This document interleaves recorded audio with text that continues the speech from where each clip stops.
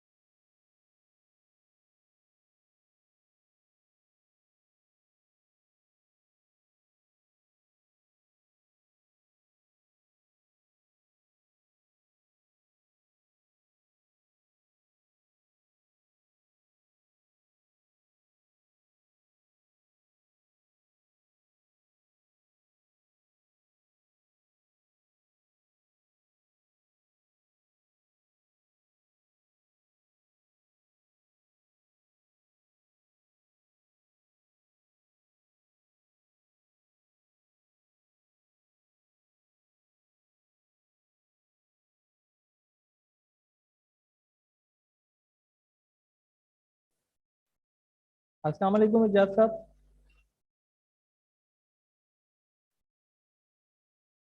अस्सलाम वालेकुम।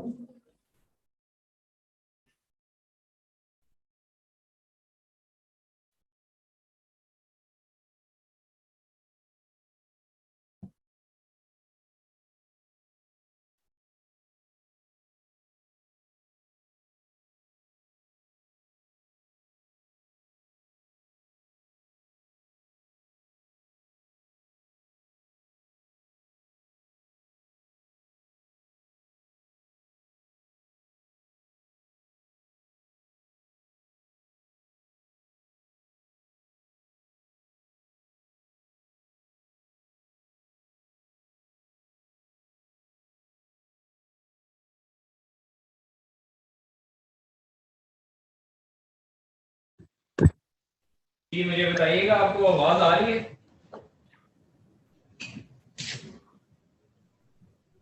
हेलो इस्माइल साहब।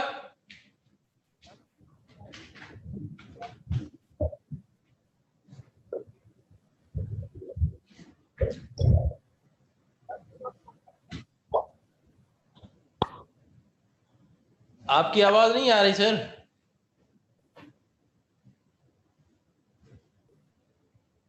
अस्सलाम वालेकुम इजाज़ साहब, आवाज़ आ रही है आपको? जी आपकी आवाज आ रही है लेकिन क्लियर नहीं है। थोड़ा अपना माइक्रोफोन जो है ना, मुंह से थोड़ा साइड में करके बात करें। जी, अब चेक कीजिएगा। दोबारा जरा बात कीजिएगा। अब चेक कीजिएगा, आवाज़ आ रही है?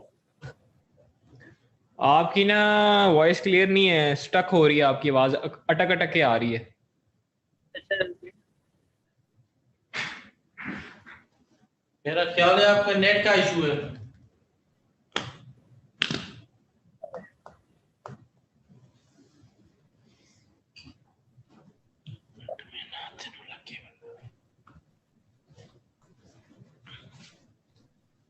तो अस्सलाम वालेकुम इजाज़ साहब, इस्माइल बात कर रहा हूँ। आवाज़ आ रही है मेरी आपको?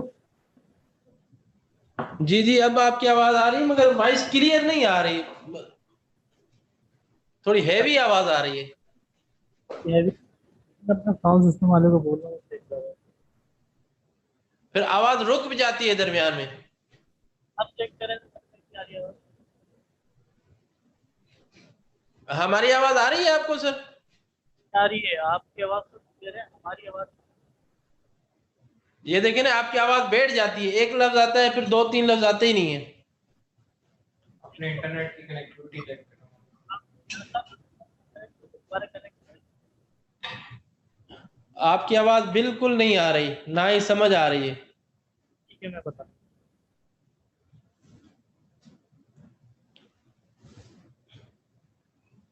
हमारा तो मेरे ख्याल में नेट बिल्कुल ओके है, क्योंकि हमारा तो फाइबर है। आप अपने सिस्टम को ना वेन पोर्ट के थ्रू लगाएं, वाईफाई पे ना चलाएं। मास्टर हो गई। वेन पोर्ट एक्यूरेट होगा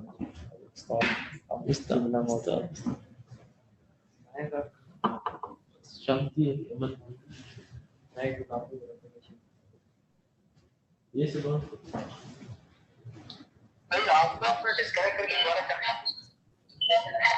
जी क्या कह रहे हैं आप?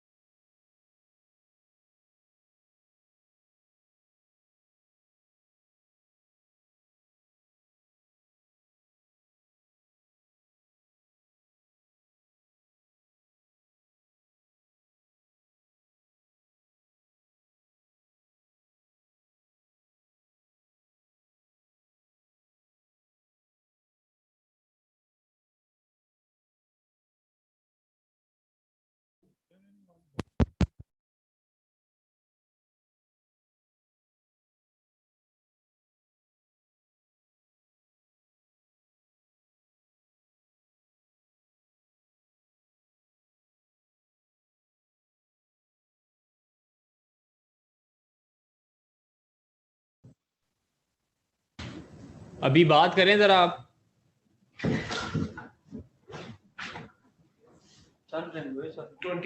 हेलो,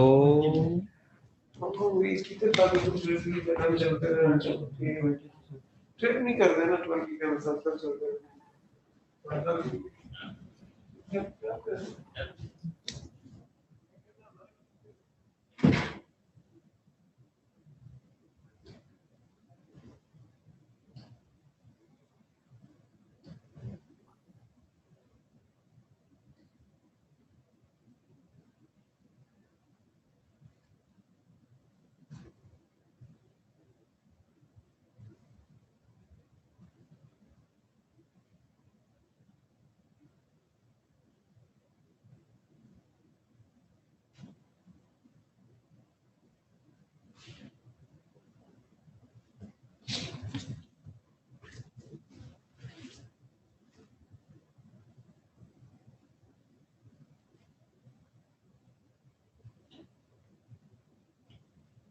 सर ये आली बदल सर ये मेहरबानी कयो अप्लाई करायो हाणे जो हाणे सर मेहरबानी कयो। पीटीए में कोई बंदा नहीं है क्या? एमएस का मोबाइल अप्लाई करवा दूं रजिस्ट्रेशन के लिए। एमएस हाँ सर वो तो ऑनलाइन हो जाती है। ऑनलाइन कैसे? एमएस ने आपको ठीक डाली। बस ये एसओ कोड ही हमारा है ना। अच्छा इनके काम हम करते हैं सर।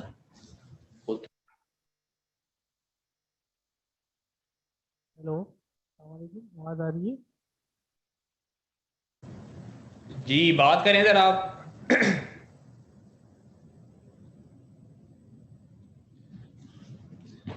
मेरे ख्याल में हमारा माइक आपने म्यूट किया हुआ है। नहीं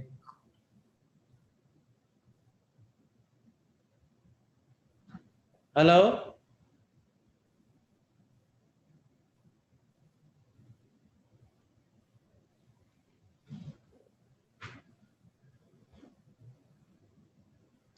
आपकी आवाज नहीं आ रही भाई बिल्कुल नहीं।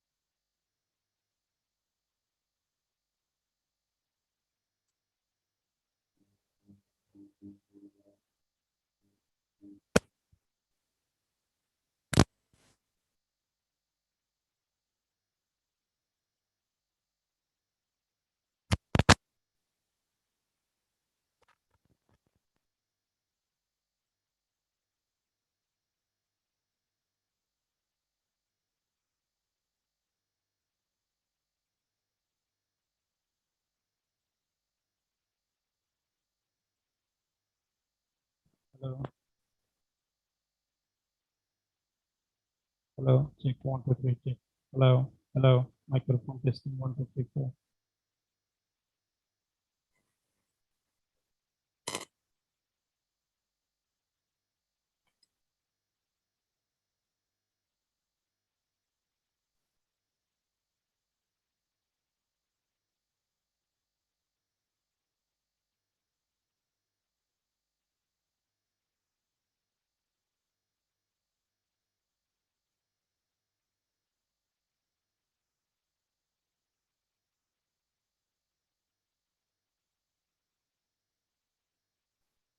तो माइक्रोफोन टेस्टिंग 1 2 3 4।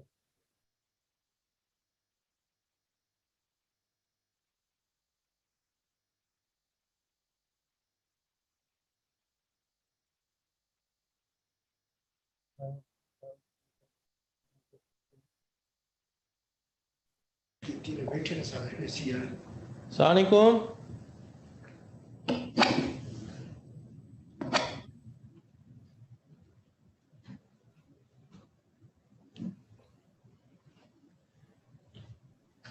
सर आवाज आ रही है आपको?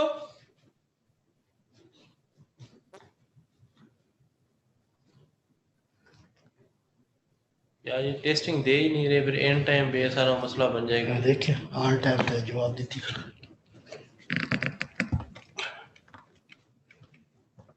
मसला पड़ जाएगा।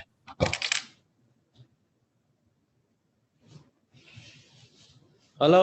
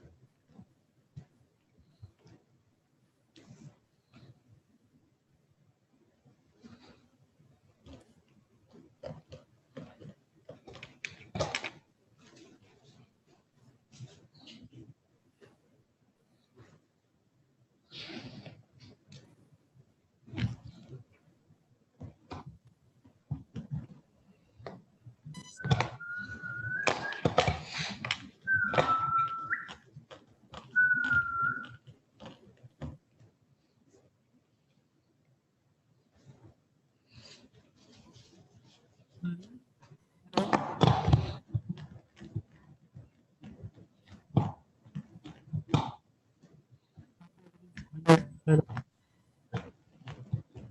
हेलो हेलो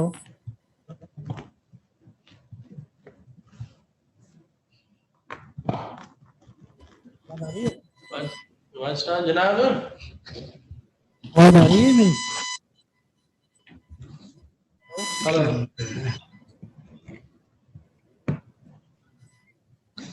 मोबाइल पे तो आ रही है, यहाँ पे नहीं आ रही आपकी। अब देखें कंप्यूटर पे आ रही है आवाज? अभी आ रही है मगर आपकी तरफ से नाइज है काफी वॉइस में, जिस तरह फैक्स मशीन चल रही हो। बात करें आप। ये आप चेक करें। अब ठीक है, थोड़ा बात करें आप। Hello 1 2 3 mic test. नहीं, ये देखो आवाज आ रही है आपकी। ऑडियो नहीं ठीक आ रही। नहीं आपकी नहीं आ रही, अभी आवाज नहीं आ रही, मोबाइल पे आ रही है। ऑडियो ठीक नहीं आ रही। आवाज आ रही है आपको इजाज साहब? इजाज साहब आपको आवाज आ रही है? जी जी अब आ रही है, मगर आपकी आवाज रुक के क्यों आती है? दो लफ्ज आते हैं, तीसरा लफ्ज खत्म हो जाता है। अब चेक कीजिए इजाज साहब, अब ठीक है? नहीं, अब भी वो दो लफ्ज काट जाते हैं दरमियान में।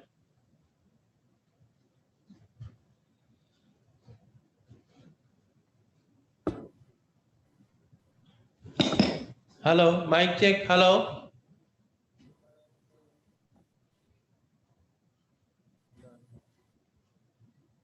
यार पता नहीं क्या इशू है इनके साथ, मुसीबत बनाएंगे एंड टाइम पे।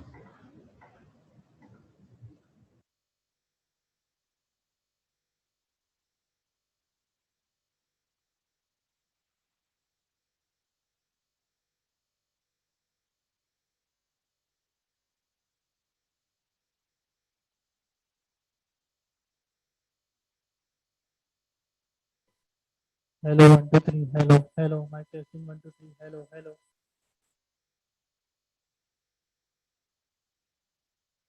Hello hello hello 1 2 3 hello hello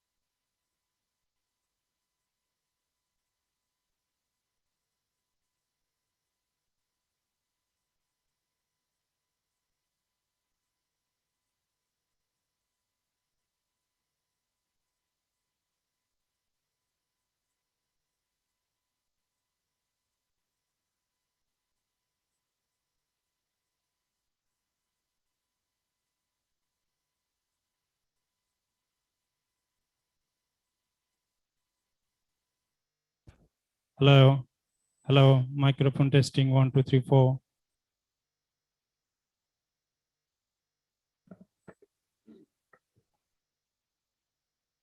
hello 1 2 इनसे कोई राब्ता किया है कि प्रेसिडेंट का एग्जैक्ट क्या टाइम है? इनकी तो अभी शुरू ही नहीं हुई कॉन्फ्रेंस। प्रेसिडेंट ने ओपनिंग रिमार्क्स देने, इनॉग्रेशन ही है। हाँ 4 बजे का है टाइम। 4:05।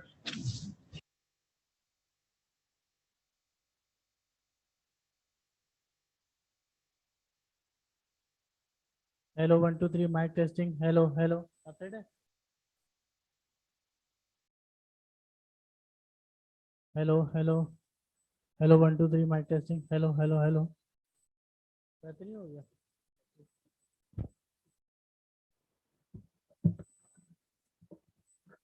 हेलो ऐवान सदर आपको आवाज़ आ रही है हमारी इनका माइक म्यूट है आपका माइक अनम्यूट कर लें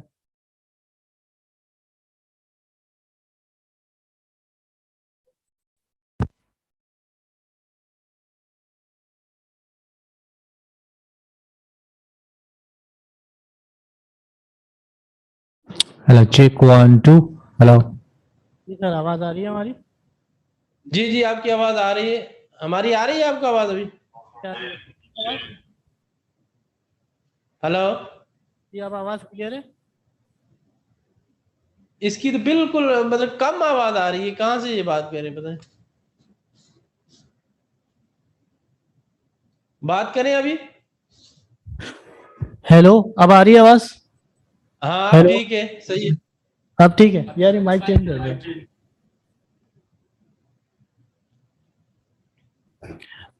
अब देखिएगा जरा आवाज़ कैसी आ रही है बिल्कुल सही है, अब ठीक है, बिल्कुल बेहतरीन है। दूसरा कोई माइक चेक कर लें। जी चेक कर रहे हैं चेक कर रहे हैं ठीक है, अब ठीक है आवाज आपकी। यही है, थोड़ा बहुत चेक कर लें, ऐसा ना हो टाइम पे फिर मसला बन जाए थोड़ा।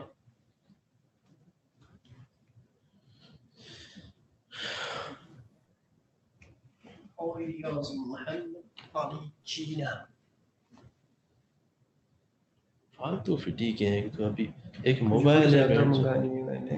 आप यार बंदा ही कहीं नहीं आ रहा, आदमी क्या करोगे? चलो आ खुद भी जाएगा, मैं नहीं गया, महीने डेढ़ में आ जाएगा। खुद ही गया तो मैं ले आ सकता हूँ।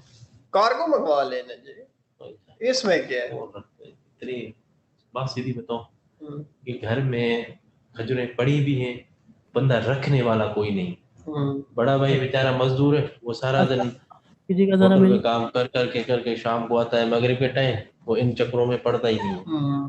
छोटे भाई 2 हैं, दोनों कराची बैठे हुए हैं। Hello, 1 2 3. Hello, check. Hello, hello. Sound check. जो ले आने वाला कोई नहीं है कि बंदा उधर से उठा ले, इसको इस बंद पे कर चलिए। दें। आपका टेस्टिंग हो गई है।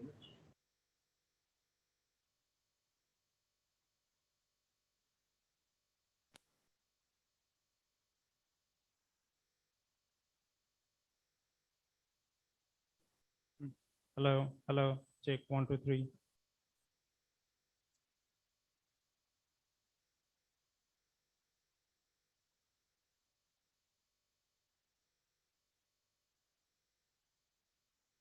हेलो 1 2 3 दानियल चेक करना जरा आवाज़ इसका नहीं कर रहा। हेलो ऐवान सदर आवाज़ चेक कीजिएगा जरा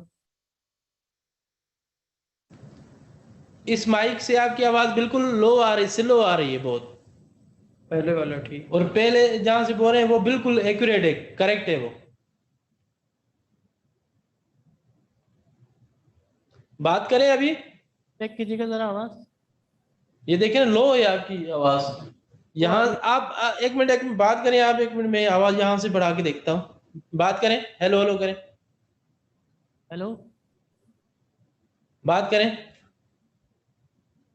हेलो माइक टेस्टिंग 1 2 3 हेलो हाँ ये मुझे यहाँ से काफी बढ़ानी पड़ रही है, तब आपकी आवाज सही आ रही है।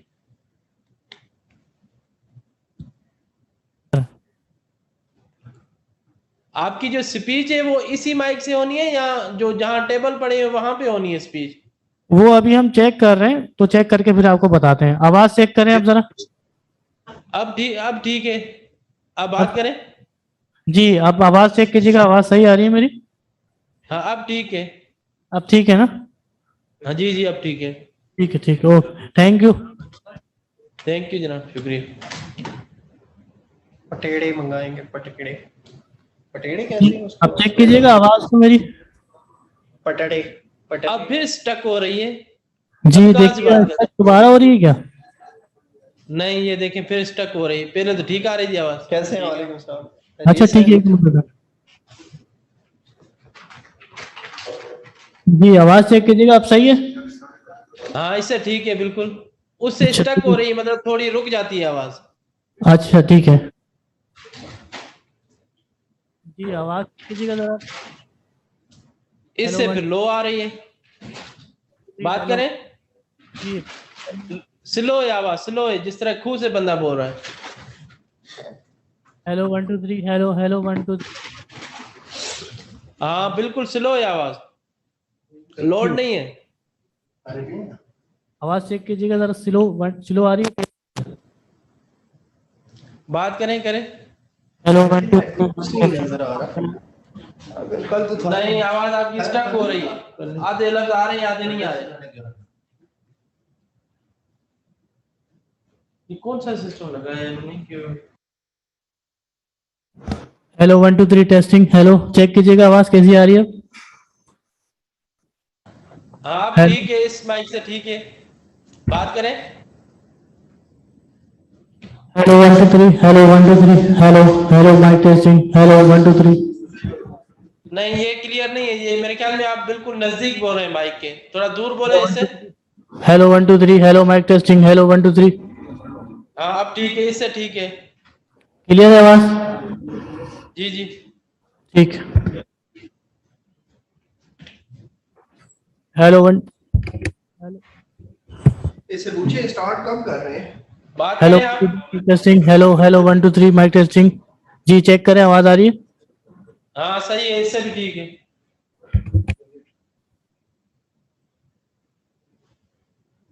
ये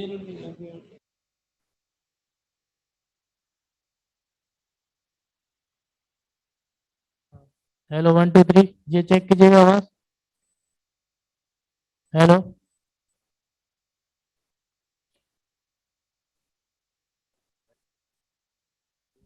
hello 1 2 3 mic testing hello hello सही है। सही नहीं है, इससे इस माइक से ठीक नहीं है आपकी आवाज। Hello, check 1 2. Hello, hello, test 1 2. ये ठीक है। Hello, hello, check 1 2. Hello, hello, 1 2 check. Hello, sound check. ये माइक नहीं।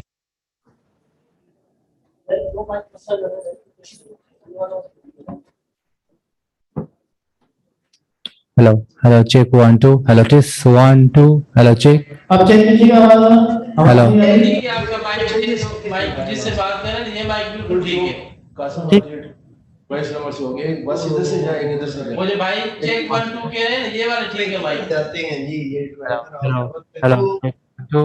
उधर तक चले जाते हैं, बड़ी बात है। एक रूल रखा हुआ है, कम से कम 2 रूल उसमें ये फायदा होता है कि दिमाग कहाँ से आ रहा है, उसे जानना है, आगे पीछे हो उसका फायदा होगा। अब सीधी जाए ना यहाँ से सेमी बाहर से सीधी जनाब कासम आपको इसे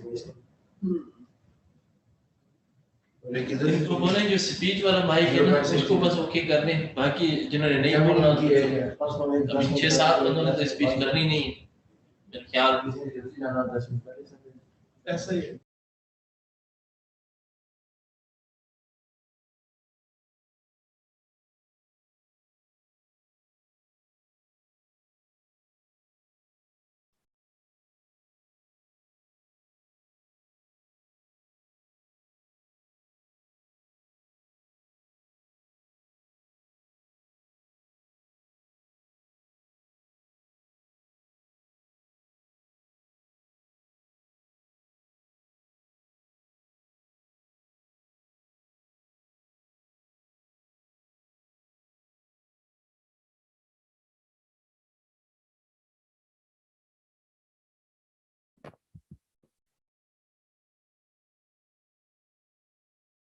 Check 1 2 hello 2 hello hello hello 1 2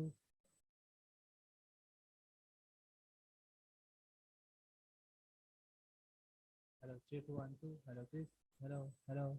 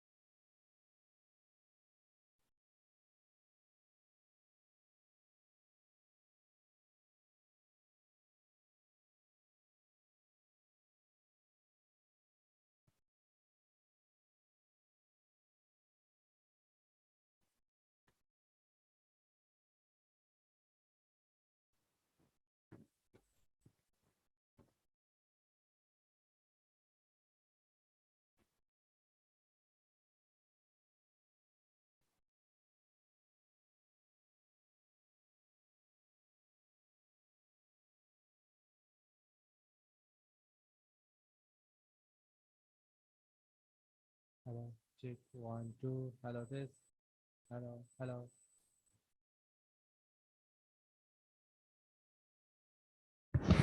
Hello, check. Hello, test 1 2. Hello.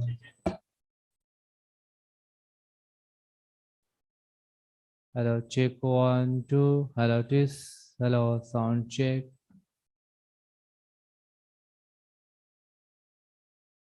Hello, hello, check 1 2. Hello, test 1. Hello, hello.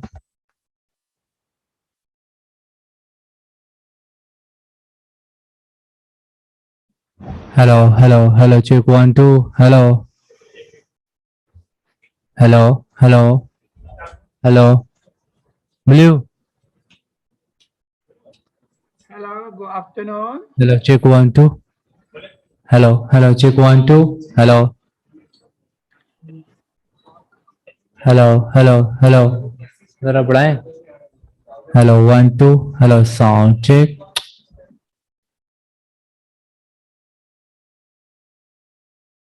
Hello, hello, hello. You. Hello, check 1 2. Hello, sound check. Hello, hello, hello, hello, hello, hello, hello. Check 1 2. Hello, this 1 2.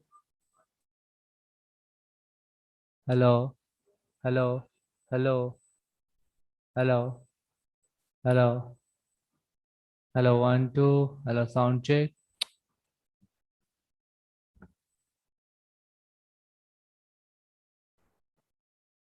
Hello, hello, hello, hello. Check 1 2. Hello, sound check. Hello.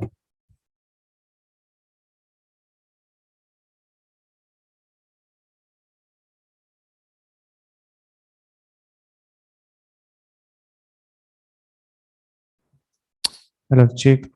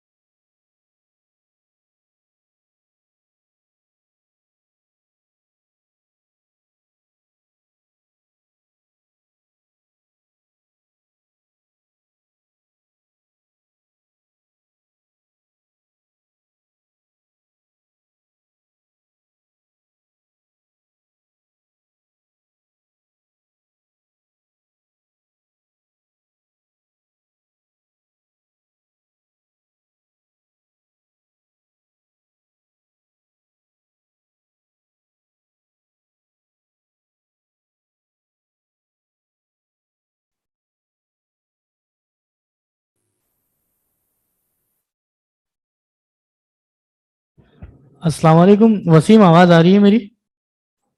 Islamabad office. अस्सलामुअलैकुम, आवाज़ आ रही है आपको मेरी? जी आ रही है। मेरी आवाज़ चेक कीजिएगा ज़रा, आवाज़ आ रही है? जी ठीक आ रही है आपकी आवाज़। क्लियर है? जी जी सही आ रही है।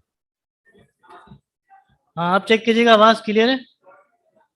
जी जी क्लियर आ रही है। अच्छा अपनी वीडियो खोलें। आपके कॉन्फ्रेंस रूम में बैठे हैं आप लैपटॉप के आगे? कर रहा हूँ।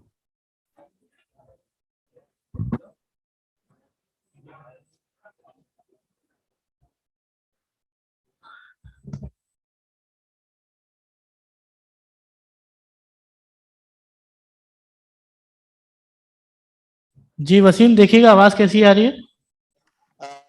स्मेल भी आवाज ठीक आ रही है, बस एक सेकंड में कैमरा ऑन कर। हेलो।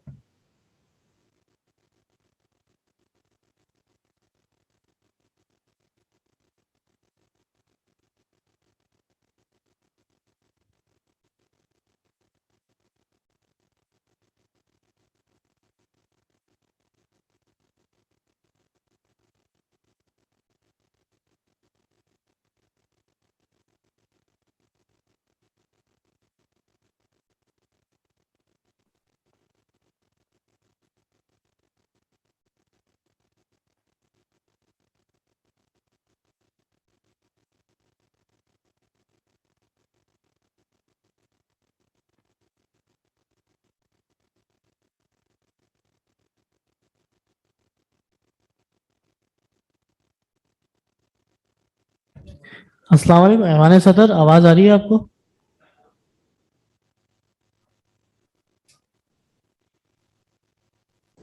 जी आपकी आवाज आ रही है, माने सदर से वॉइस क्लियर है? जी आपकी आवाज़ क्लियर है, मेरी वॉइस क्लियर आ रही है आपको? जी अभी पहले से बहुत बेहतर है। जी जी। अच्छा नाजिम मेरा माइक चेक कर लिया प्लीज़।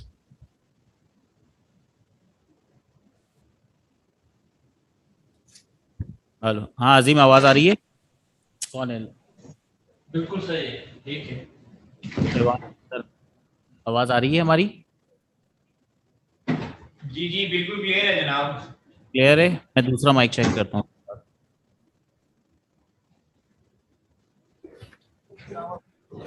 कहाँ है इस्लामाबाद? कौन है वहाँ पे? इस्लामाबाद ऑफिस से वसीम, आपको आवाज क्लियर आ रही है? जी जी क्लियर आ रही है। बिल्कुल क्लियर है। ऐवान सदर आपके पास भी क्लियर है? जी आपकी वॉइस क्लियर है। ओके डन हो गया।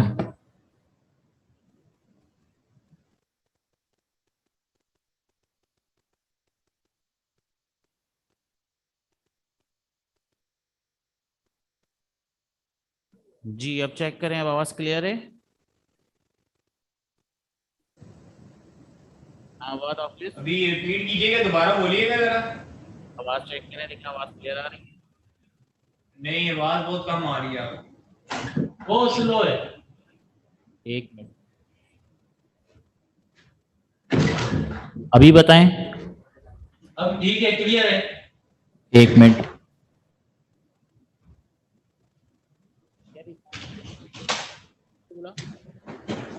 थोड़ा थोड़ा धीरे बोले।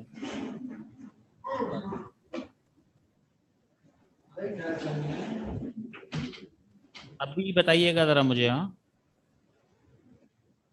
लो है, लो है। हाँ हाँ एक मिनट एक मिनट। सिस्टम से इस माइक की आवाज खोल देना। एक मिनट एक मिनट एक मिनट, इस्माइल इनको बुला।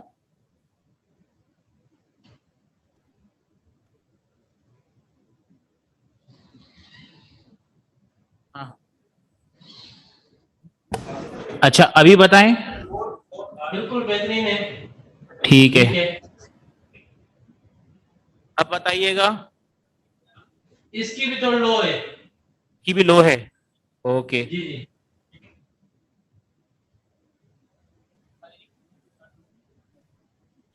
जी अब बताएं। बिल्कुल सही है, क्लियर है। क्लियर है कि अजीम आपके पास भी क्लियर है? इस्लामाबाद ऑफिस लाहौर, लाहौर भी है ना अजीम? ये आवाज है कुछ।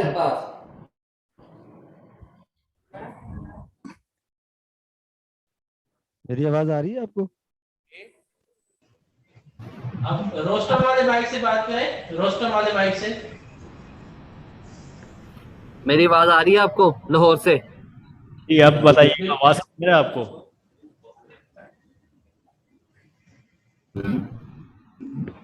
हाँ अजीम, तुम्हें आवाज आ रही है हमारी? ये आ रही है, आपकी आवाज आ रही है मुझे।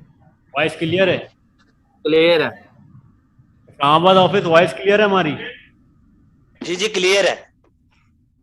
ऐवान सदर से बताइएगा वॉइस क्लियर हुई नहीं हुई? जी जी क्लियर है। ओके। वो जो दो माइक हैं आपके वो लो हैं काफी।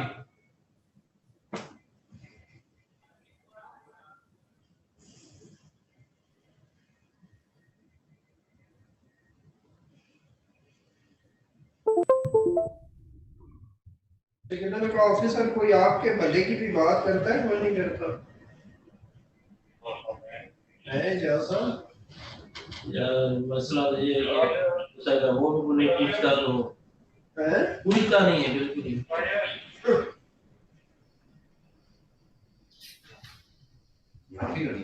जी सर इधर ही है। Thank you.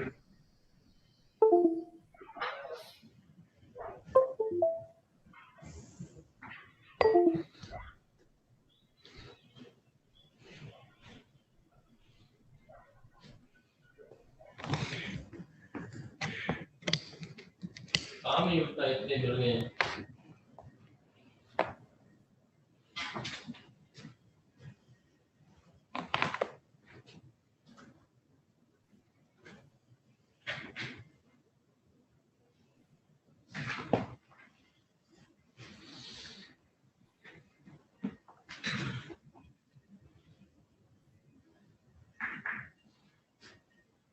Hello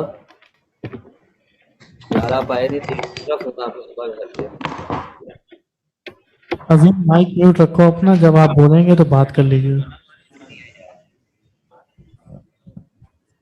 Azeem mic mute रखें अपना।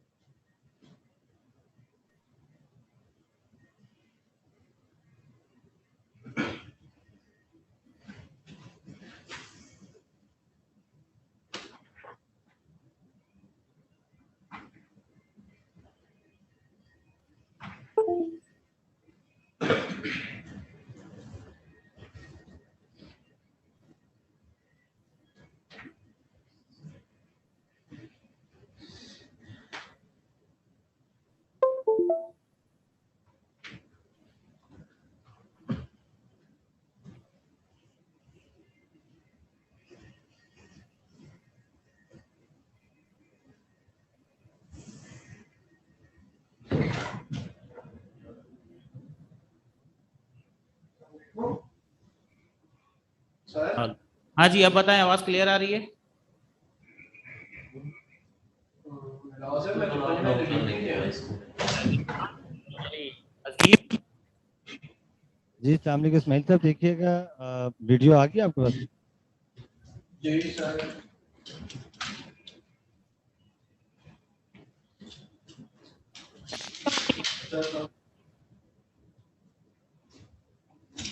हाँ बात फैसल भाई। जी सर, वो रेजिडेंसी में आपको कैमरा ऑफिस जी सर मैं अजीम आपको आवाज आ रही है हमारी?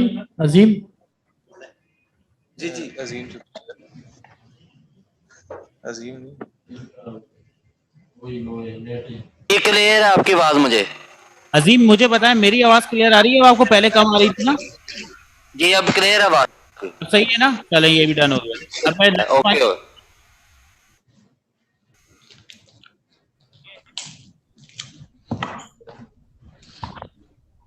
और से सॉरी, वो एक स्टेशन पे आ गई सब जगह।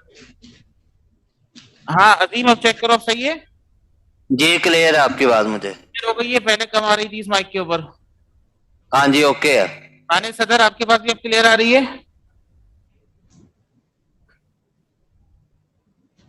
बात करें थोड़ी बस ओके। सब जूम देख लो।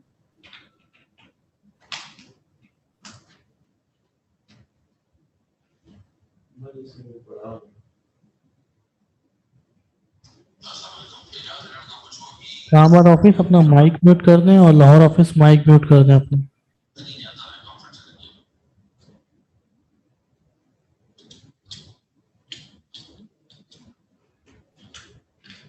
उधर लगाएंगे किधर?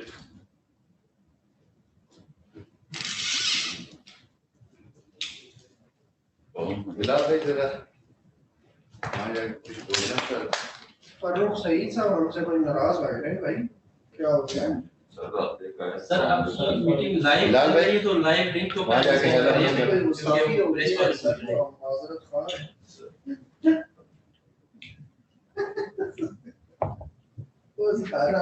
Hello, mic check 1 2 3. Hello, testing mic 1 2 3. Hello, mic check 1 2 3. Hello, testing.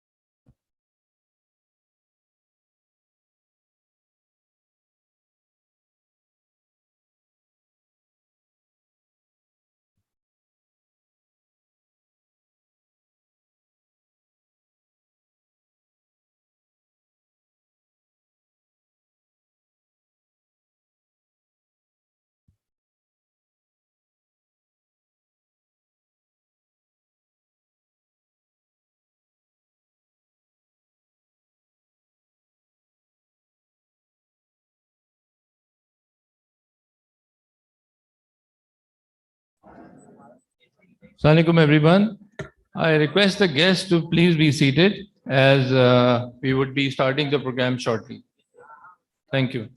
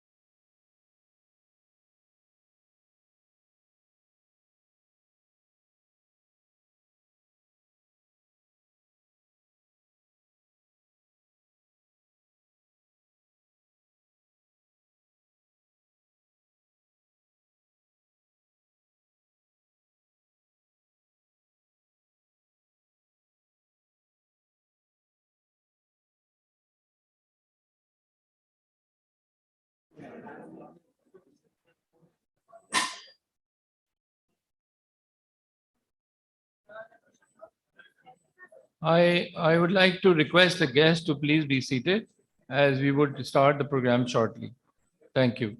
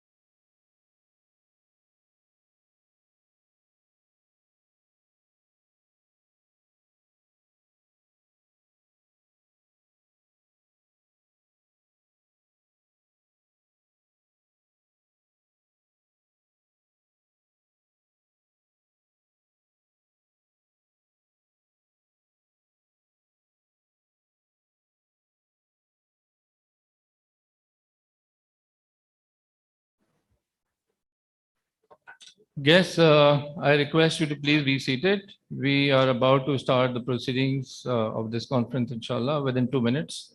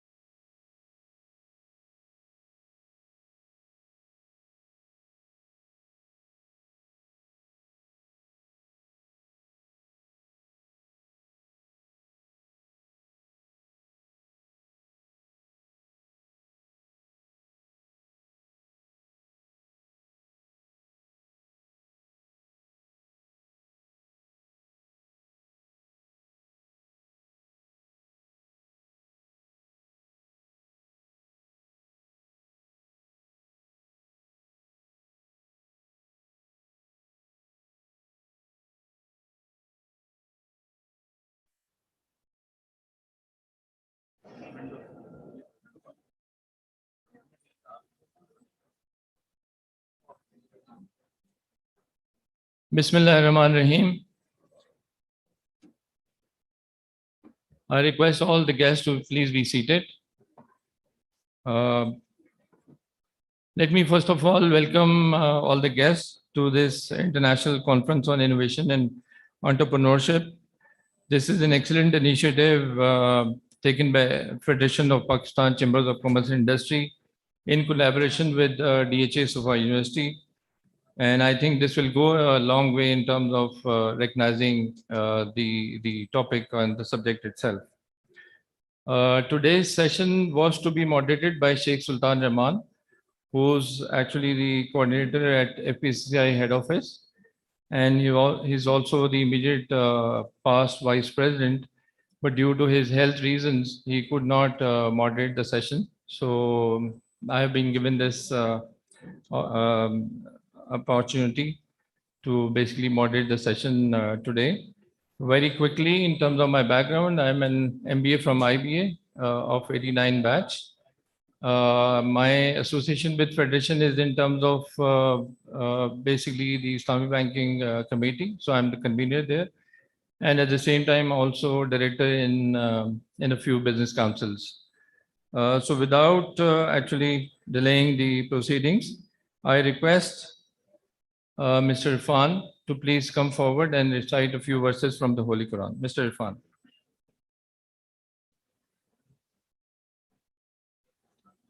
أعوذ بالله من الشيطان الرجيم بسم الله الرحمن الرحيم يا أيتها النفس المطمئنة ارجعي إلى ربك راضية مرضية فادخلي في عبادي وادخلي جنتي صدق الله العظيم.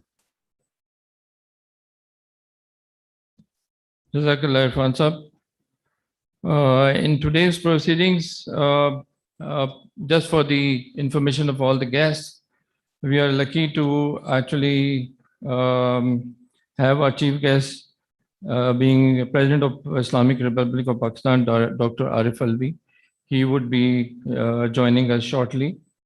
In terms of a few quick notes on this conference, this has been arranged in coordination or in collaboration with DHA Sofa University. This is a great initiative, and in fact, post-COVID, innovation, technology, entrepreneurship, these are topics which go hand in hand. And in fact, I mean, from my personal information point of view, in terms of innovation, this is taking quite a pace in Pakistan. And between last week and today, there have been news in terms of foreign investors making investments in startups in Pakistan, like you may have heard the name of Airlift. At the same time, you may have heard the name of Bazaar.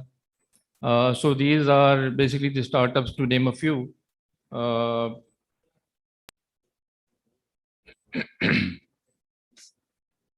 So I think we are waiting for the president. And as soon as he joins, we'll proceed with the further deliberations of the day. I also like to inform the guests that in today's conference, there's been a special care taken by FSCI in terms of protocol. So a lot of members have also joined us online through Zoom. And basically, due to the limitations in terms of protocol for COVID-19, there are guests which are physically present there, and we welcome everyone. But at the same time, I take the opportunity to welcome the guests who have joined us online. We have quite a few respectable guests who have joined us online. And so basically, I thank them all. I think shortly we would be joined by the President of Pakistan. He'll be joining us through video link. And as soon as he joins, we'll commence further proceedings of the day.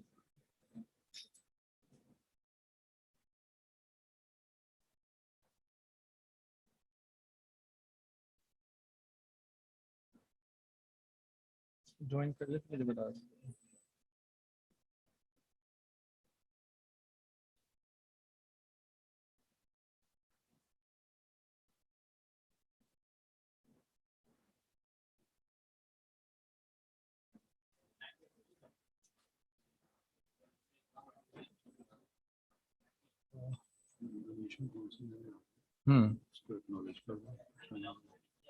Ji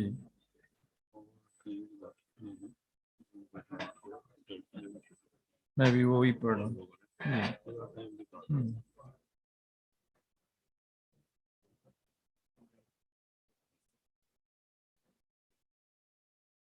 While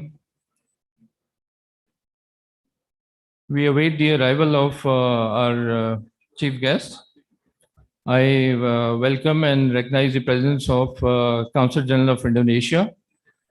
He's here with us. We are lucky and fortunate to have him with us today. At the same time, we have quite a few guests who have actually joined us online via Zoom. Zeel Behram, Professor Dr. Mansoor, Sel Lopez, Dr. Kari Lishon, Erhan Netej, Alexander Rigola, Bilal Hayat Bhatt, and we have also guests from FPCI Lahore.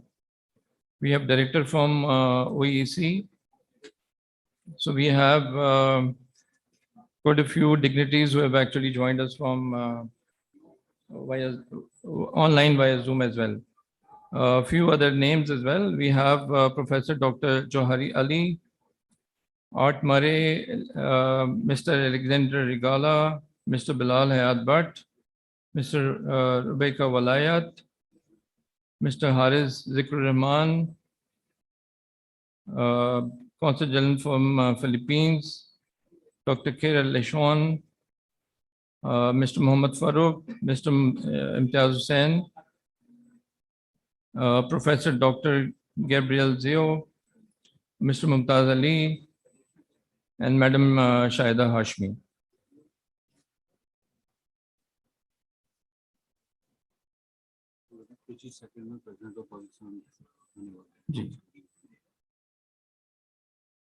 And within a few seconds, the President of Pakistan, who is also the chief guest for this conference, for this ceremony, he'll be joining us.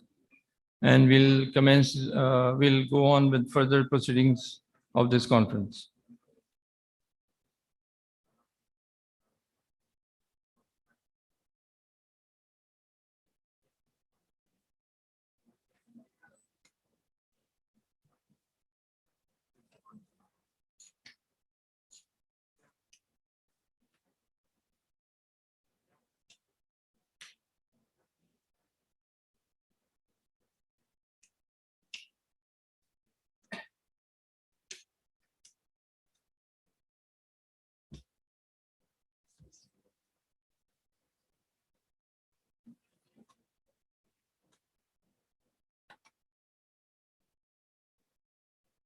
I also like to recognize the presence of a very strong delegation from Women Chamber of Commerce Industry, Lahore Division, and they have joined online.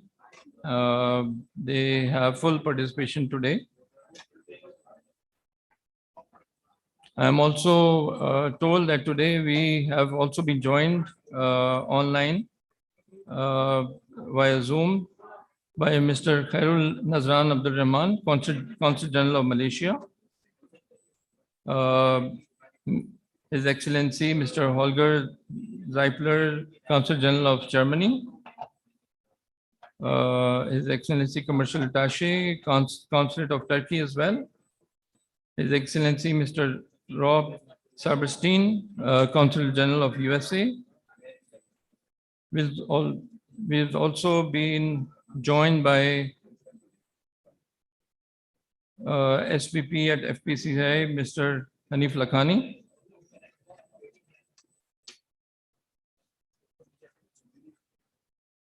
We've also been joined by online by Vice President FPCI, Mr. Athar Sultan Chawla.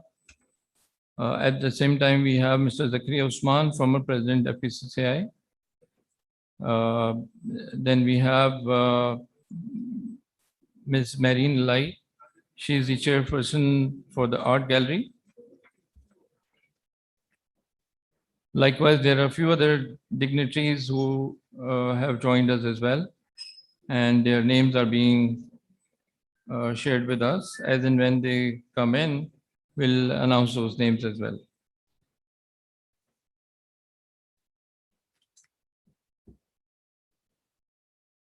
As I mentioned, our chief guest, Dr. Arif Alvi, President Islamic Republic of Pakistan. He'll be shortly joining us through video link.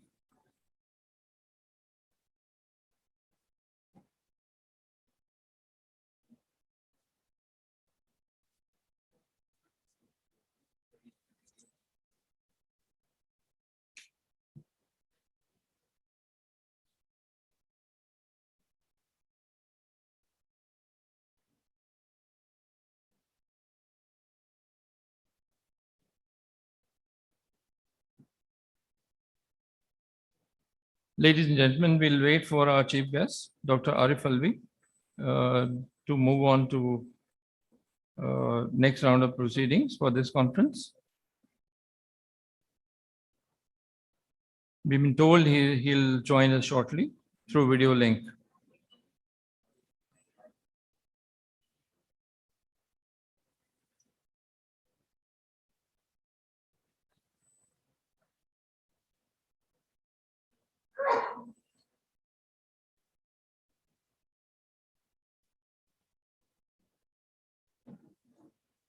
I may also take this opportunity to inform the guests today, both who are attending physically as well as online, Then we have a we have a galaxy of speakers for this conference, which has been lined up. And this session actually has been divided into two parts. So the first session have 4 speakers, and then it will be followed by a panel discussion. And then we'll also have similar proceedings for the second session. So rest assured that there's going to be a lot of information, and I'm sure the sessions will be very, very informative as well.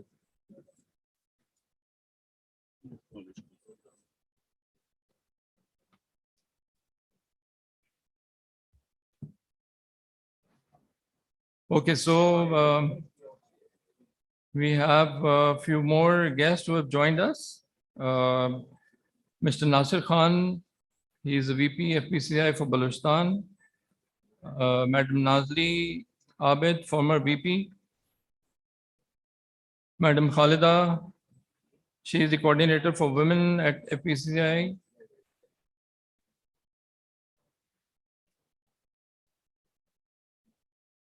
Madam Sabah Adam, she is from IBA.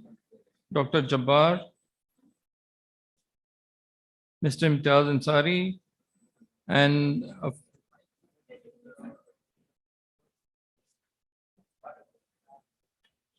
so we warmly welcome the President of Pakistan, our chief guest for this conference, who has taken the time out from his busy schedule.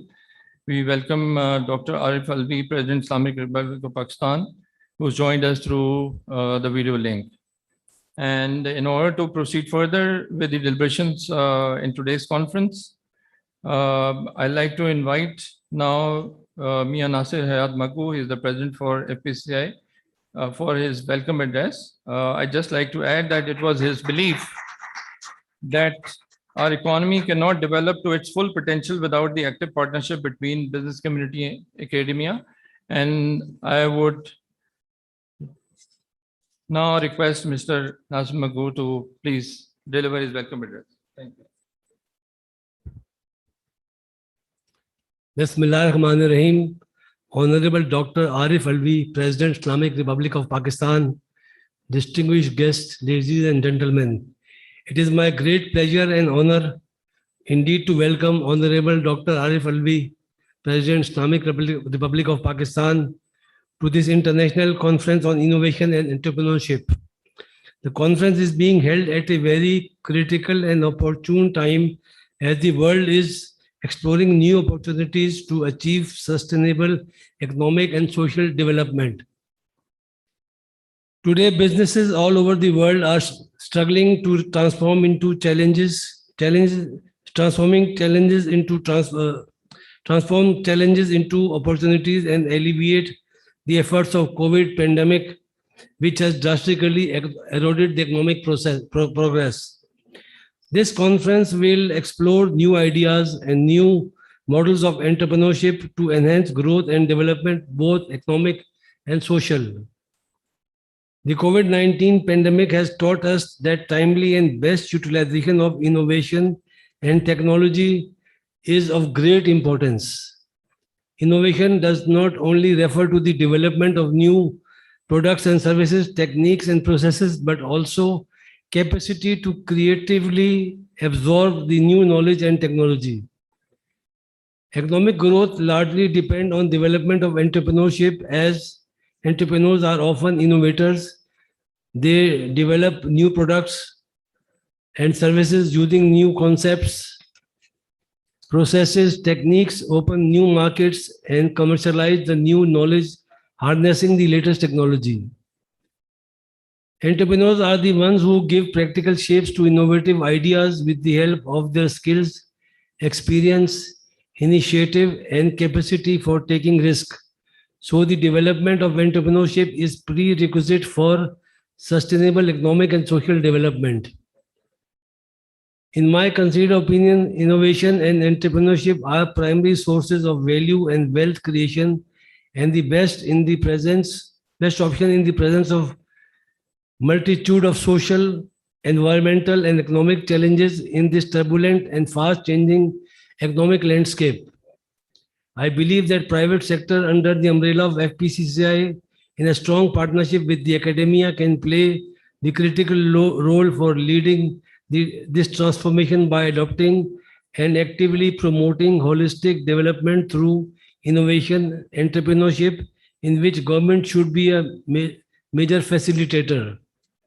Here I would like to reiterate my commitment that Federation Pakistan Chamber of Commerce and Industry will continue to play its due role for meeting current and future challenges by proposing viable and effective policy options to make our beloved country economically stronger, leading towards a better and prosperous Pakistan.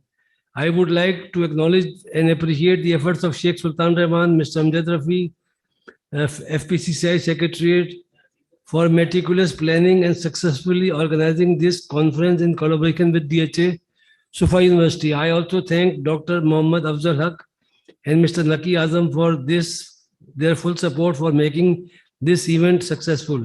In the end, I would like to thank Honorable Dr. Arif Alvi, President, Islamic Republic of Pakistan, for gracing this August gathering of diplomats, scholars, and business community. Thank you very much.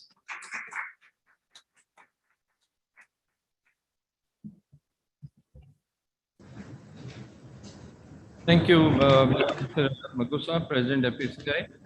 I would now like to request our chief guest, Dr. Arif Alvi, President, Islamic Republic of Pakistan, to please deliver his keynote address. Dr. Arif Alvi, President of Pakistan. Thank you. Bismillah ar-Rahman ar-Rahim.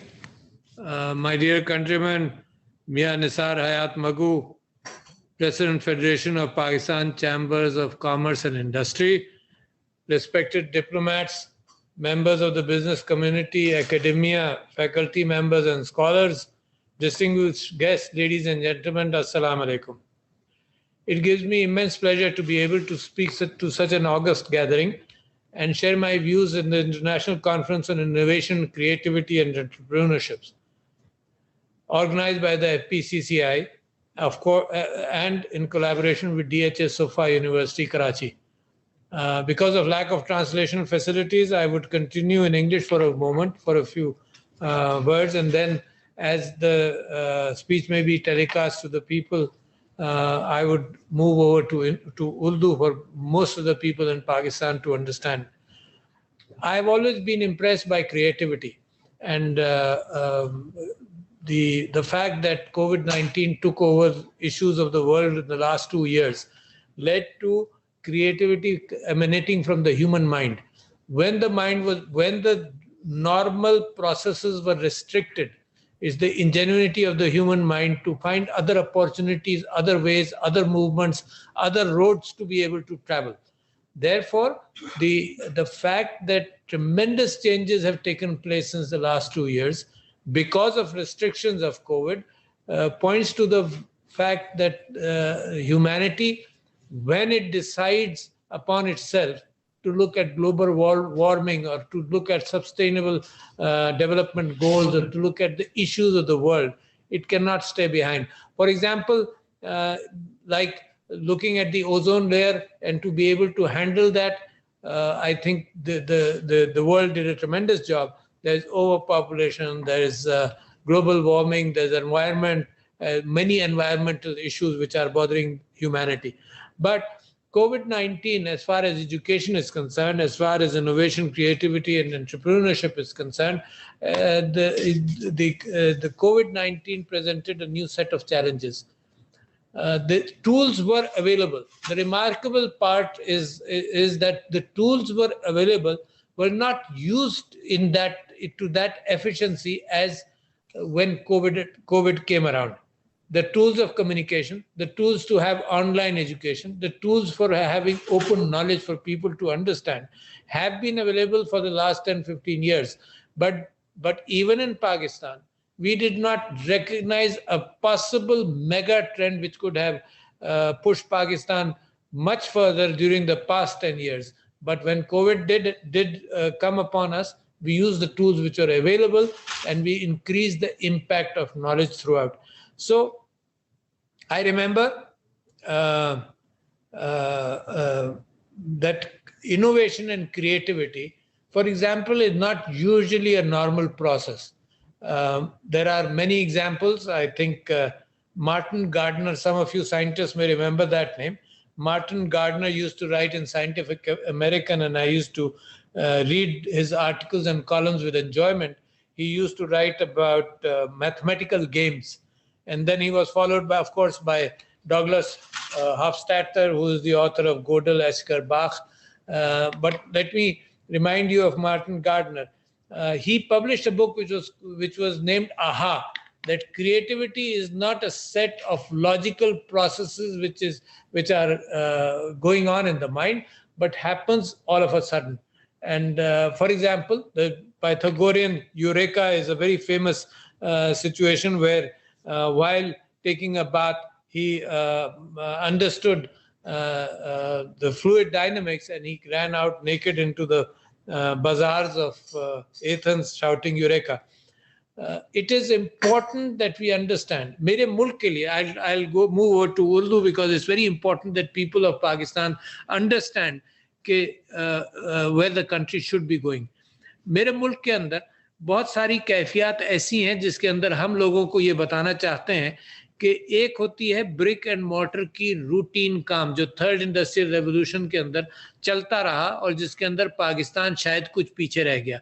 मगर ये जो चौथा सनती इनकलाब आया है, जिसको IT sector के एतबार से कम्युनिकेशन का, राब्ते का इनकलाब है, जो सॉफ्टवेयर के एतबार से हर चीज़ को बड़ी तेज़ी से उसके रास्ते, इंटेलेक्चुअल रास्ते और सोच के रास्ते पैदा कर रहा है। कम्युनिकेशन इससे पहले सड़कों के रास्ते थे, पैदल रास्ते थे, ट्रेनों के रास्ते थे, बसों के रास्ते थे और गाड़ियों के रास्ते थे। मगर जब सिर्फ कंज्यूमर गुड्स से बढ़कर इंटेलेक्चुअल गुड्स की जो तादाद थी और जो वजन था वो बहुत बढ़ता चला गया, तो एक ये कम्युनिकेशन का रास्ता खोला जिसके अंदर 4G और 5G इतनी जोरों से तरक्की कर रहा है कि सारी इंफॉर्मेशन जो मेरे दिमाग के अंदर आ सकती है वो 1 सेकंड से कम के अंदर मेरे टेलीफोन के अंदर आ जाती है। तो ये वो ताकतें हैं जिसकी बुनियाद पर पाकिस्तान को एक बहुत सुनहरा मौका मिल रहा है कि देखिए, पाकिस्तानी, एक आम पाकिस्तानी और एक आम मगरबी ममालिक का, डेवलप्ड वर्ल्ड का इंसान हो, दोनों के अजहान को अल्लाह ताला ने मुसावात के एतबार से तैयार किया है। उस मुसावात के एतबार से फ़र्क फिर क्या है? जब मैं 20 साल का हुआ पाकिस्तान में, तो मुझ में और एक 20 साल का यूरोपियन या अमेरिकन या चाइनीज़ के अंदर फ़र्क ये था कि जहन हम दोनों का इंटेलेक्चुअली बराबर था, मगर जो इंफॉर्मेशन बेस था, जो मेरे जहन के अंदर आ सकता था और आ गया था, उसके मुकाबले पे जो तरक्की याफ्ता ममालिक हैं वहाँ पर इंफॉर्मेशन बेस जहन के अंदर बढ़ा दिया गया। मगर अब ये मामला जहन से बाहर चला गया। मेरे जहन के अंदर तो 5 गीगाबाइट से ज़्यादा की इंफॉर्मेशन नहीं है, मगर इस वक्त क्लाउड के अंदर और कंप्यूटिंग के अंदर बेइंतहा इंफॉर्मेशन है।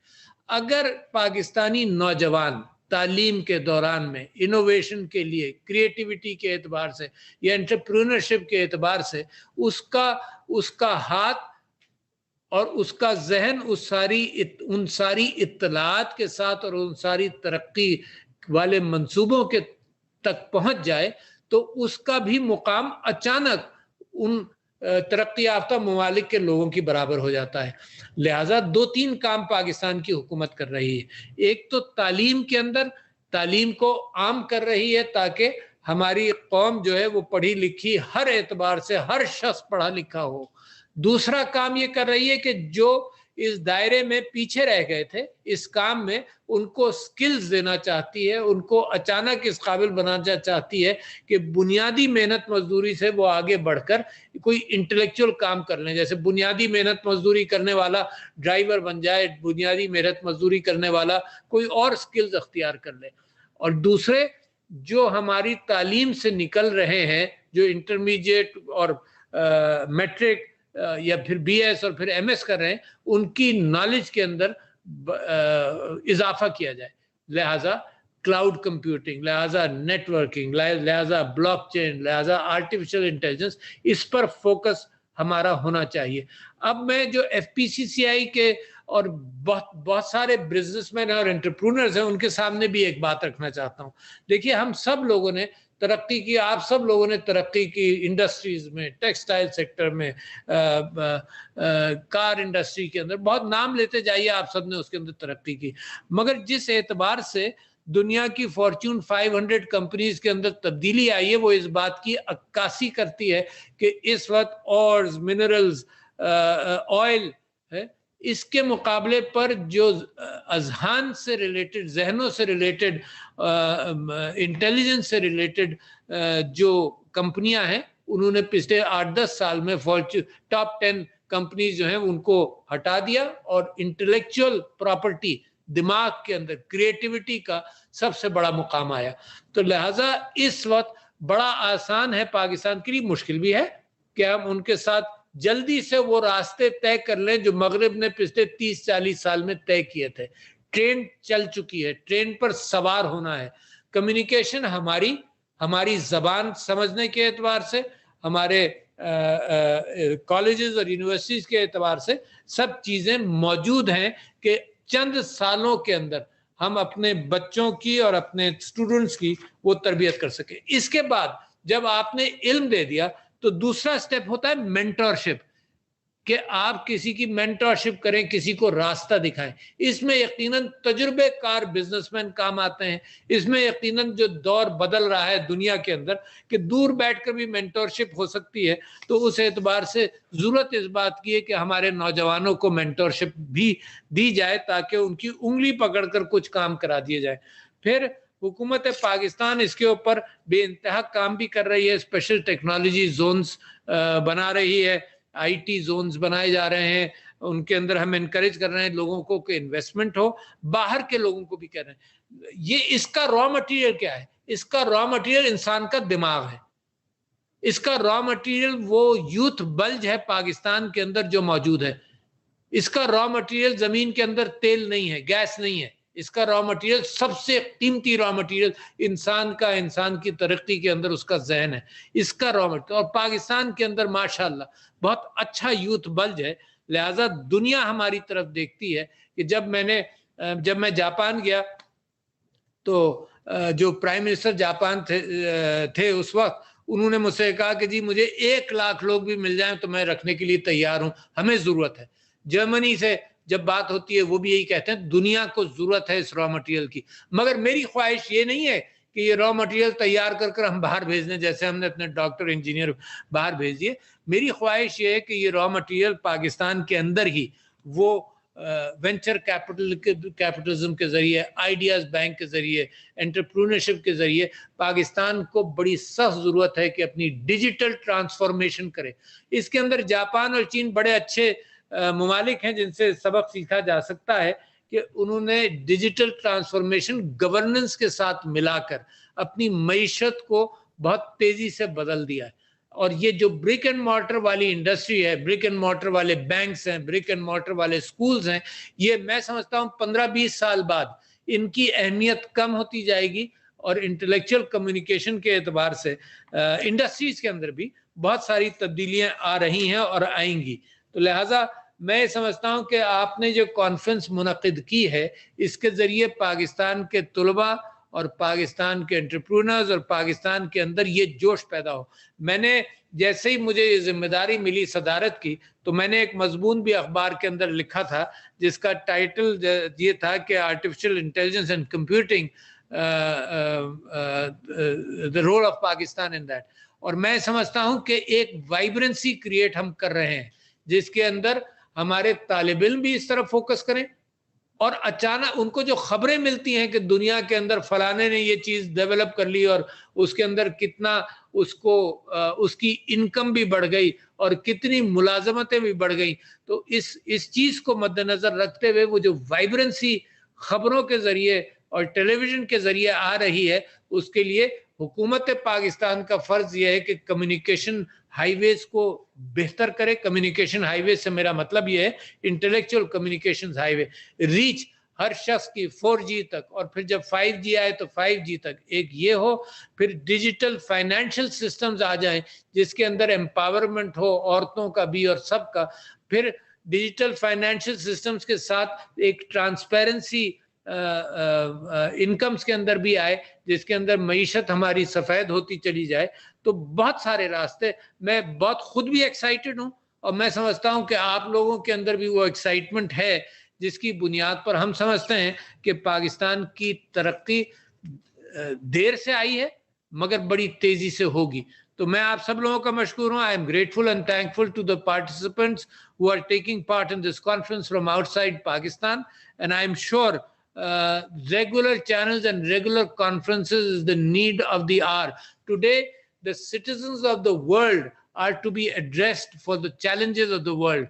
The country demarcations, when global warming is an issue, when environment is an issue, when wars are an issue, when peace is an issue, I think the communication, there are no barriers, there are no national boundaries to spreading of good thoughts, good ideas, good development processes, and to focus the world towards reduction of poverty, to focus the world towards more merit-based distribution of wealth, rather than a concentration of wealth. These are few of the dangers. Concentration of wealth.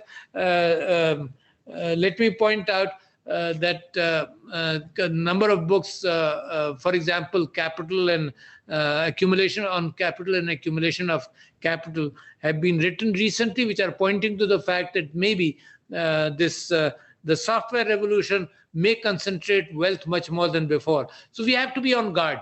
All developments can be looked at possibilities of emancipation, of distribution, of democratization, and this has a great potential of democratization.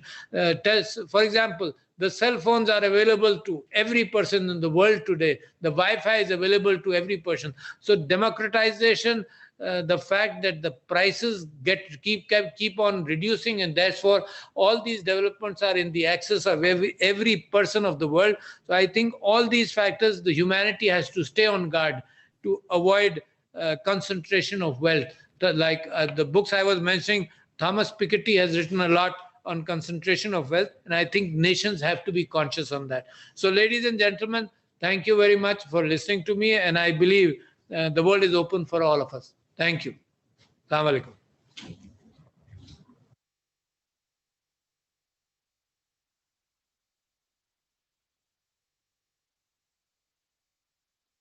His Excellency Dr. Arif Alvi, President of Islamic Republic of Pakistan, sharing his thoughts with us. He emphasized on the businessmen to focus on innovation and align their efforts to handle the students and also do mentorship to students. He also mentioned that in Pakistan, we have the raw material in the form of youth available. And naturally, we have a population of around 120 million below the age of 30 years. He also said that we should learn from other countries, especially China and Japan and other countries. He mentioned a key point that we should innovate in technology and basically intellectual, on the intellectual side as well. And he also mentioned that regular conferences like these to be held. He highlighted the danger in terms of concentration of wealth. So thank you so much, Excellency Dr. Arif Alvi. And before we move on to further proceedings of the conference, let me first of all recognize the presence of Professor Dr. Muhammad Afzal Haq. He's a Vice Chancellor for DHS of our university. Thank you, Dr. Saab. We also recognize the presence of Professor Dr. Ahmad Saeed Minhas, who is the Pro Vice Chancellor of DHS of our university. And we also recognize the presence of Mr. Naki Azam. He is a special advisor to the Vice Chancellor, DHS of our university. As he is actually going to be our next speaker, let me quickly give his background as well. He is also going to be one of our panelists, so I thought it's better that I give his background now rather than later. Mr. Naki Azam, he is the Deputy Convener for CSR Innovation Entrepreneurship Committee at FPCCI. He is currently Special Advisor, as I said, to the Vice Chancellor, DHS of our university. He is a former senior international banker, educator and entrepreneur himself. He was associated with Citibank in various global leadership roles in banking, operations, technology, treasury, and training for 15 years, covering 4 continents. And his profile goes on. Without delaying that, let me call upon Mr. Naki Azam, advisor to the VC DHS of our university, to brief on the aims and objectives of this conference. Mr. Naki Azam.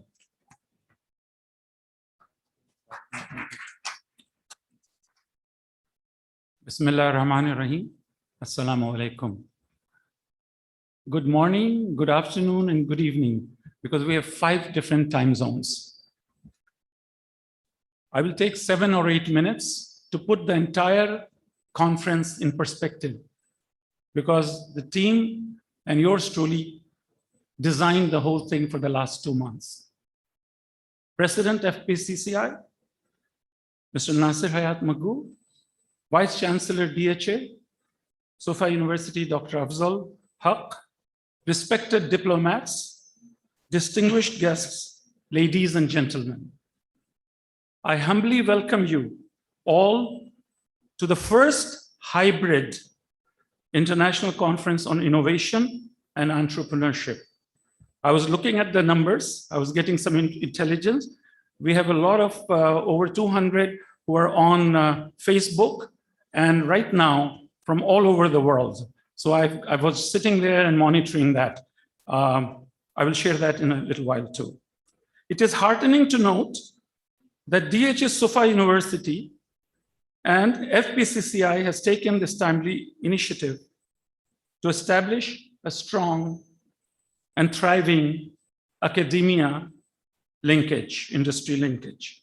In spite of the COVID challenges, I would like to thank the team of Sofa University, which worked tirelessly to line up the international speakers. The heart of the conference are the international speakers. From 8 countries, Germany, Philippines, Malaysia, China, Turkey, Spain, USA, and Pakistan. I was going to get Indonesia, but unfortunately, the gentleman who was there, Glenn Yusuf, you would be knowing him. I couldn't connect with him on time. He was traveling, yes. But next time I will make sure Indonesia is there. Spanning 3 continents. The team was led by yours truly, supported by the FPCCI CSR Committee on Innovation and Entrepreneurship.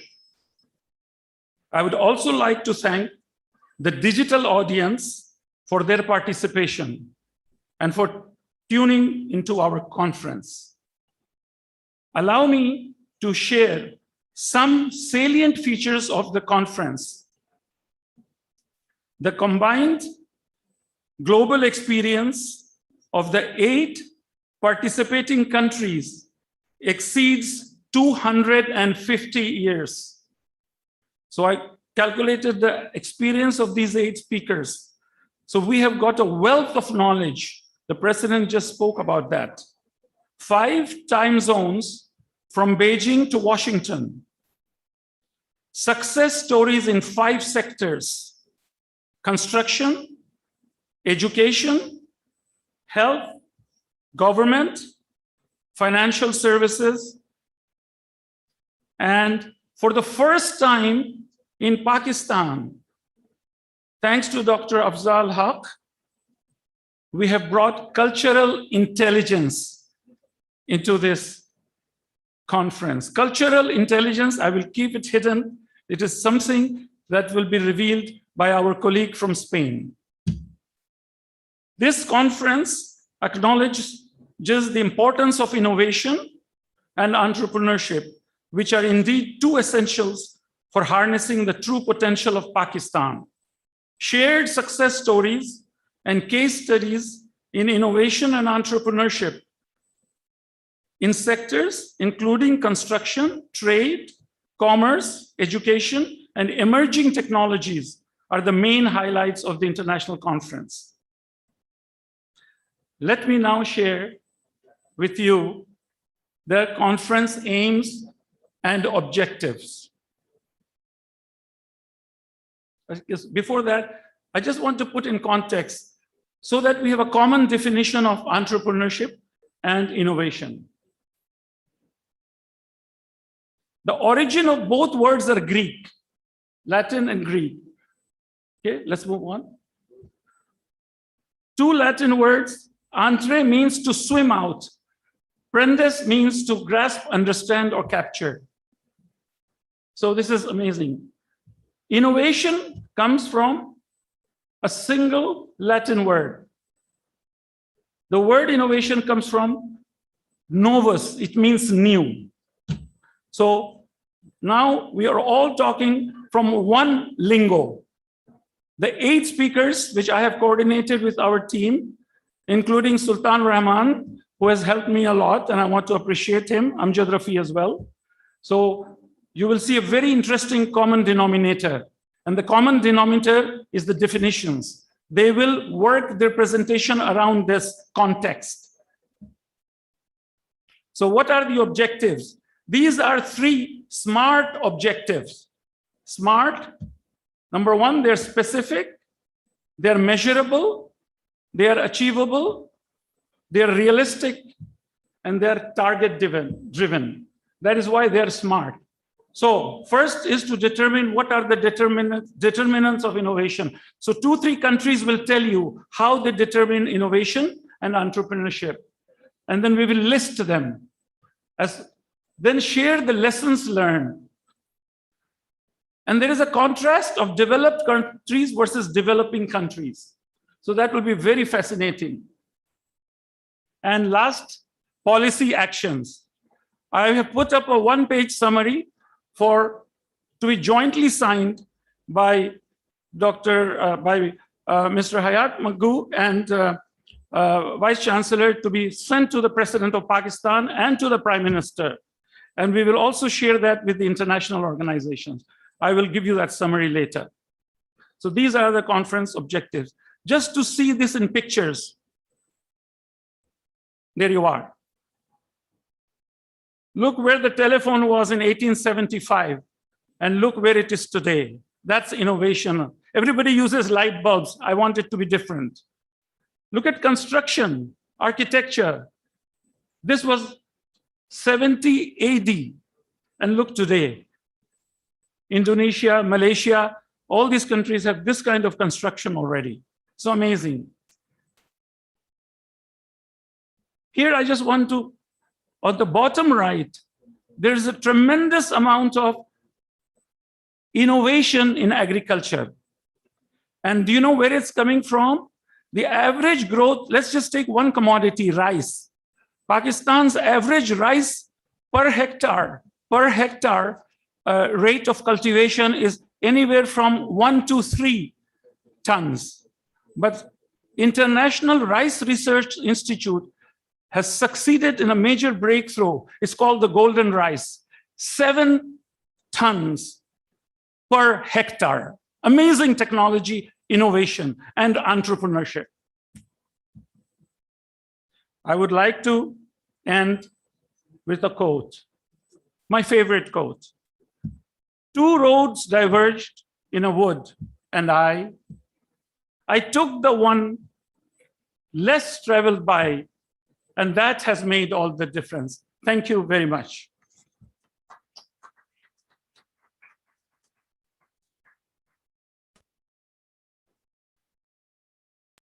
Excellent presentation, Mr. Naki Azam. Thank you so much.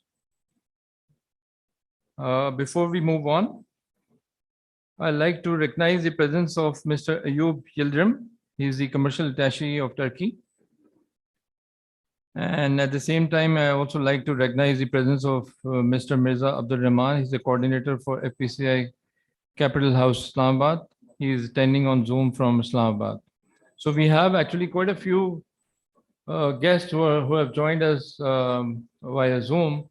And I think that number went to as high as 78, 79.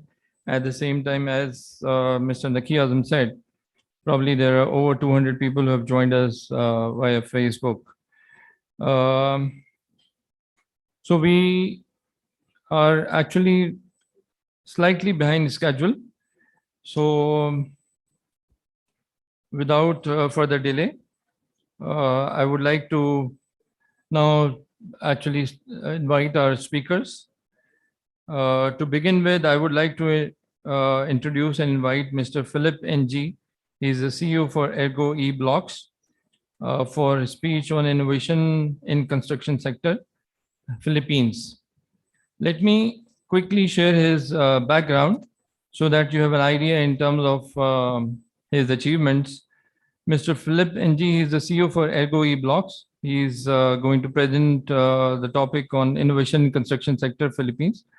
He is the CEO of Ergo E-Blocks. He is a board member of AIM Scientific and Research Body and a very successful entrepreneur, having a diversified experience of business startups and entrepreneurial ventures. He is an eminent entrepreneur in the ASEAN region. He'll be joining us via Zoom online. So over to Mr. Philip NG. Good afternoon, good evening. It's indeed a great honor for me to speak to you, to the group today. I acknowledge the presence of Your Excellency President Arif Alvi, the organizing committee of the FPCCI, the Office of the Vice Chancellor of DHA Sufa University, fellow speakers, dignitaries, ladies and gentlemen. Due to time constraint, I will speak directly about the innovation we have done in the construction industry. What I will introduce you all today is Ergo E-Blocks. Ergo E-Blocks was introduced to me 6 years ago. It's actually a panel made of expanded polystyrene. It's very, very different way of building a building compared to the brick and mortars that we are all used to. Ergo's E-Block is a green technology. All the materials can be recycled. It has very low carbon footprint. I need to share the screen.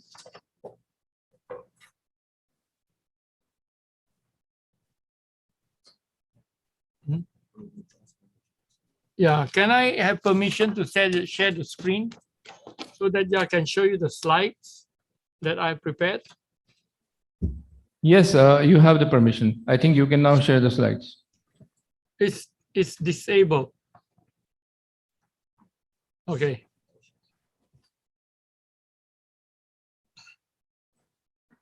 Okay. Is it working now? Yeah, it's working now. Thank you. Thank you. Okay, here is a picture of a house that we have built with Ergo E-Blocks, right? It's a very high-end house, but not to worry, it is the construction technology. So it can be used to build very fancy residential houses. It can be used to build low-end or mass housing for the masses. It has many, many advantages.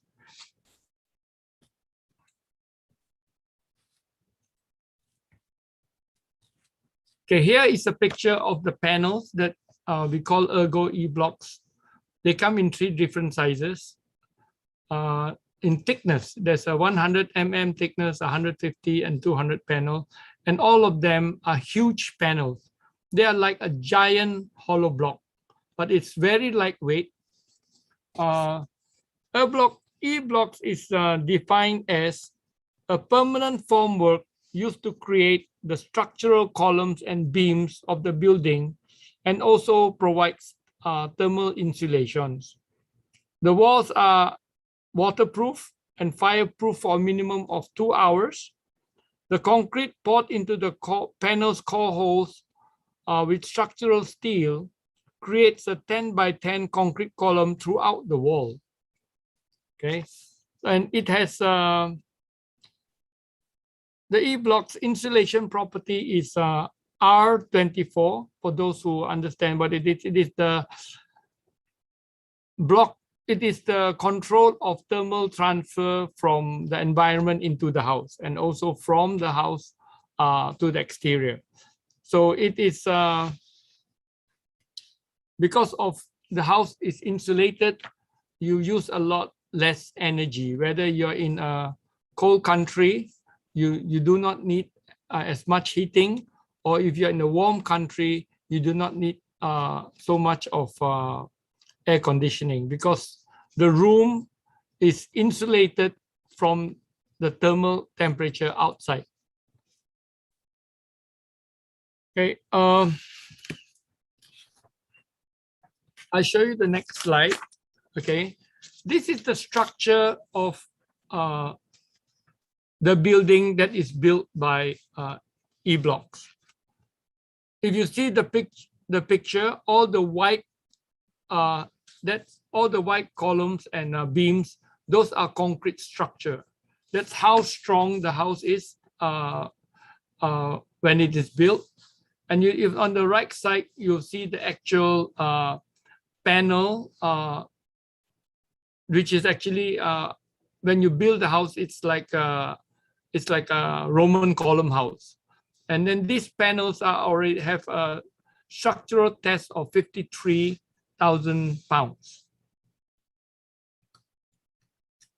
Because of its compressive strength, it can withstand 300-kilometer typhoon. So especially in the Philippines where we have very, very bad typhoons, these are really perfect houses.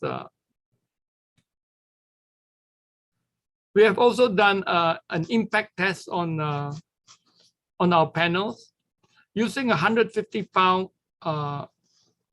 drop test. The hollow block panel on the right side, you see it cracks into 2 pieces, while E-block panel, there are no cracks and no damage at all. And this is the fire test. We have done 3 tests in 3 different countries where we have factories. It has a minimum of 2 hours of fire resistance.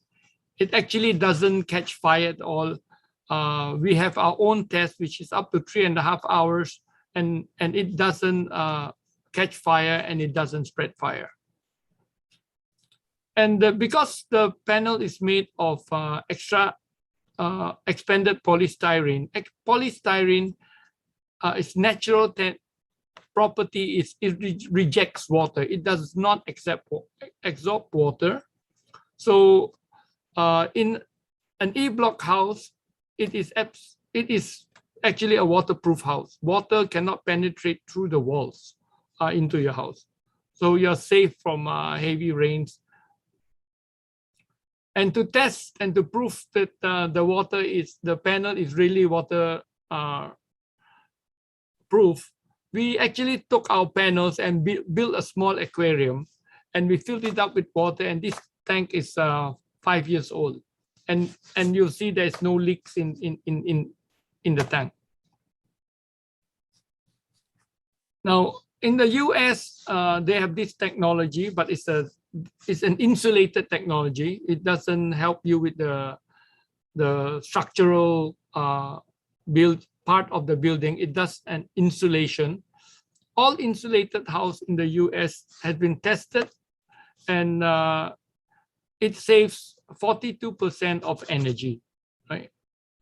And it reduces the carbon dioxide by 780 million tons each year in the US because of the insulation properties and the way the houses are built. This is from the Department of Energy in the US. Now, what I'm showing to you now here is some of the houses that that we built. We have built. This is a terrace house, a 2-story terrace house. This is the house that the higher end house that we have built. These are the smaller houses, all using the construction technology. And this is a building. And when it comes to a building, we go back to only work as an insulated wall. We are not used for as a structural wall, because the structure required for a building is the columns are too thick and the panels is only up to 200 mm thick. So we have built warehouses. We have built many other structures. No, here's a picture of our factory. Okay, I will not go into that, but what I wanted to share with you is how fast we can build a building. This is if I will share with the group that you can actually go to YouTube, and if you type Ergo E-Block, you see a lot of videos of buildings that we are building with this technology. This screen I'm showing to you is we built a two classroom schools in 28 days with only 10 workers. And the benefit to the government is it's cost efficient, it's insulated up to 24-hour rating. It has 2 hours fire rating. It can withstand 350 kilometer wind. It's waterproof, termite proof, earthquake safe, eco-friendly, and energy saving. Okay, those are all the advantages that that we have in using this technology. Now, how do we build E-Block home in such a quick manner and in such a short period, right? And how does it become earthquake proof? And I'll share it with you here very, very quickly. We first start with the foundation. We compact the foundation, your floor to 95% soil compaction. Then we put E-Block panels on top of the soil. Okay, that's one way of doing it. Another way is you do a mat of floating foundation, right? So both of it creates the same. It's on top of the soil. So when when there is an earthquake, the house is free from the vibration of the earthquake, because the house, the columns are not sunk into the ground. So it doesn't cause the columns to be all moving in different directions. So the earthquake doesn't really affect our 2-story houses. We have built many houses and we have gone through many earthquakes in the Philippines, and none of the house even show signs of cracks. So the second is the insulation of the walls. You see, it's very huge panel, so it's very quickly installed. Yeah, there's a methodology to do it. Yeah, so once they learn it, and most construction masons know how it's done already. We just have to give them a few tips, and they'll be able to build the walls. And this is the structural part. I will not go into detail with it. Those who are interested to know more about the structural stability of this, the integrity of this building, we can share it with you. Just contact me after the conference. This is how they build the second floor. Yeah, and after the walls are built, we put on the roof, but the roof is also insulated, which blocks up all the heat. These are all different construction sites that we have, and that's the end of my presentation of our innovation on E-Blocks.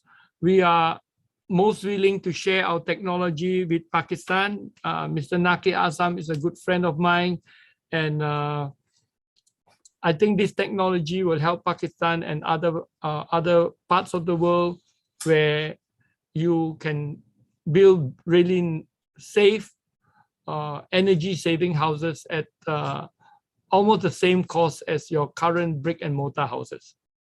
Okay, so this is all I have to share. Thank you very much.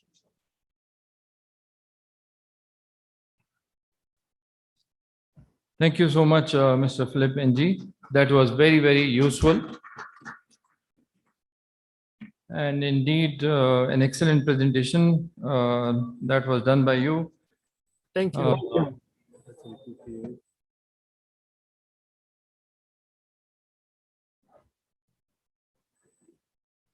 The best part is that Mr. Philip NG completed his side of the presentation within the allocated time of 13 minutes.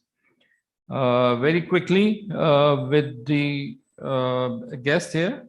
It's an amazing innovation, and we have seen its application in warehouses, building, etc.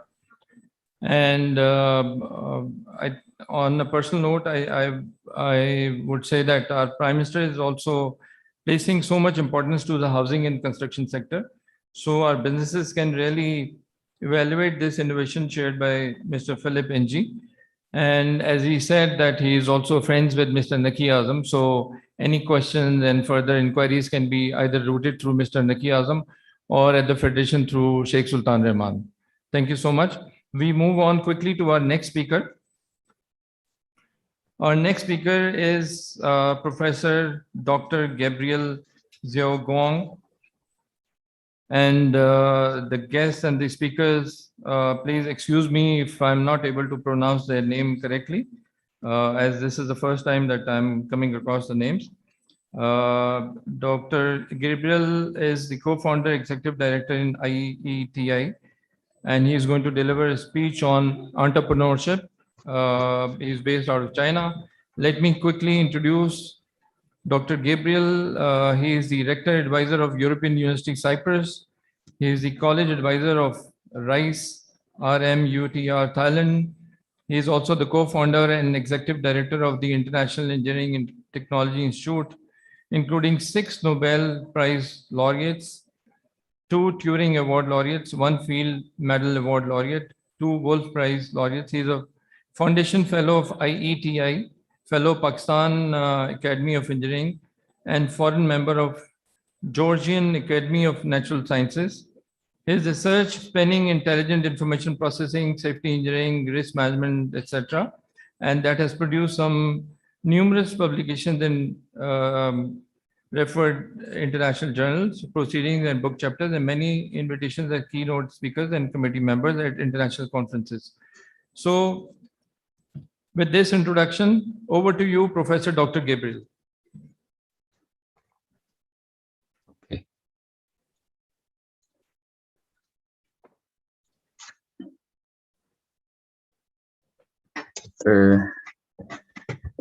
I'm Xiao Guangyue. You can call me Gabriel. Thank you very much. Today, my speech is a brief analysis of China's innovation and entrepreneurship. I'm the director advisor of European University Cyprus and also co-founder of International Engineering and Technology Institute. First of all, I would like to thank Federation of Pakistan Chambers of Commercial and Industry and also DJ Sufa University for their warm invitation. I'm very, very honored. I also want to thank my good friend, Professor Haq, Vice Chancellor of DJ Sufa University. He supports me a lot, and I have always benefited. Of course, all this is also from the friendship between China and Pakistan. Our friendship is higher than the mountains. Secondly, I'm very happy to be the guest speaker and share with you China's experience in innovation and entrepreneurship. In the past 2 years, people in China, in Pakistan, and in the world have all suffered from the effects of the COVID-19. At present, it seems that the virus is gradually become stable. Scientists have found the law and rule of a pandemic, developed various vaccines, and provided many solutions to the virus spreading. I think that by uniting the Chinese and the Pakistani people and the rest of the people in the world, we can definitely defeat the virus. About this speech, firstly, I will talk about China have done a lot of work in innovation and entrepreneurship in recent years. Although in the past 2 years, the virus and the global economic downturn have affected China, but however, we still keep moving. Basically, economy and social development have not been greatly affected. Therefore, I can share a lot of story with you. This slide I mainly talk about the 3 parts. First one is the policy. The other one is the innovation and entrepreneurship competition. The third one is the specific case analysis. I think 3 aspects can give you a certain understanding of innovation and entrepreneurship in China. Of course, my time is very tight. So after I finish speaking, you can contact me by email or LinkedIn. I'm very happy to discuss with all friends and all participants. By the way, as a co-founder of ITI, now we have more than 5,000 members from more than 18 countries. That means next time, if you want to find many international speakers, I can help. I can try to find some friends to give talks for our conference. The first one, policy. According to the government work report, in order to reform and improve relevant systems, build an inclusive policy support society. So we made many related policy like the entrepreneurial innovation to support the industry and the industry to drive the employment. In 2018, 3 years ago, China introduced a national policy of massive entrepreneurship and innovation. This government document pointed out that the promotion of mass entrepreneurship and innovation is the source of development and also a way to enrich the people. A fair strategy and strategy to strengthen the country, and it's also the major pressure to promote social vertical mobility, fairness, and justice. So, and also in recently we have one new rules to have the ask the very rich company and the people try to do more donation and more support to the poor people to make the Commonwealth common rich. So in order to make the policy can help more people, so China given 22 guidelines. So I will only talk a few of them. The first one is to improve the fair competition market environment. In order to clean up and abolish the system and the regulation that hinder the development of entrepreneurship and break local protectionism, and deepen the reform of commercial system, accelerate the implementation of the 3 services into 1. That means to promote the entire process of e-registration and the application of e-business license to support all the company to relax to reduce the restriction on and to promote one location, multiple license, and to help a company to save money for the rent, for the rent house, and also to improve the training and the flow mechanism on of entrepreneurial talents, speed up the improvement of entrepreneurial courses, and strengthen the construction of entrepreneurship training system to support more people to learn the entrepreneurship services, news, knowledge, and the public can deeply rooted in the heart for the innovation and the entrepreneurship, and also to increase the financial and overall plan support to help more companies to coordinate and arrange various tax funds to support them, no matter it's small or micro companies. So this policy can encourage the people to give the preferential treatment, and no matter to the software or to the hardware, to reduce the burden of the companies. The fifth one is to improve inclusive taxation measures. They will give the small company, the new start company, a very low taxation to help them to develop. The sixth one is enrich new model of financial to support the development of internet finance, gather and encourage the standardized development of crowdfunding financial platform, carry out pilot projects of open and small equality crowdfunding, and strengthen the risk control and the standardized management.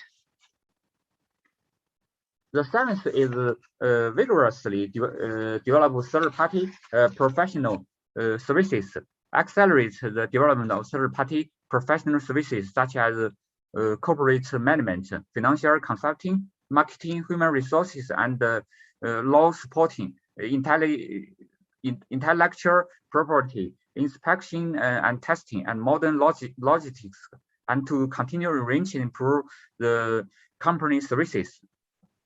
The last one I want to talk is to develop the Internet Plus entrepreneur services. According to the recent report from the Internet Center of China, now we have nearly 1 billion people who are using the internet, no matter is based on computer or on the cell phone. So based on the Internet Plus entrepreneur network system, we can build a number of small or micro enterprise innovation bases to promote integration, entrepreneurship, and employment, no matter it's online or offline, to reduce the shadow and cost in the whole society, to strengthen the open sharing the data, the promoting the large-scale internet company and the basic telecommunications company to open the computing storage and resources to help the companies. Of course, there are many other attacks that have made a very detailed deployment, hoping to continue to expand the space for massive entrepreneurship and innovation to gather new for economics and social development, and to improve to promote China economy to maintain the high-speed growth and to move to the next level. So the second big part I would like to talk about innovation and entrepreneurship competition. China now has a national level innovation and entrepreneurship competition, which has been held for more than 10 years. Why we have this competition? Because in order to further implement the innovation-driven development strategy, accelerate the consultation of innovative elements in enterprises. So our government, including the Ministry of Science and Technology, the Ministry of Finance, the Ministry of Education, and the China Federal Industry and Commercial, they work together to hold this competition. The first one about the competition is the entry condition. They will encourage the company has innovative capacity and high growth potential, and is mainly engaged in the research and development and service for the high-tech products with intellectual property rights and no disputes over property rights. All the company has the standardized business operation, good social reputation, and the third one for the company is the income is not exceed than 200 million RMB.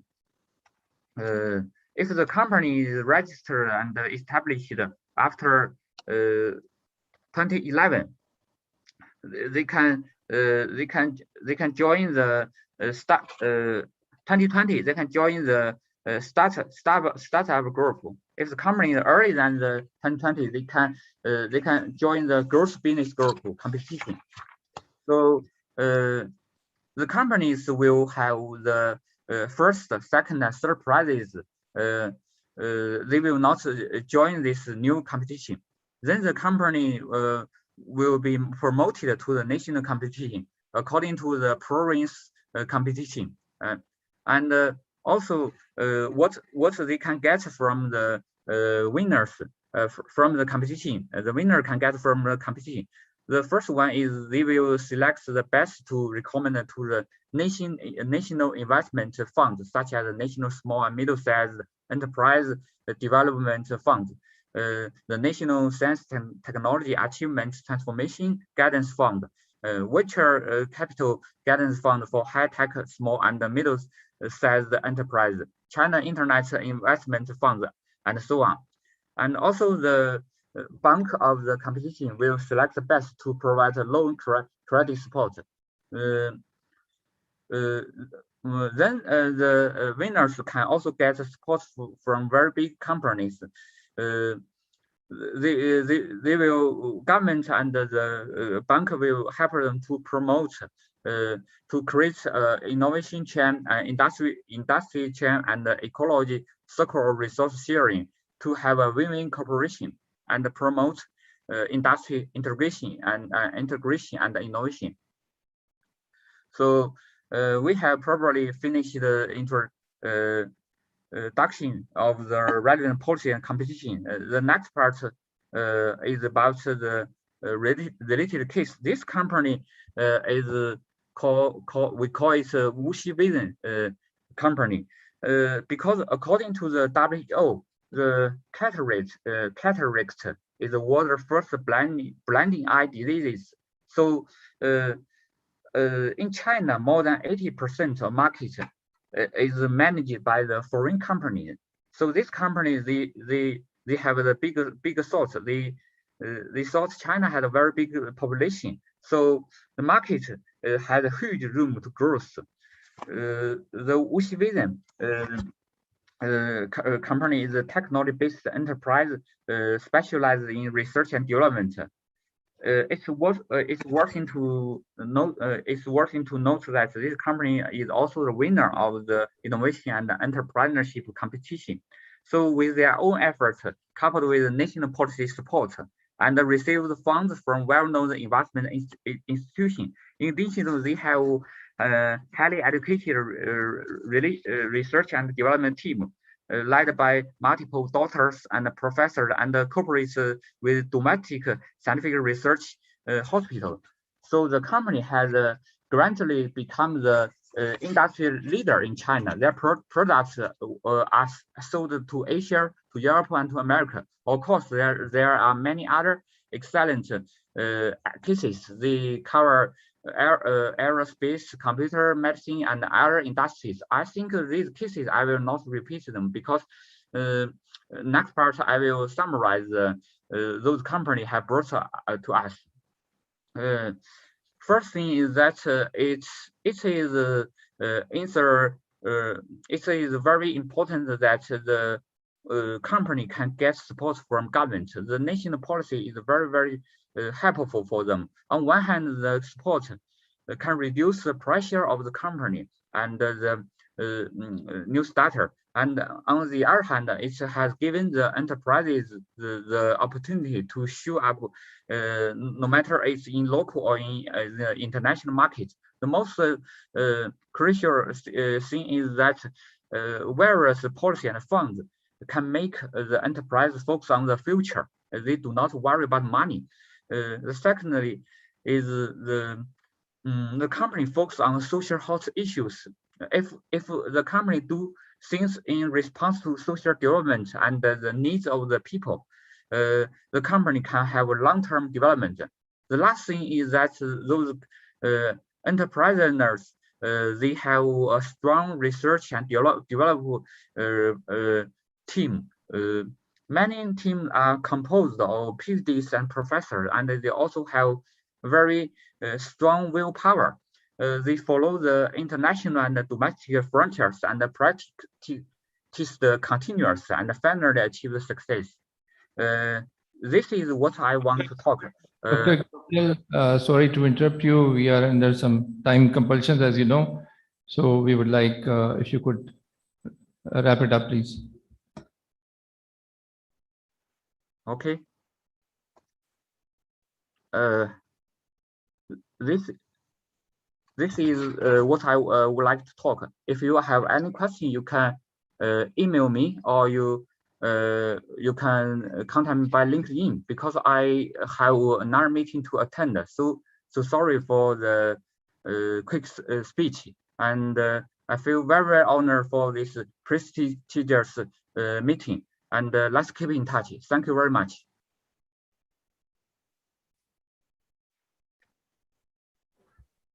Dr. Gabriel, we are equally honored for your presence, and thank you so much. It was excellent topic, and I must say that mass and entrepreneurship and innovation is definitely a concept worth exploring in detail.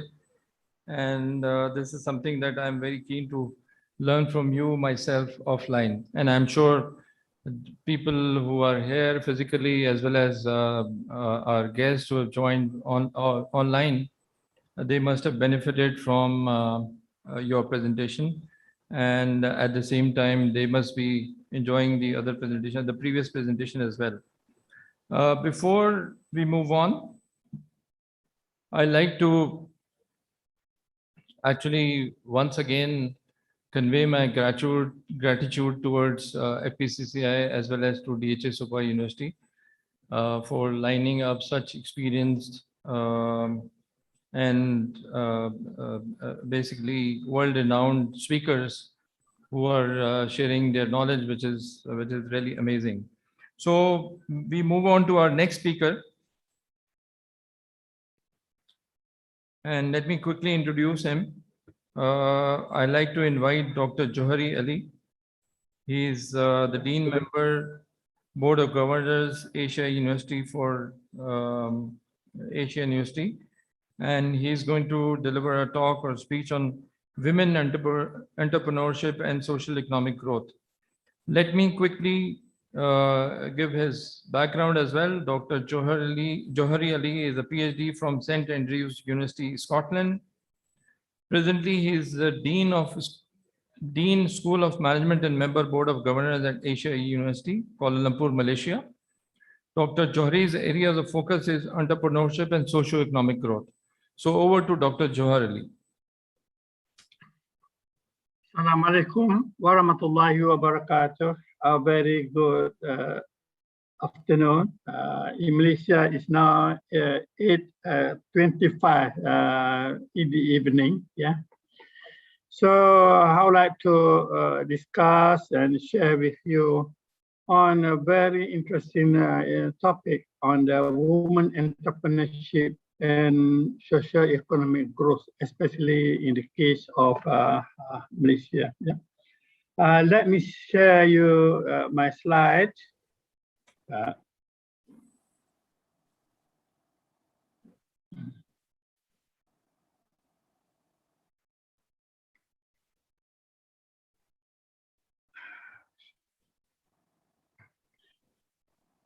let me share you my slides. Yeah.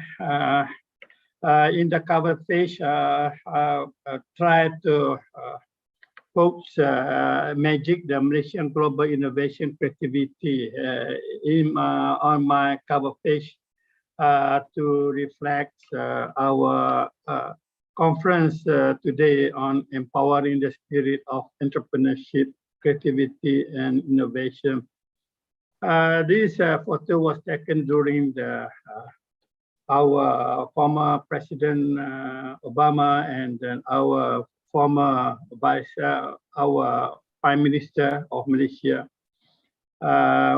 during the former president visited to Malaysia, and in the center is our young women entrepreneur to show you and to reflect that women entrepreneurship, particularly in Malaysia, is tend to move a bit far ahead than any other developing country. Yeah, so the empowering the spirit of entrepreneurship, creativity, innovation is one of our motto under the Malaysian Global Innovation and Creativity Center, which deal with all the creativity and innovation, especially in the IT, as well in the process of the new technology in the that we are moving today. Yeah. Why women entrepreneurship become an issue here? Yeah? Many are talking more about SME in particular. People talking about the big corporation, small, medium enterprise in general. But we can see that there is not much being focused on the issue of women entrepreneurship, whereas women entrepreneurship now become one of the emerging phenomena of the 21st century. Women tend to be like as men, seeking business opportunity around them. In Malaysia, for example, the opportunity given and the social cultural environment offer women entrepreneurs to progress subsequently, help grow the market and increase the employment prospect that subsequently impact the socio-economic individual women entrepreneurs and the economic growth of the country. As you know, Malaysia with 33 million population is about 50% of the population are women. Yeah, but yet the number of women participated in business is said to be around 50% of the population of women. So we have a long way to develop women entrepreneurs in the coming future. We look at the message from the Global Entrepreneur Monitor in 2015 and 2016 recorded that in Malaysia, women are about as likely as men to become entrepreneurs and just as like to have started the business out of the necessity. Probably Mr. Nagy, who is familiar with Malaysia, we know how the women are involved and aggressively in business from the small business into larger scale businesses. We can see that the emerging of women is taking place over men in the near future. It was reported that in 2020, the entrepreneurial scene in Malaysia is continuing to grow rapidly, and women have been quick to claim their rightful spot with one of the 5 companies in the country now owned by women. So you can see that the emergence of women entrepreneurs and how these women participated in business, not only in the traditional industry, but also moving to look and compete in the industry which were men for men in the previous years. Yeah. The National Association of Women Entrepreneurs that we have in Malaysia play an important role in promoting, developing, and enhancing the effort and activity of women entrepreneurs. So, in Malaysia, we have this kind of association mainly for women to look into the welfare of the women and how to ensure that they move forward in the business or in the industry. In 2010, Malaysian government spent around 4.7 million to 946 women entrepreneurs to encourage and support women who own and operate businesses. Small and medium enterprise bank introduces women entrepreneurship financing program. This initiated by the SME Bank has a financing limit between 500,000 to 2.5 million for women who are moving into the business, there's a kind of financial support from the special small and medium enterprise bank to finance the women entrepreneurs to start up their business as well as to expand their business from the capital of 500,000 to 2.5 million. Yeah, you can see that the role of the bank also in helping the women entrepreneurs in the country. We know that despite the global economic and social issue due to COVID-19 pandemic, there is a growing trend on the emerging of new businesses and emerging entrepreneurs, including women entrepreneurs in the marketplace. Even though during the time of difficulty, as I mentioned by Mr. President, that when we are in difficulty, then we have to find ways and become more innovative and become more creative among our society, especially in startup business. And we can see that the effect of COVID-19 on the part that is hurt the economy, is hurt the society and the financial aspect. But at the same time, we can see that a new development or the new emerging or new businesses, especially through the e-commerce, online businesses.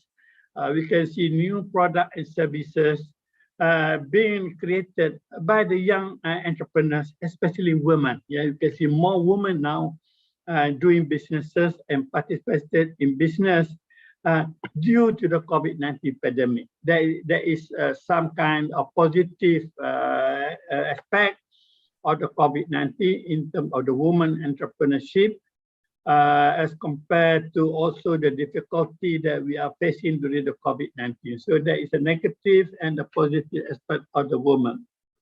So this pull and push motivational factors such as government support. For in Malaysia, we have more than 130 ministries are looking after the women entrepreneurs, excluding all the financial services to provide the business infrastructure, as well as meeting their family financial needs. And women high business drive clearly explain why women are venturing in business. So in Malaysia in particular, the role of government, for example, the ministry, the NGOs, the association, and the banks are putting the work together to ensure the development of the women entrepreneurs in the country. That is one of the issue or the causes to the rise of the women businesses in this country, because of the government support and the financial and the banking industry are also supporting the emerging or the emergence of women entrepreneurs in the country. Even though that we can see there is a development of women entrepreneurs in Malaysia or globally, there are also some claim that the women entrepreneurs are lacking in confidence and stamina, placing more importance on family matters and work-life balance between work and family.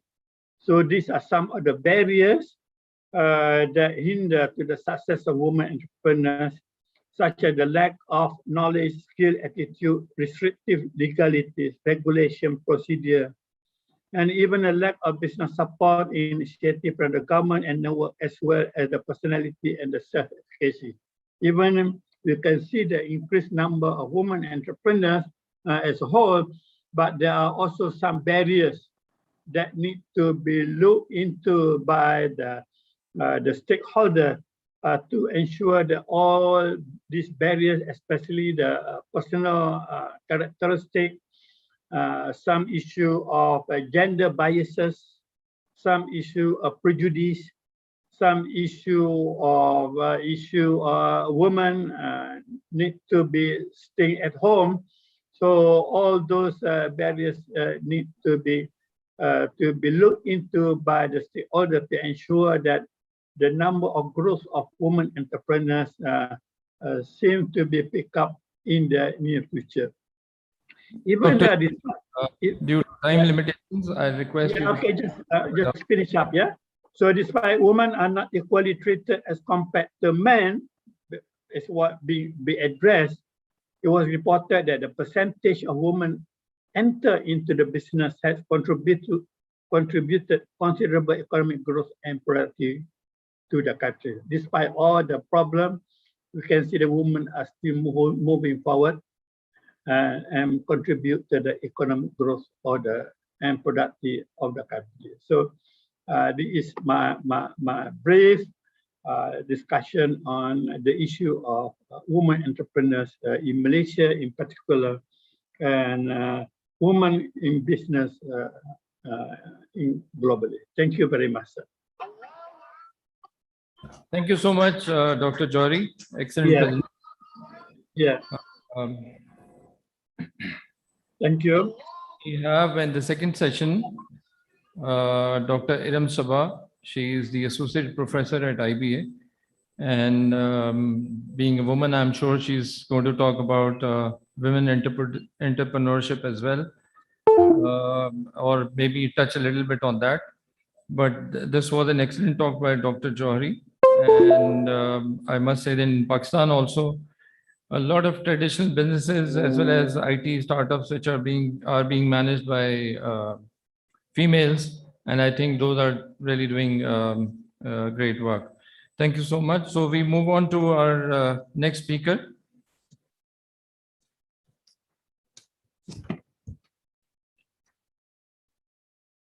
Like our previous three speakers, our next speaker is also very experienced and renowned. Professor Dr. Zulkifli Baharom. He has served MNCs like James Hardy Limited, Turbo Company Limited, and Ken Matsu Gosho Limited, as well as major Malaysian government-linked companies like Petronas and Malaysian Airlines. In the profile, since his nickname is mentioned, so I take the liberty to use his nickname as Zul. He is currently the CEO of Sejahtera Leadership Initiative and is also a representative of the World Union of Small and Medium Enterprise in Malaysia. Zul holds a degree in organizational psychology from University of New South Wales, Sydney, a master's in management from the Asian Institute of Management, Manila, and a PhD in leadership competencies from International University, Honolulu. He is faculty at University of Cyberjaya, Asia E University, and Wilmington Metropolitan University. So please give a big hand to Professor Dr. Zulkifli Baharom. Thank you. Bismillahirrahmanirrahim. Assalamualaikum warahmatullahi wabarakatuh. First and foremost, I would like to record my high gratitude and appreciation to the organizers for inviting me to this very important occasion. In particular, Brother Naki Azam, who have been giving me a lot of encouragement, come and share some thoughts about entrepreneurship in this conference. So in my case, actually that it is dual role. While sharing what we have done in Malaysia, the fortunate part of it is to learn the success story of Pakistan and other countries. Can I get to the slide? So let me go to the slide very quickly. In the interest of time, I will move it as fast as possible. This evening, I will be talking in my capacity as the World Union of Small and Medium Enterprises representative in Malaysia, because the issue I'm talking about is the micro, small, medium enterprises practices for survival in Malaysia for the next normal. So why I'm saying the next normal? Because we are already in the new normal, and with additional pandemic, coming up, Delta and other thing. So this is going to be a new normal for us, which include the global warming at the same time. So the challenges first faced by MSMEs in Malaysia is really the decrease in sales for more than 20% during COVID-19 pandemic. So if there's going to be a prolonged period of pandemic or with new pandemic coming in, so situation will get even worse. But however, we are lucky that the government are very concerned and supportive with it, listening to the voice of the small players, these micro, small, medium enterprises, and we will be able to, to maintain or to reduce the number of casualty in this business. Now the contribution, as you know, same like in Pakistan and other parts of the world, MSMEs is actually the lifeblood of the economy, even in the US, So for Malaysia, based on 2019 report by the Statistics Department, they contributed 38.9% of the country GDP, of which 48.4% is for the national employment. We managed through MSME, we managed to provide employment almost 50%. So MSE is financially very fragile compared to the larger firm, But they have the courage to sustain and move forward. So the majority, about 89%, anticipate that their business will turn around in the third quarter of this year. So the return of business normalcy hits primarily on Malaysia vaccination program. So roughly 80% of the population are expected to receive vaccination by October 2021. So the good old days of pre-COVID-19 are gone. So we got to look at things from different perspectives. We need to be innovative, So we are learning through this harsh teacher of COVID to become more bold in experimenting new way of doing business. So the agenda for MSME in Malaysia is 3 R's: reopening new business, rebuilding what they have now, and reimagining new things that need to come. So he has got to do this in order to survive. So the next normal is that as MSSE should feel that the government cares, and they are, about them, because the players of MSSE are the human being. It is not only the big players, the big capitalists, the big companies. So the small players, they are indeed human beings. So therefore, they must not be looked as merely an economic tools.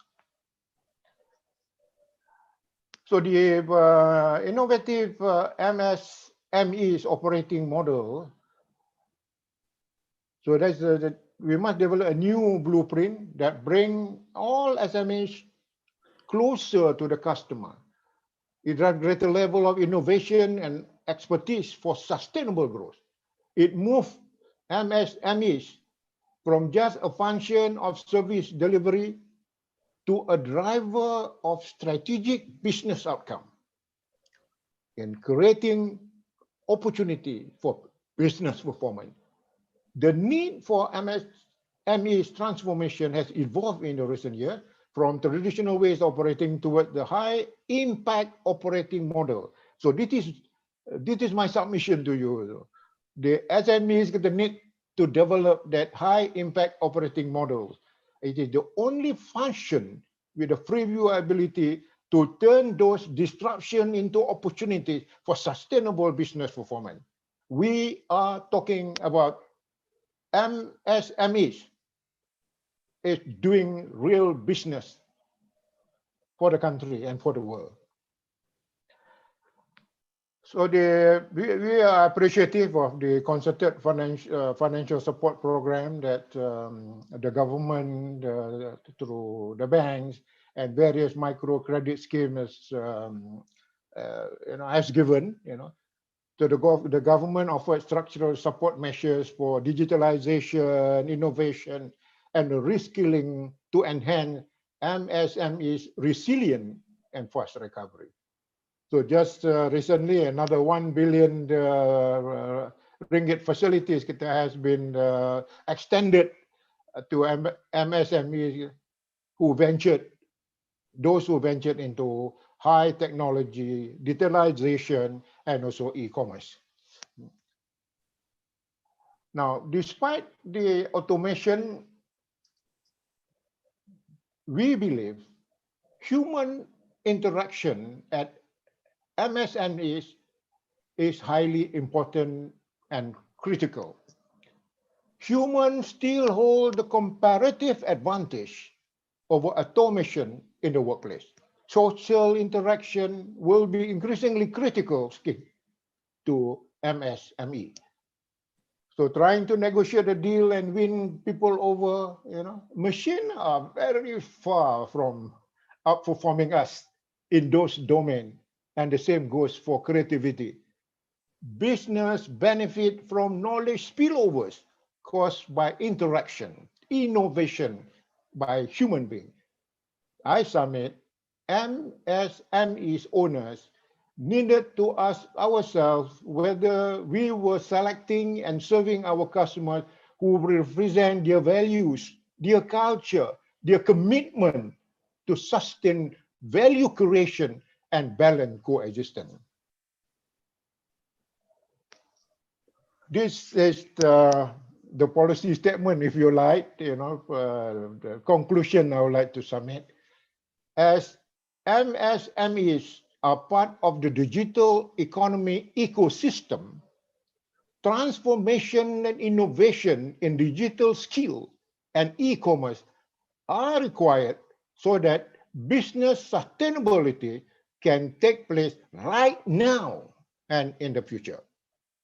The government support and policy intervention can facilitate this process and help MSMEs overcome hurdles on digitalization journey. Targeted financial support has been introduced and implemented to mitigate the impact of COVID-19 pandemic and beyond on MSMEs owners. Finally, it is important to strengthen the integration of MSMEs into the global value supply chain for them to become competitive internationally.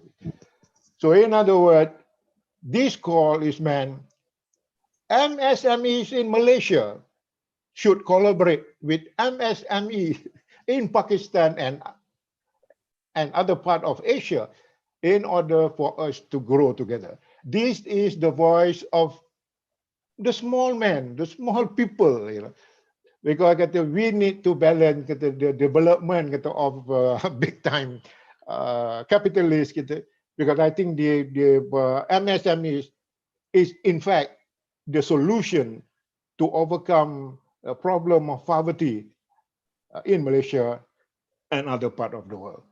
So finally, I would like to take this opportunity again to thank the organizers for giving me the opportunity to share what we are doing in Malaysia, and we are also learning from you. And so I once again would like to put on record appreciation to the organizers, in particular to my friend, brother Naki Azam. All the best. Thank you very much.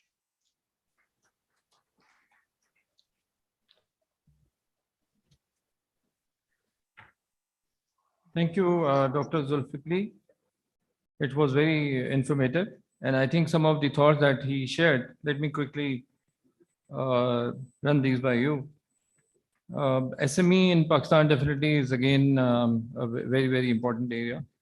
And I think Dr. Zul has naturally placed a lot of importance and introduced what is really happening in Malaysia in terms of SMEs. I like to also mention that FPCI places a very high importance to SMEs and stand together with SMEs. This is to raise their issues from time to time with relevant authorities. And it's just my personal request or opinion or view that DHS Sufa University can also perhaps look into setting up an exclusive course on this particular subject, because it is really very important. And at the same time, I would request, taking the opportunity of Dr. Iram's presence, that something like this should be started in IB as well. And one of the thoughts that were shared by our speaker, I personally feel it's an excellent idea that SMEs in Malaysia and Pakistan should collaborate. And I think for the benefit of our guests, those who are present here at the same time who have joined online, I also like to inform that Central Bank of Pakistan very recently, on August 16, actually, they've issued guidelines for commercial banks. And the guidelines are essentially to support the SMEs without collateral up to an amount of rupees 10 million. So I think that will really go a long way in terms of, and by the way, the startups are also part of these guidelines. So up to rupees 10 million, the SMEs can benefit from this particular new regulation. Now,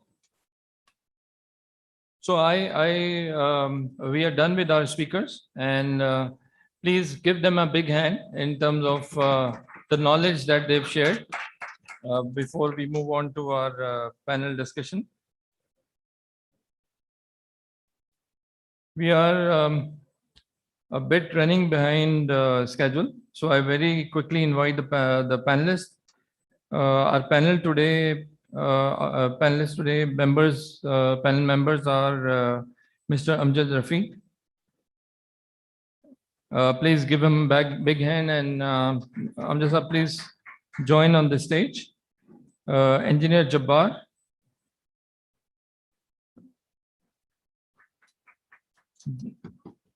So Engineer Jabbar is here. Please give him a good applause. Dr. Ahmed Minhas. Thank you, Doctor. And Mr. Naki Azam.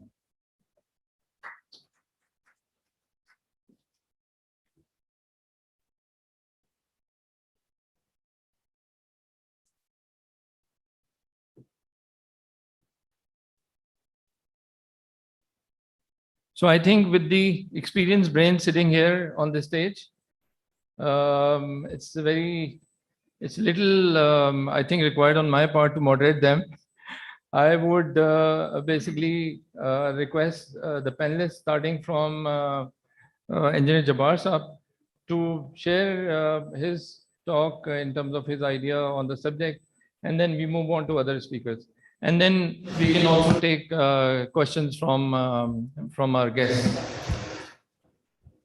I think today I heard the historical perspective in which there appears to be promotion of the coexistence of three factors: innovation, innovative, eventually sort of concluding towards economic development. But then my concern always remains that, I must say, I'm also involved in research, member of Sustainable Development Policy Institute, that wherever things are being explored and claimed to have really helped in sort of moving ahead, over there, the one gap always is before me, that these historical perspectives in terms of advisory research for the developing countries like Pakistan, I have not seen much, you see, though I have seen some of the things in the PIDE and other places, but they are more borrowed knowledge.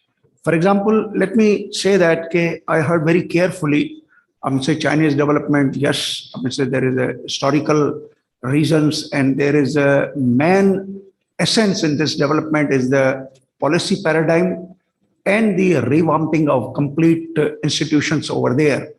When in 1999, I was a speaker, accession of China to WTO, I found China I must say, not very, very strong to our own mindset in which we were speaking about our future development in another decade. But you see, magically, all it happened so that today things are before us. Having said so, I personally believe that about SMEs, I must say he gave perspective of the Malaysia, but let me also share one thing with you that latest, as we were in the State Bank of Pakistan, our worthy president was leading us. We heard that even the finance minister feels uncomfortable to say that 6% of the total lending goes to the SMEs. I was a member of the Pakistan PCSIR, wherein patent, copyrights, and so many other things we were looked into. I was member of IPO in this country, but everywhere I just saw that there is a lack of policy, you see, an institutional framework which could converge all these together towards economic development. How the entrepreneurship can be developed, you see, rightly you showed the Greek, you see, sort of words. I fully own and I can buy those words, and also about innovation and all that, there exists various definition.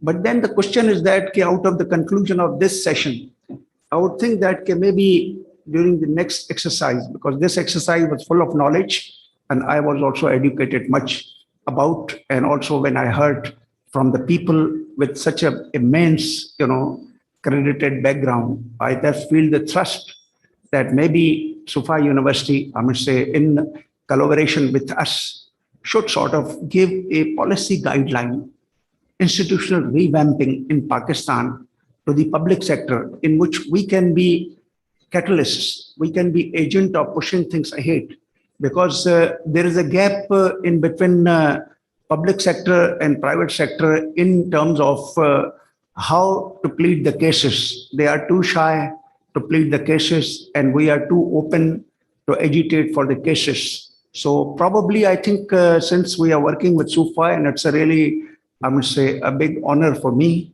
And I know your Vice Chancellor also since long back, to see an excellent Vice Chancellor. He used to be in NAD, and we used to meet in PCIR and all that. So let me once again appreciate that SUFA is really blessed with such a knowledge-based person. But then having said so, let me try to conclude, because I was watching also the time allocated. So I always remain conscious to that, you see, point. I have to also conclude and give chance to others, as the time allocation appeared that maybe a couple of minutes for each, that thing. So maybe we should do some research, pick up the case studies, is how really entrepreneurship was generated, how entrepreneurship was transmitted, and how entrepreneurship was distributed towards achieving something which I think rightly said that the president of Pakistan was also trying to touch upon certain policy measures, technological parks, and other way he was talking. So it appears that he is also cognizant of the fact that we are deficient in scheme of institutional arrangements, in scheme of the type of support in which we really move and bulldoze the entrepreneurs towards objective achievements of becoming a part of the treasure of the innovation.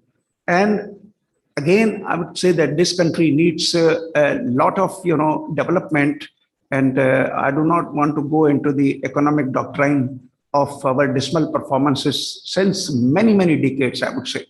But then always it reminds me, as the English people used to say, a light at the end of the tunnel. So let us hope set, and let me conclude by saying that I look forward towards the SUFA University. They are knowledge-based people to just collaborate with us and give some policy for the public sector to reform. Otherwise, I personally believe that the sluggish pace under which we are moving, in which COVID appeared to be a blessing for us. You see, COVID, was a blessing for us that we started thinking about these tools, and these tools have really moved a lot. But then again, when these tools move a lot, our taxation structure strikes back. Rightly, the FM was apprehensive that if we allow e-commerce related activities, we think that it will cause evasion of taxes. So let's see how impeding blocks are created. When the things start picking up, we think about taxation. We don't think about economic growth.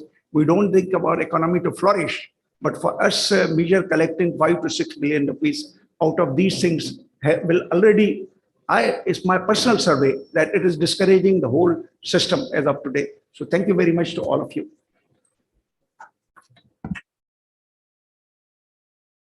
Thank you. Excellent thoughts shared by Engineer Jabbar. And my personal view is that while he says that there's light at the end of the tunnel, I personally believe, keeping in view the resilience of Pakistanis, there's light throughout the tunnel actually. So Alhamdulillah, we are very blessed. And I would now like to request Dr. Ahmed Minaz to please share his thoughts with us.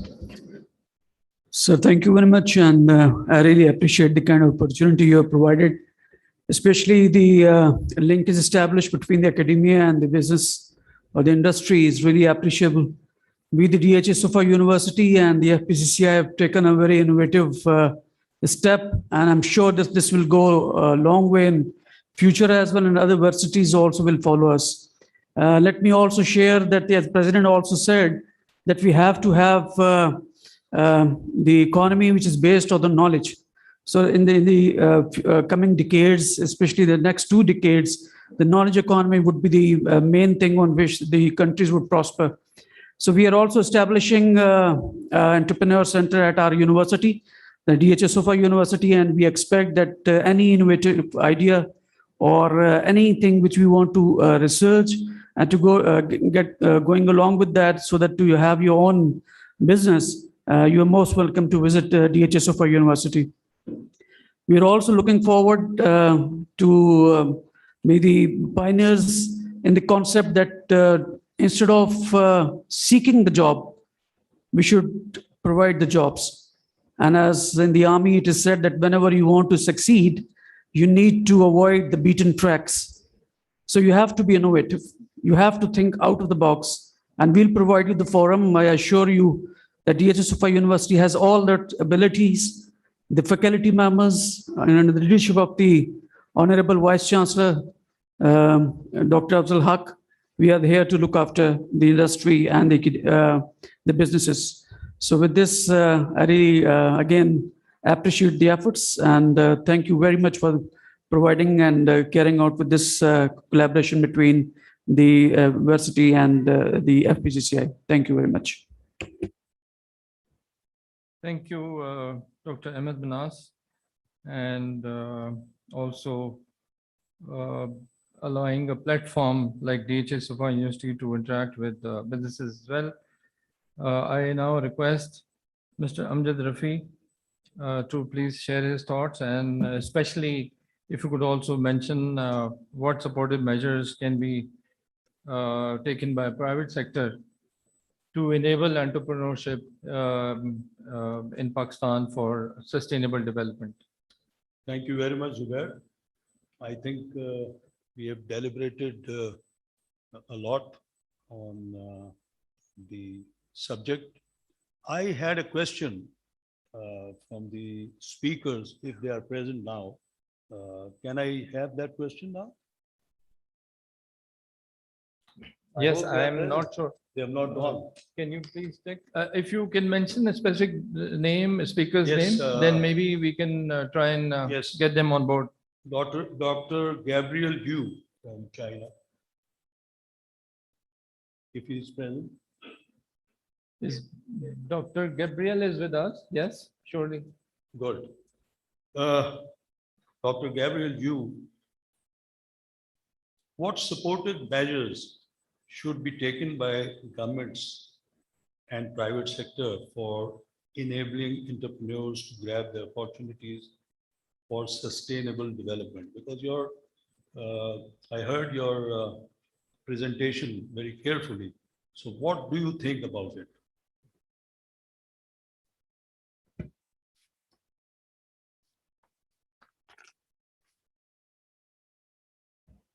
Dr. Gabriel, are you with us? And did you hear the question? Yes, I'm sorry. Because right now I'm with another meeting. So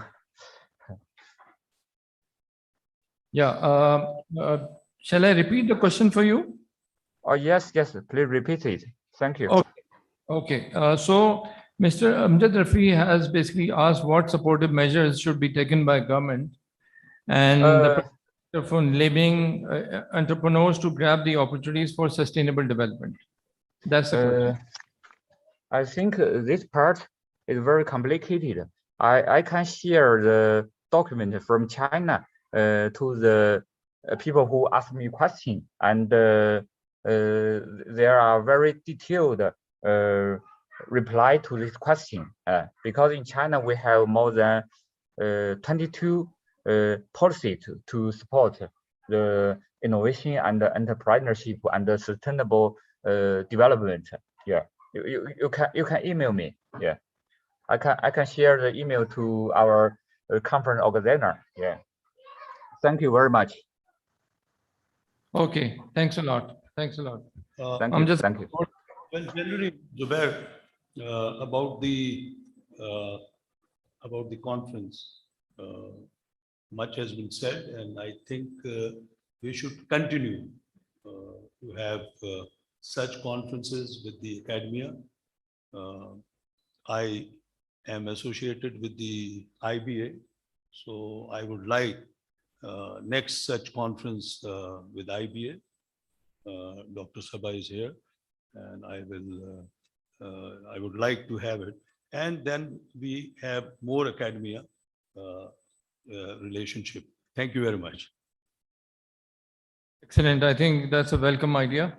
Definitely. IBA and perhaps CBM, other leading universities in Pakistan. And maybe since we are talking about innovation, I think we should not leave behind the likes of NEDs and Sir Syed University, etc. So thank you so much. I move on to our basically our panelist, Mr. Naki Azam. And please share your thoughts with us. Yes. I'm missing Nasir bhai, aapko miss kar rahe hain. You're supposed to chair this this group, but don't worry, I will substitute you for now. Okay, I'll just take 1 minute. 3 points. The Philippines has agreed, Philip Nung has agreed to provide transfer of technology to Pakistan. Any businessman here wants to pick it up, I will connect you. इसकी बहुत application है KPK में. मैंने इस पे research किया हुआ है, and I have some very good friends through Afzal भाई, civil engineers and construction people. उन्होंने कहा ये वाला जो know-how है, ये केपीके जहां earthquakes आता है northern Pakistan में, these houses can be made and they're earthquake proof, they're typhoon proof, cyclone proof, storm proof. So that's the first thing we should take home, something measurable and smart goal. The second thing, which I will integrate, the women के part जो Malaysia के 2 लोग थे, because I couldn't get Indonesia, मैं Indonesia को लेके आ रहा था. So the second thing is women entrepreneurship, और जो Zulfikli ने बात किया, because Sabha and I have worked with Zulfikli. Zulfikli is my classmate, so we have worked together. That's why I brought Sabha. So she has worked 7-8 years in the State Central Bank of Malaysia. So I have heard very good reports for her. Therefore, what we can do is MSME का जो cooperation की आपने भी बात की है, and that they have said we will cooperate. इनके पास blueprints है, और FPCCI and हमारी university will certainly support it, and we can start a diploma program for your people at nominal cost, and that would be just wonderful. So we can work. And Magubai, thank you for taking the leadership. I can see you've invested a lot of money in this conference, and I really salute you. This is a sign of good cooperation. Thank you. Thank you so much. And with the comments from Nikisa, we are essentially done with this part of the panel discussion. But I think I must say that Dr. Iram Sabha also got the appraisal in the process. I would like to request the panel, actually just a slight change in the program. So we were supposed to have a tea and coffee break, and then we wanted to move on to the next session. So for the benefit of our guests as well as the ones who have joined us online, we are not taking the coffee break because I think that has been served in between. So we move on to our session 2 directly. And session 2 will be conducted by our colleague from Sufa University. His name is Asadullah Siddiqui. And thank you so much for giving me a patient hearing. And you've been a lovely audience. And over to you, Asadullah Siddiqui, for the second. Thank you so much.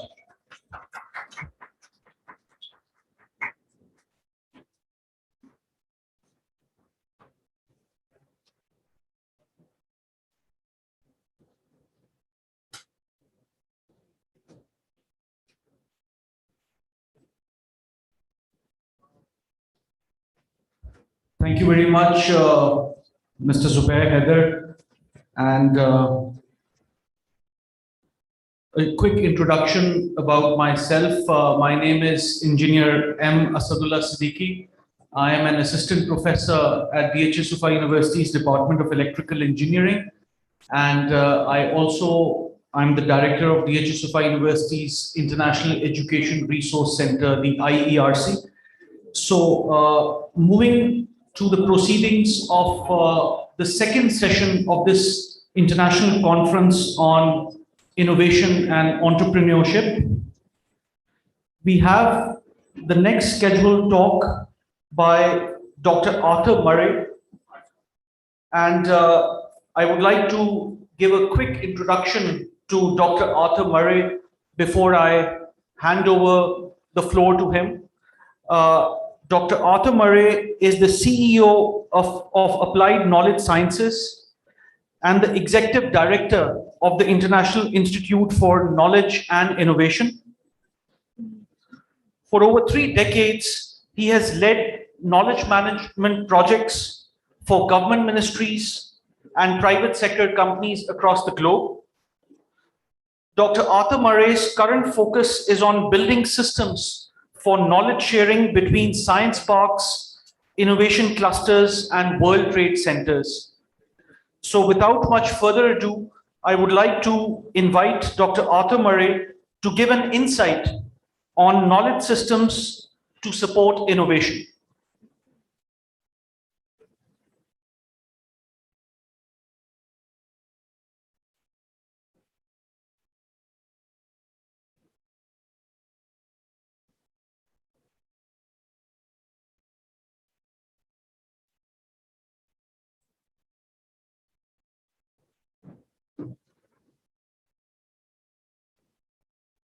Okay, yes. I was getting a message that said you are not allowed to unmute yourself, but now I am unmuted.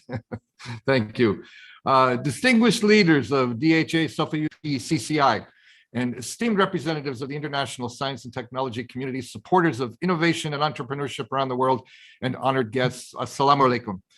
Please permit me to begin by sharing something with you, if I may.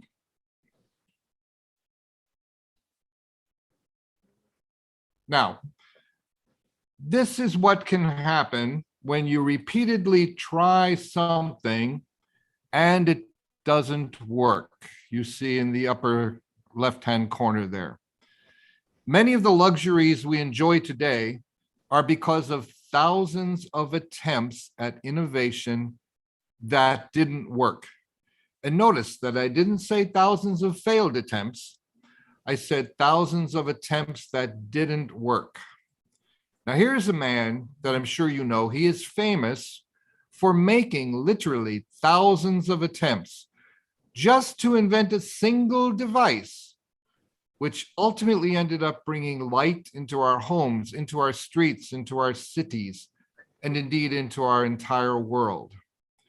And not only the light, but the energy to power almost everything we do today, including the ability to hold this virtual conference, this hybrid conference. Now, this particular man passed away almost a century ago, but we enjoy the fruits of his hard work, and we are grateful for the fact that despite the many, many attempts that he made that didn't work, He never gave up of the light bulb, the incandescent lamp. But best of all, he left us something far greater than his inventions. He left us his wisdom.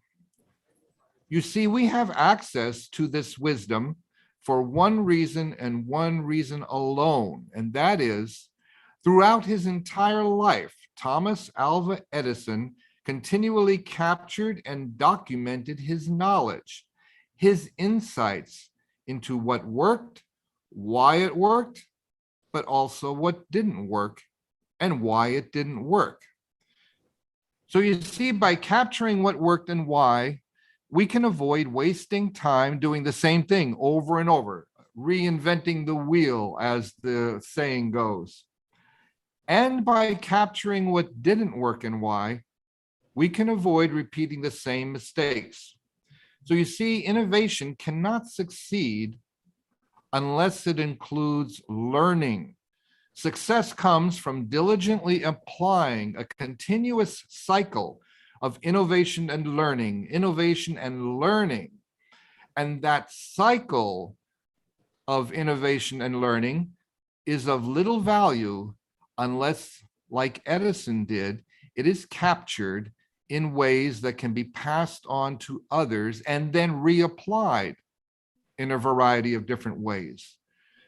You see, most of Edison's inventions, and he held over 1,000 US patents, were built upon knowledge that he gained from his many other inventions. For example, the knowledge that Edison gained from inventing the phonograph record, he used that to invent the movie camera and the viewer, which were then combined and blended together to create the first motion picture, the world's first video with sound.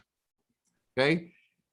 He was only able to do that because he was obsessed with capturing, modifying, and reusing everything he did along the way, everything he learned. Now, I can tell you, it's a blessing indeed to see what Pakistan has been doing with regard to innovation and entrepreneurship. And I can also tell you from my vantage point here in the USA that very few people are paying attention to what is happening here in Pakistan in terms of entrepreneurship. If you mention the word Pakistan in the US, immediately people think of Osama bin Laden and terrorism and all these things. But they and most of the world are in for a big surprise, because I see your country, Pakistan, as has been mentioned before, as a young population, a very creative population, highly educated and entrepreneurially minded. And there's one thing then, given all of that, there's one thing that you can do yet that will put you right over the top. Do what Thomas Edison did. Build your knowledge base, a knowledge network. Professor Dr. Zul from Malaysia, he had the right thing when he said, humans still hold the comparative advantage. So build your network and your global network of humans, but while you're building that network, continue to collect what works, what doesn't work, and why. If you do this one simple thing, I believe you will catch the rest of the world completely by surprise. Let me just tell you why also. Do you know that every year, the US, the United States, spends more than $500 billion on research and development, $500 billion on R&D. That's the equivalent of almost 3 lakh rupees per person in Pakistan. However, in Pakistan, your R&D investment is around 500 rupees per person on average. But here is the difference. I think you realize much of the money in the US is wasted. The US has so much money, a lot of it goes to waste. And I assure you, we do not follow Thomas Edison's example. We just continue to spend more and more money, but it is not sustainable.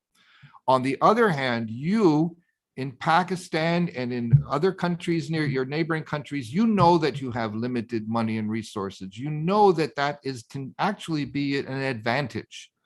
because you have to be much smarter in how you use the resources you have. All you have to do is follow Edison's example, capture, share, apply, and keep growing the knowledge that you have in this continuous cycle of innovation and learning.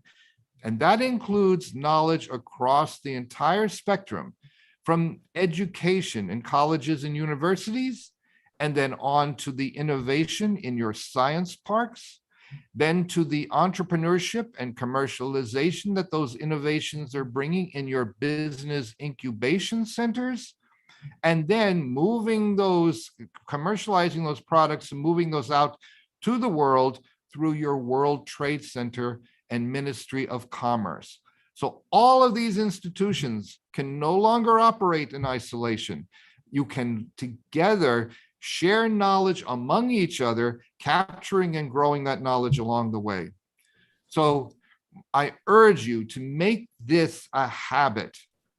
Make it a part of your culture. The technology is there. There is no problem. We have plenty of technology for knowledge sharing, as you're seeing, as we have talked about with post-COVID. So we see we've had it all along. We just need to change the culture. So treat knowledge as it were your greatest resource. Unlike soil and minerals and other natural resources, which are limited, knowledge is the only thing that is truly unlimited. So keep working on growing your knowledge and make that your #1 priority. And I believe if you do this, matter of fact, I guarantee that if you do this, you will be surprised at the results, and the rest of the world will be surprised also. Shukriya, Allah Hafiz.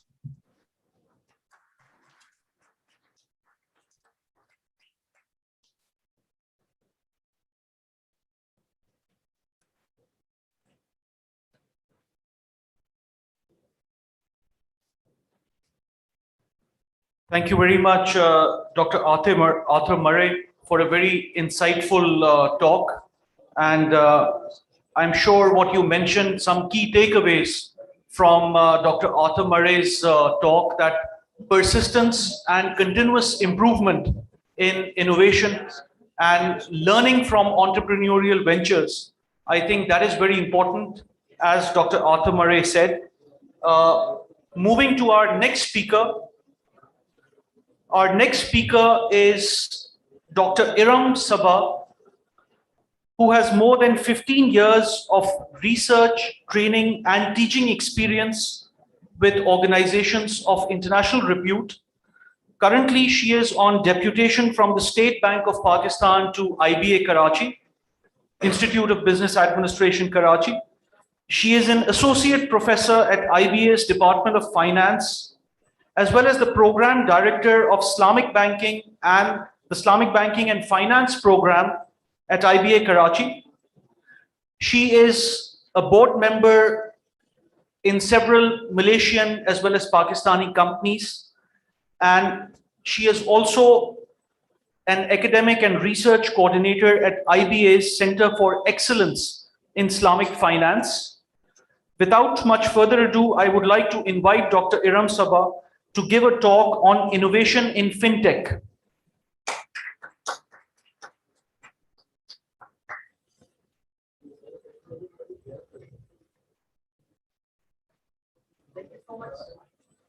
Thank you so much, Dr. Asad.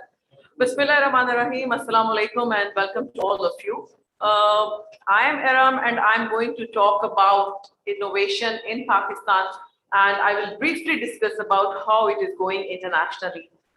Before the start of the presentation, I would like to definitely thank President FPCCI, Sir Nasser. I appreciate that you have taken this initiative, and especially as Sir Rafi mentioned, that we need to have more conferences. So if you invite academicians on the boards, then definitely we are here to support, because we are the ones who are going to, thank you, because we are the one who are going to teach the students who are going to join your institution. So it's a very good idea and I appreciate that. Last but not least, I would like to thank the Vice Chancellor of BHS Super University, sir.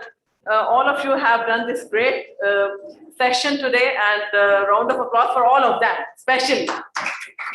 So thank you very much. With this, I would like to start.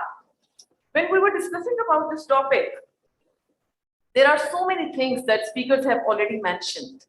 And I will just try to add what I think is much needed, especially for Pakistan. So how I'm going to talk for today's presentation, that will be related to why fintech, why this particular conference, why this session, and then especially fintech in Pakistan, what opportunities we have and what are the challenges that we are facing. So these two will be the most important point for my presentation. Fintech is growing since 2017, but COVID-19 was the last hook actually through which we saw the change and use of digital technologies. Many people were not aware about Zoom. They were not aware about Microsoft Teams. They were not aware about all the technologies that we have. But right now, people who are sitting in this room and the people who are available online, they all are aware about Zoom. And why is that? Somebody mentioned that COVID-19 is a blessing in disguise because now we are more prepared, right? So digital technologies are reshaping now. I'm focusing on fintech. So we have payments, lending, pension fund, wealth management, mutual fund investment. You can name the topic that is not covered by financial technological institutions, right? Or maybe the apps. Fintech have significantly increased all over the world, not only in Pakistan. You have the examples, Amazon to Gojek, Grab, Jumia, Lazada, Mercado, and so many more examples all over the world. But one important point, that is now we have free medium of transfer of money. We have WeChat Pay, WhatsApp Pay, and they don't charge money. So the problem is for the banks now, the traditional banks. Fintech, the investment in 2020 were more than $100 billion. And the latest data shows that it is around $200 billion now in 2021. And why fintech is more popular? The reason behind is we have unbanked population. I will show you the data. 70% of Pakistan's population is unbanked, right? And then we have millennials, the young generation, they can't wait.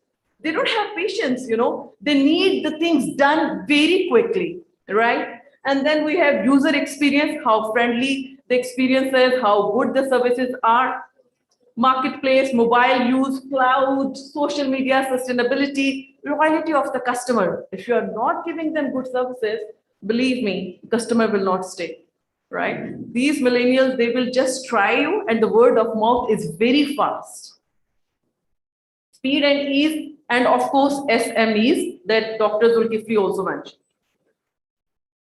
There are so many categories. If we just define all of these categories, it will take a lot of time. Just for the ease of understanding, what I have highlighted in bold, that is most important right now, we need to have reg tech, insure tech, supervision tech, that is subtech, and the infrastructure. I think Sir Rafi asked the question, Amjad Rafi, that what the government should do. Government need to provide infrastructure. चाहे जितने भी entrepreneurship हमारे पास आ रहे हैं, इदारे, startups आ रहे हैं, जो भी ideas आ रहे हैं, government need to give them infrastructure. Otherwise, they can't survive, right? Forex, climate finance. Our president of Pakistan also mentioned that climate finance, it's very important. Then we have personal finance, cryptocurrencies, data analysis. You can have the apps, artificial intelligence.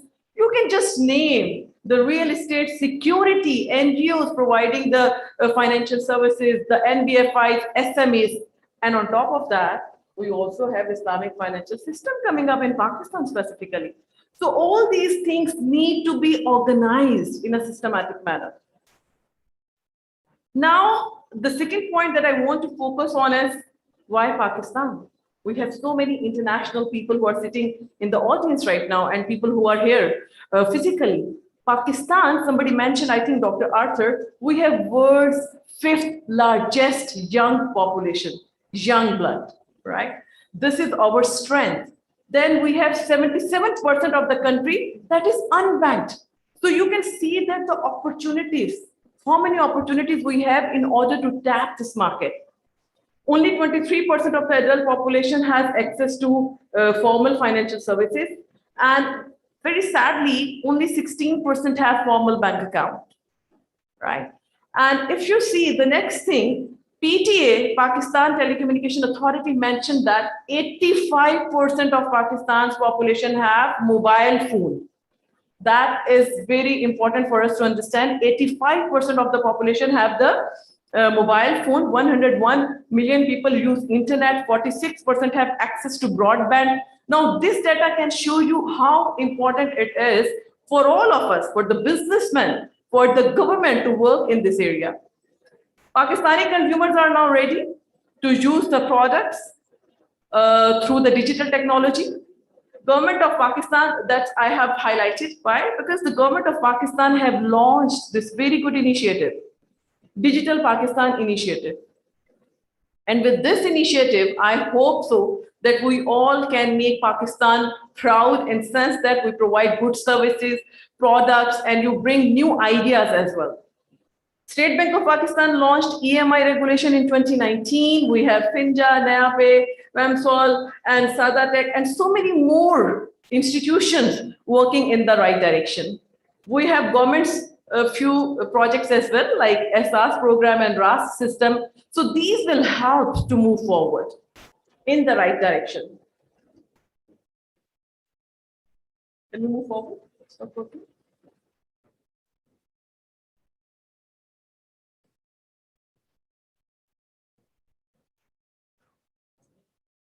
Okay, very quickly.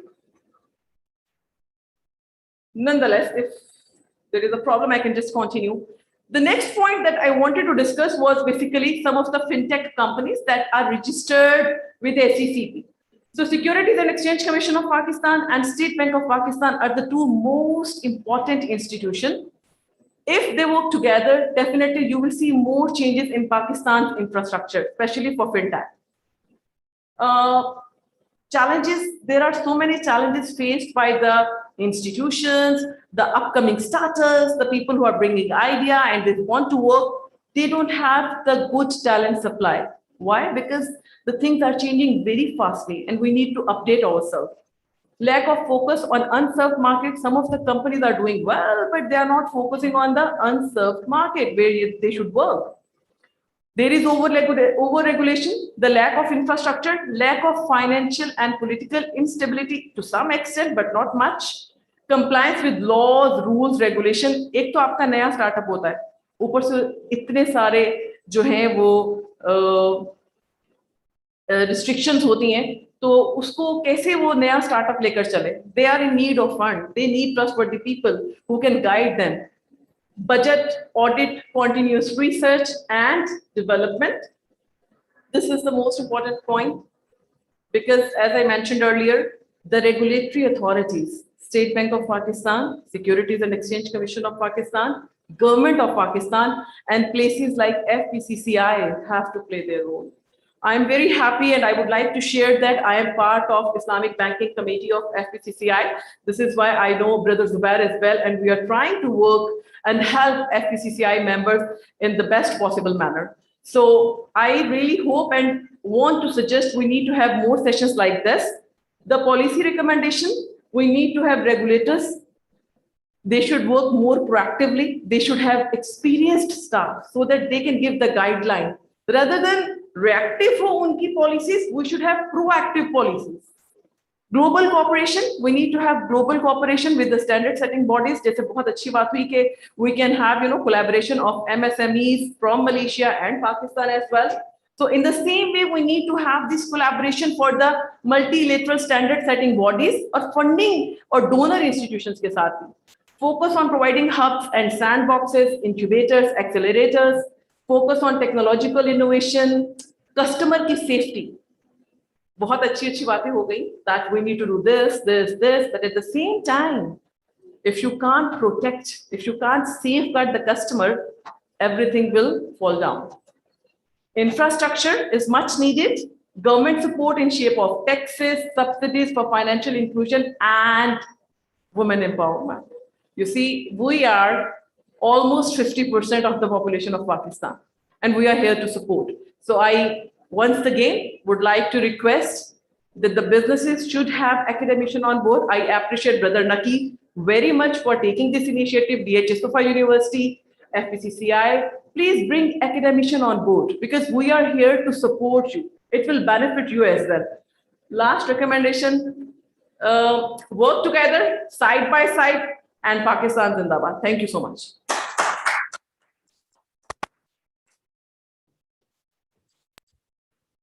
Thank you very much indeed, Dr. Iram Sabah, for giving us your thoughts about the importance of fintech in the context of Pakistan, especially a country like Pakistan, whose strength is our youth. So thank you very much, Dr. Iram Sabah. Moving further, as Mr. Naki Azam mentioned in his talk, that one of the key points of this conference is going to be to introduce cultural intelligence to our audience today.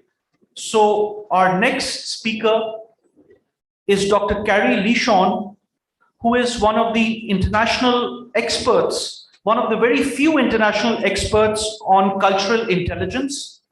She is the founder and CEO of CQ5.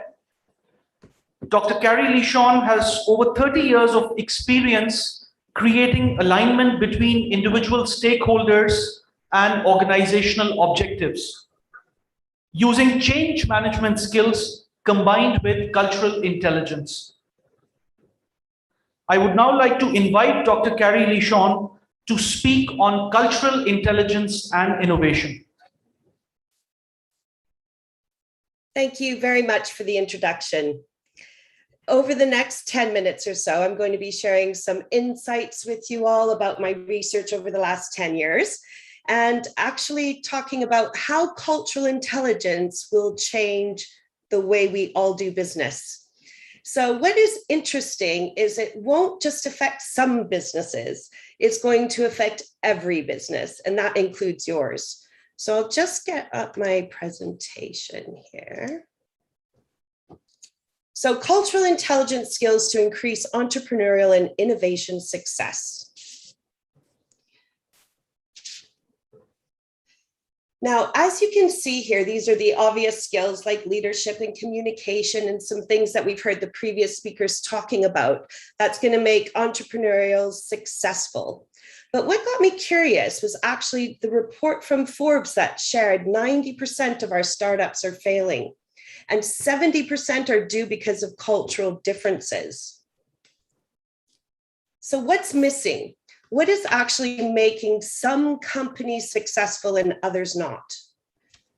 Well, the answer is cultural intelligence skills and the ability to actually acknowledge our unconscious bias. Now, unconscious bias is just the ability that we have to operate on automatic pilot. Have you ever gotten your car from your home and just arrived at work and didn't realize you drove there? You know, everyone can have some kind of experience like that.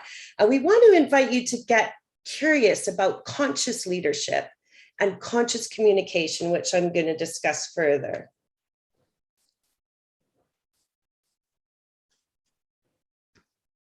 Oops, sorry. Don't know what's going on with my slides. Oh my goodness. Okay, this is the worst thing that can happen to a presenter, or is it? So, I don't know why that is not working. Give me 1 second.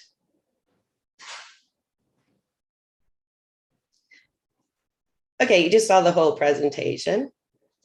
Right. So anyway, bear with me, sorry about that. So one of the things when we think about actually talking about diversity, we're thinking about gender, we're thinking about age, ethnic background, et cetera, But I would like to invite you to think about this statement, which is you are unique, just like everyone else. So what does that mean to me? That actually means that we all have separate realities. So we're all actually processing the view of our reality, our personal reality, through the lens of our experiences. Okay, my slide presentation is not working for some reason. Sorry, I don't know why. So we want to talk about, this is going, I need tech support. It was working perfectly all day long. So what is cultural intelligence? If I can get the slide, it's very sensitive.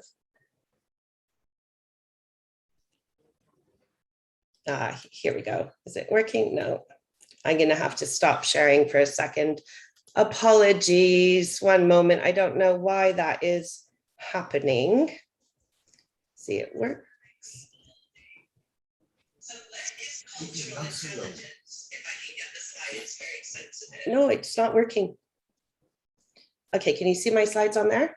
Because I've stopped sharing. Is it working? No. I'm going to have to stop sharing for a second. Apologies. One moment. I don't know why that is happening. See it work. Okay, so no. Oh, this isn't nice. No, it's not working. Okay, can you see my slides on there? Because I've stopped sharing. Is it working? Okay, let's try this now. Okay, I think we've got it. Sorry about that. So what is cultural intelligence? So cultural intelligence is what is understood as the capability to relate and work effectively across cultures. So migration now is growing faster than the population. And what that means is we're actually living and working in different countries than what we were born. So we're all gathering now cultural imprints and multiple cultural identities. So we've evolved into a process, because this is complicating the way we do global communication. So CQify is actually cultural intelligence and insight for yourself. So we're talking about igniting individual curiosity around biases, minimizing microaggressions, and emphasizing the benefits of diverse work teams, diversity in general. And this is achieved by understanding that our reality is created by thoughts. So for example, who has the power to observe what you're thinking right now? Only you. So what if we replaced our judgments with curiosity? What if we replaced criticism with empathy? How does that impact the way we show up and run a team meeting or any kind of dialogue relating to business? What is bias? So we've talked a little bit about conscious bias. That's obviously everything that we know what we're doing and we're aware of. But today I want to talk about that unconscious bias, that automatic pilot. Now, the good news is we all have unconscious biases. The challenge is it's limiting our potential and our perception of reality. So that is what we want to break open and actually dismantle the stereotypes that exist and that are no longer viable, because we can't look at a country in general anymore, because I just shared we all have multiple cultural identities. So today you could be based in, like for me, I'm based in Spain, but I was born in Canada. I lived in America. I lived in the UK. So I have a multiple way of cultural imprints and how that's influencing my perception of reality. So because we have, oh, this is incredible. Because we have over, sorry.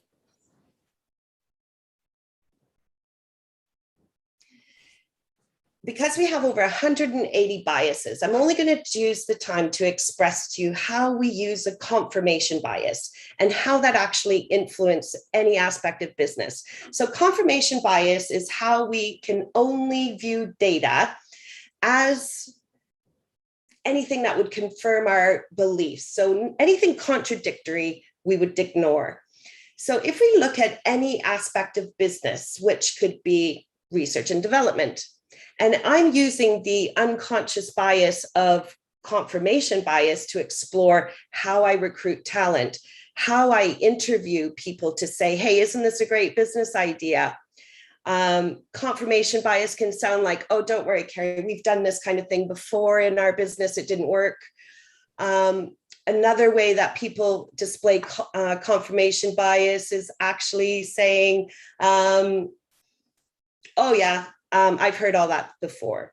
So there's lots of many different things that we would trigger that, in which we call our reactive thinking. This is our automatic pilot. We're entrepreneurs, we have loads of time pressure, fatigue, we're distracted.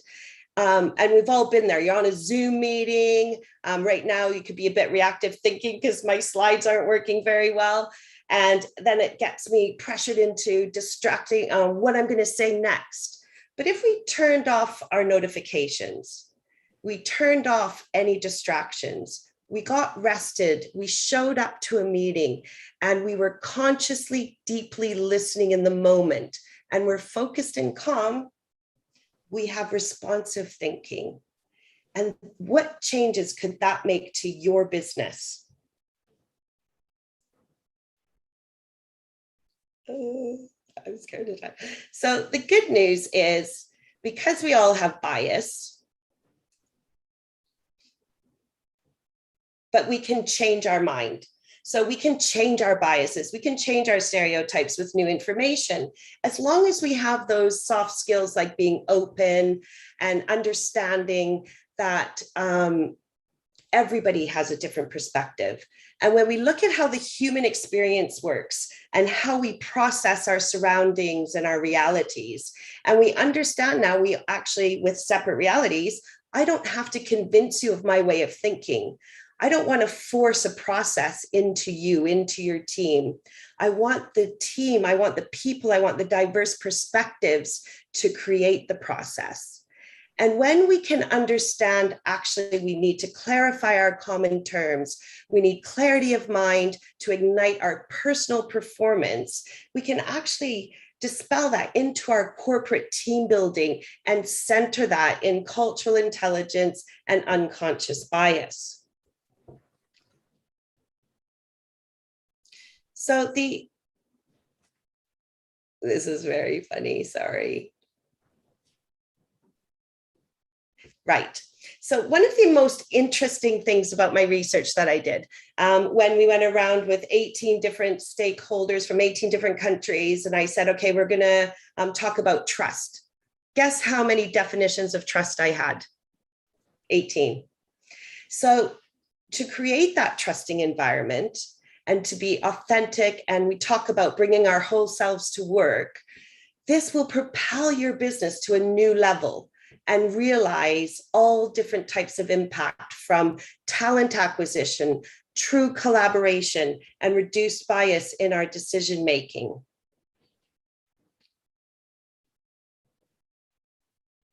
So one more slide, come on, we can do this. So strategies to mitigate bias is to observe your thinking. Is it reactive or responsive? Is it consciously, are you consciously communicating? Are you showing up, watching body language, watching how you clarify these common terms that we're using within the team, especially global teams, and to continue to develop your CQify skills so that we're open and curious about diverse perspectives. Because if we fail to ignore our biases, we will miss out on key opportunities for our business. So thank you very much. But before I leave, I would like to share with you, if possible, one last quote on extraordinary people. So extraordinary people are not extraordinary because they're invulnerable to unconscious biases. They are extraordinary because they choose to do something about it. And today I wanted to let you know that I think you're all extraordinary for showing up, taking time out of your busy schedules, and listening to the interesting conference and presentations we've had today. So thank you for listening.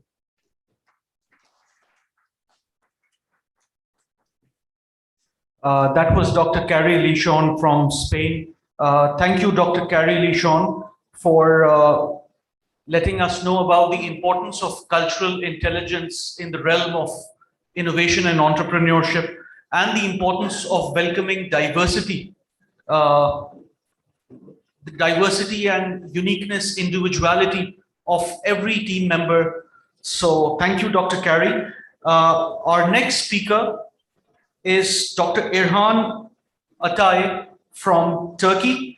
Dr. Irhan Atay is a PhD from Kyung-hee University in Korea in Human Resource Management. He has over 20 years of experience in academia and industry as a lecturer, researcher, and consultant.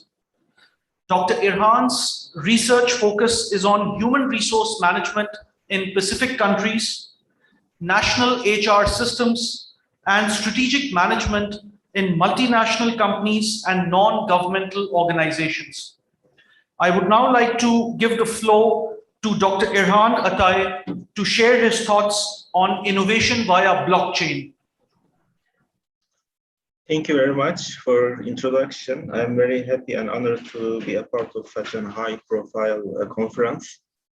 I learned a lot through the presentations, and today I'm going to, maybe you are familiar with the blockchain. However, I will look from a different perspective, and also I will bring a case from a government sector, Turkish e-government system.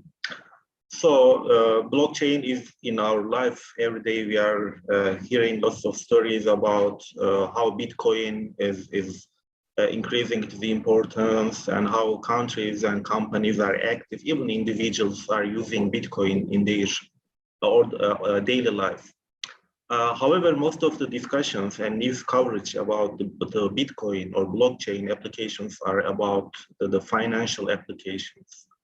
So as you know, blockchain or Bitcoin is a part of a blockchain process, and blockchain is a specific type of database, and data is stored in blocks and chained together in a chronological order. So with the help of such blocks, several and variety of information can be stored, and most of the information actually, it can be sensitive data, or any data can be stored in under blockchain. So blockchain technology is actually giving access to several parties, several actors to share information and data, and it's creating a very huge public database, or what we can call at a public ledger. So public database is not under the control of a central authority, not a government, not a big company. However, it is shared by everyone in the system. So average blockchain actually is giving opportunity to the users to be to have a transparent process, and it's permanent, and it is unmutable and reliable. So it is also giving opportunity to share and store the digital records, also preventing the fraud, also giving very easy access to check the documents or information, whether if they are true or mistaken. So in such a content, blockchain is have applications in mostly in finance. However, nowadays you can see also the logistics, supply chain management, even drug companies started to use blockchain. So logic of the blockchain can be summarized in this figure. Imagine that two parties are having a relationship, initiate an exchange relationship, and they have to verify the information that they give to each other. Those informations can be about anything. I mean, the credentials, certificates, or cryptocurrency. So both parties needs to verify whether the documents or the information is reliable or not. So in that case, such request is sent to the decentralized database, or we can call as public database or public ledger, to verify the information. So all the actors that is related to that organization and individual actually having blockchains, and those blockchains creating an individual or organizational level specific ledger or blockchains. So any change in one block needs to get approval from all actors in the system. So who can be the actors in that blockchain? Educational institutions, government bodies, financial institutions, banks, or the companies that the employees worked earlier. So actually, the blockchain in HR is still in discussion process, and only a few big companies trying to initiate, store all their employees' training records or employment records. However, it's not very well accepted because, I mean, we don't have best practices. So especially in the employment process, I mean, as you know very well, we have to give our diploma certificates, also what else, the health records and criminal records, and certificate of good conduct. So in that case, for example, I'm trying to send a document to Vietnam, and because there is no direct approval system between Malaysia and Vietnam, I have to go to, first of all, notary office, and notary. After that, I have to go to the Ministry of Foreign Affairs. After that, I have to go to the Vietnam embassy, and in all of those processes take time, and also I have spent lots of money. So in order to get approval and verification about one certificate, I have to wait about 1 week and almost paying $200 total for one document approval and the verification. So in that case, if companies are able to store and share their employees' data with the consent of employees, and employees are able to give access to their information to be checked by their earlier companies, and in that case, HR in companies may able to check the applicants' backgrounds. Also, they can prepare smart contracts, also training records and salary surveys of the employees. Also, rewarding can be done by decentralized crypto tokens, and it may ease the HR job about storing and checking the employees' previous success. So actually, the e-government application of Turkey is not using the same technology with blockchain. However, logic is the same. Why? Because, as you know, e-governments collecting data from every individual, every citizen, and at the end, they have to know what are the citizens are doing. So dealing with government offices and bureaucracy is very difficult, and it takes time, and it's a very complex process and cumbersome and bureaucratic structure. So in order to decrease such processes, Turkish government initiated e-government system in 2001. It was one of the pioneer countries in the world.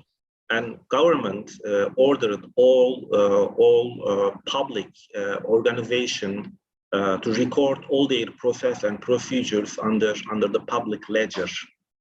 Also, private organizations voluntarily may access to the system. So the logic of application public ledger or the public network under the umbrella of e-government of Turkey is for the government is to be accountable, controllable, and transparent actor, also giving access citizens to the digital services without dealing with the bureaucracy and paperwork.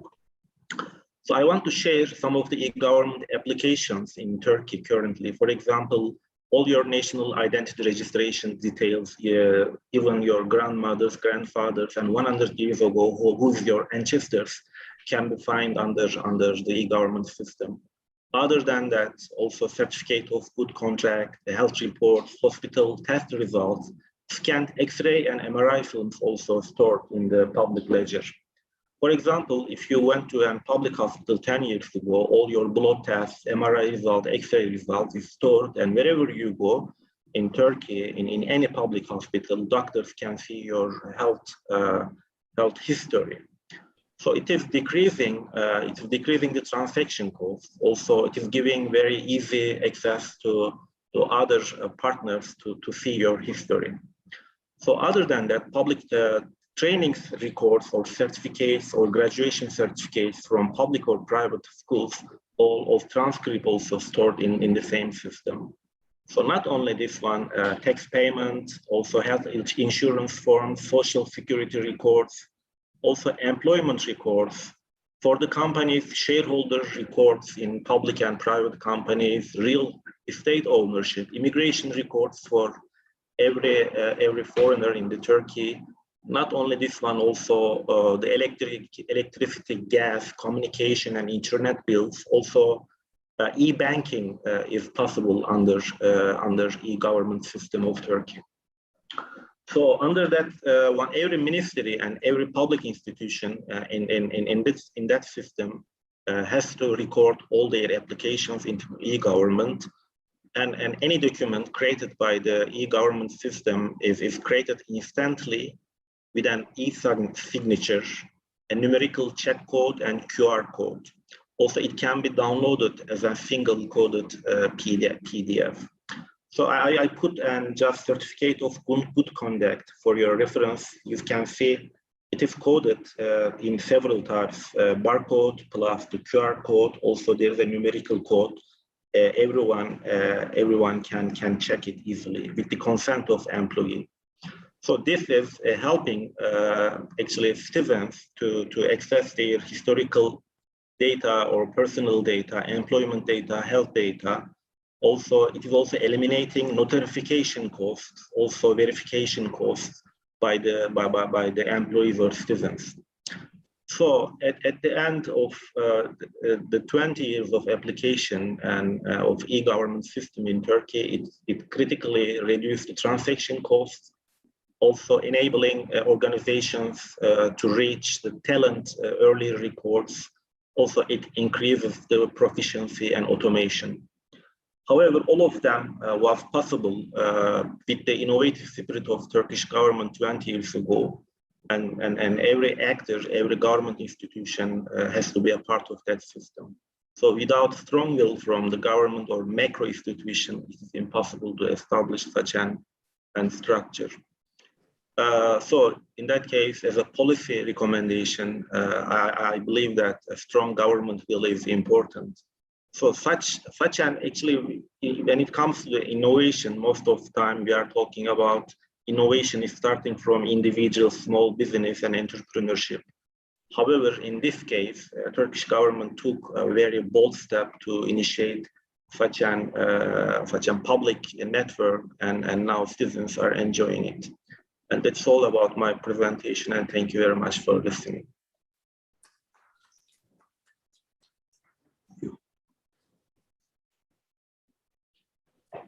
Thank you very much, Dr. Irhan, who's at Monash University School of Business. So that was a success story from Turkey, how blockchain technology has revolutionized human resource management in Turkey, and a lot of lessons for Pakistan in Dr. Irhan's talk. Moving further, our next speaker of the conference is Dr. Karl Georg Stiffens from Germany. I'd like to give a short introduction to Dr. Karl Georg Stiffens. He is the Managing Director of the Innovation Center in Hamm, Germany. He is a member of the Executive Board of Association of Business Development Agencies of Germany. Dr. Karl Georg Stiffens is also an honorary professor at the SRH University of Applied Sciences in North Rhine-Westphalia, Germany.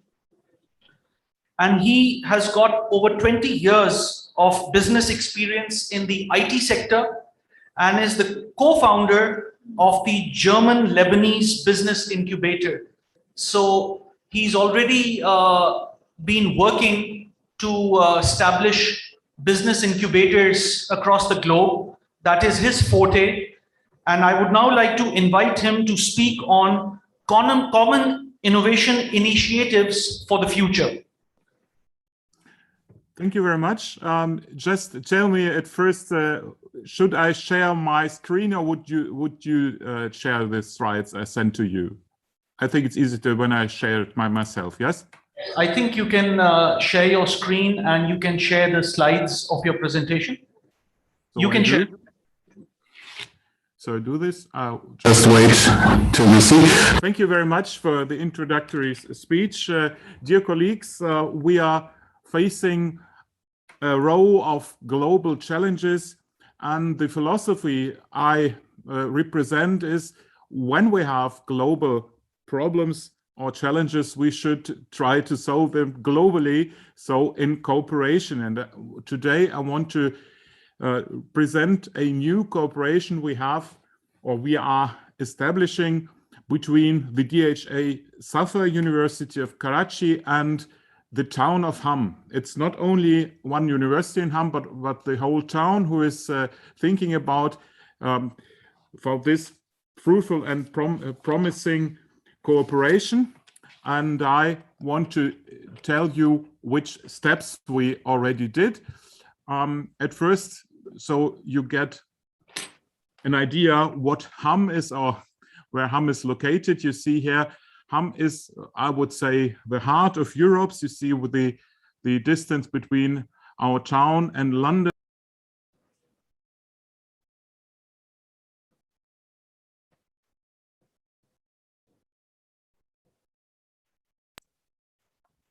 Someone muted me. So I was muted. I hope now you are listening. You are hearing me.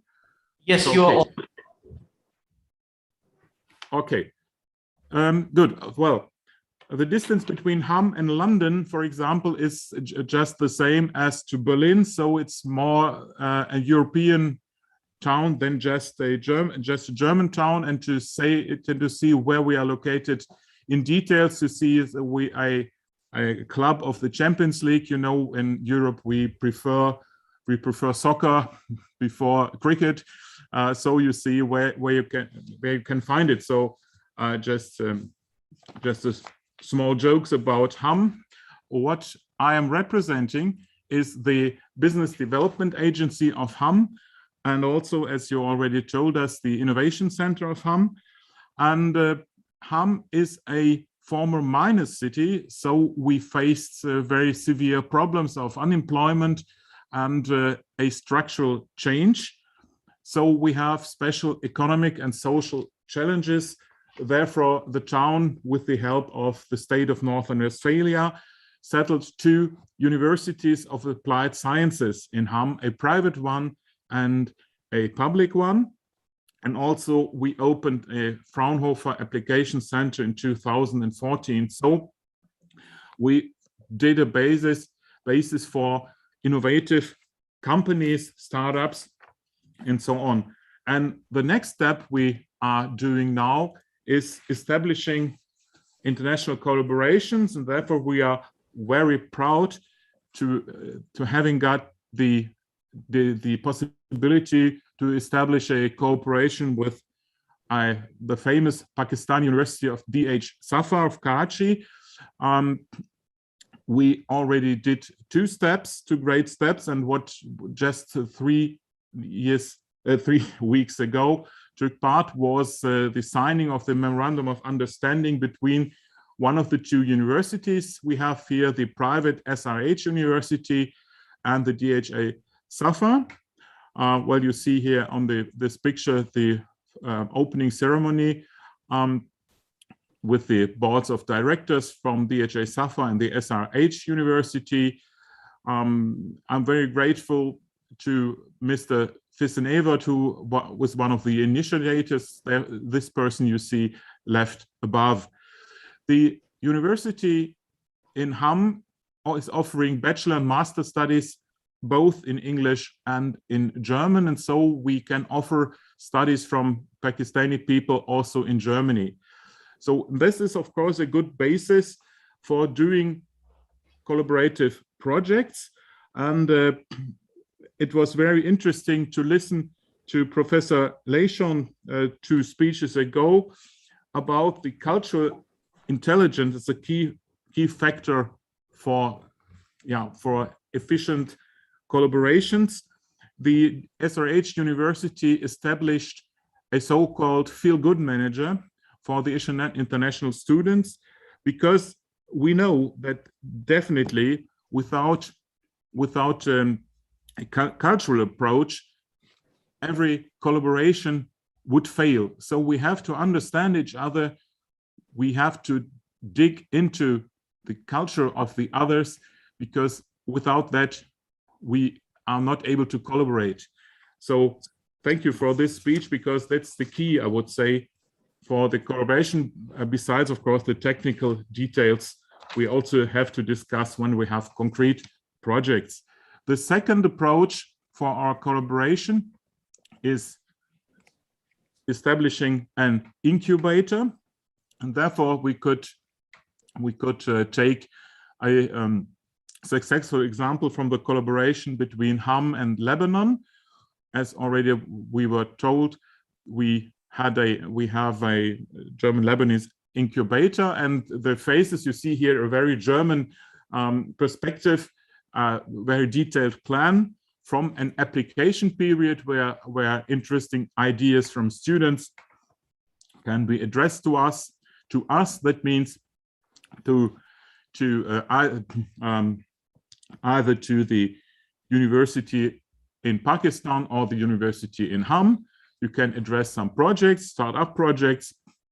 Then we will establish a jury to collect or to choose the promising project ideas from that. We filter it down to 20, and after that we have already a good selection of 6 startups to found them for or to support them for an incubation phase. And the interesting idea from an international incubator is that we also can discuss the question, is a certain startup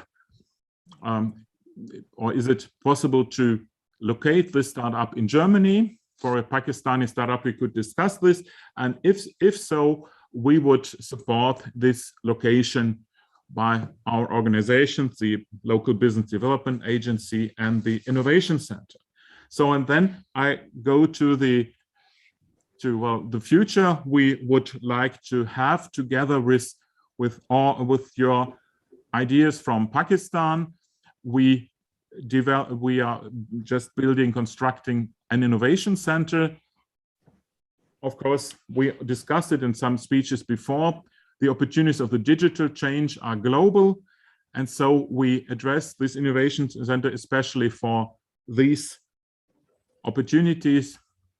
We want to bundle and extend activities in the field of digitalization in Ham and the region, the German region, and of course we need and we desperately need support from Asia. We know that that in Asia, especially in Asia, there are very many intelligent, smart, and well-educated engineers, and we hope that we find some who could imagine to found a company in the heart of Europe, as I told you, in Ham. There we establish room for innovations and can offer an extensive network of local and regional partners. So you see our vision of this building, the Innovation Center Ham. You see here, it is now designed. You see here the left picture is our vision, and the right picture shows that we are already doing what we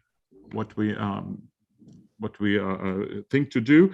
So the opening is in May, June 2022, and yeah, sorry for being a bit like an advertisement, but I think an international collaboration should have also examples, and I think that what we already discussed with the DHS Safa University could be a very good example for this international cooperation. We could there just try to do everything we are discussing in all the other more technical speeches.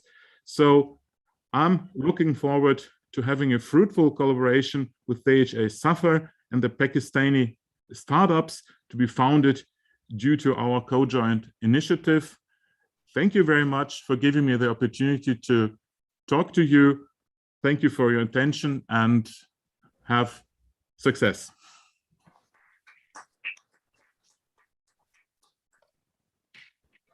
Thank you very much, Dr. Carl George Stephens.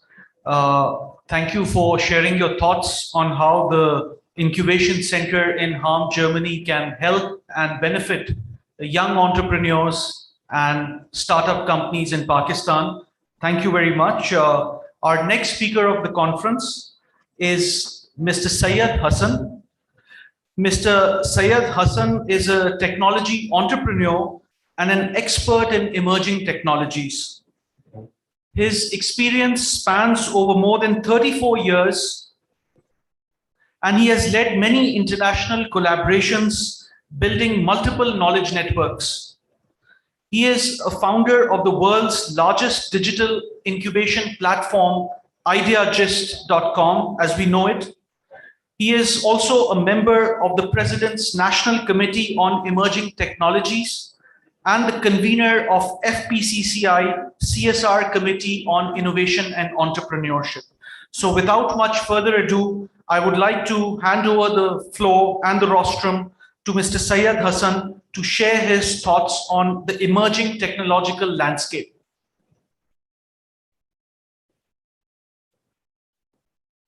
Thank you so much. Hello. Yeah. Thank you so much. Bismillahirrahmanirrahim. Honorable President, hopefully maybe later watching the videos, Dr. Arif Alvi, FPCCI President, Nasir Magoo, FPCCI leadership, our respected speakers and esteemed guests. Assalamu alaikum. The good thing about coming late, like the last speaker or second last speaker, is that pretty much everybody has said everything that we wanted to say.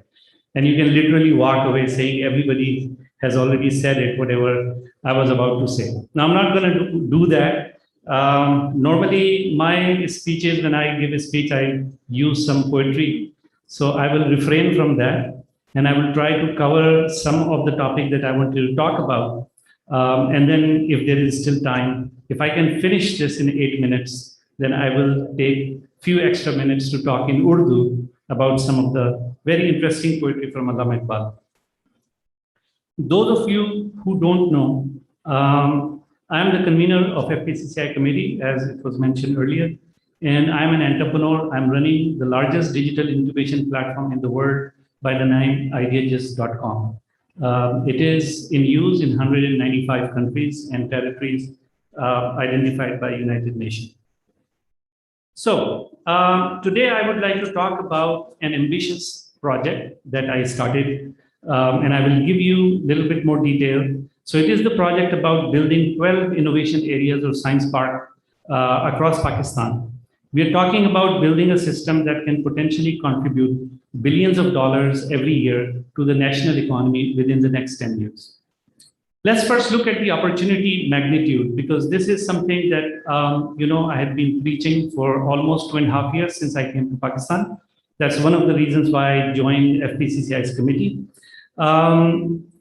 We are going through a technology revolution, and we are in the midst of it. There are 50 or roughly 49 emerging technologies currently on the horizon.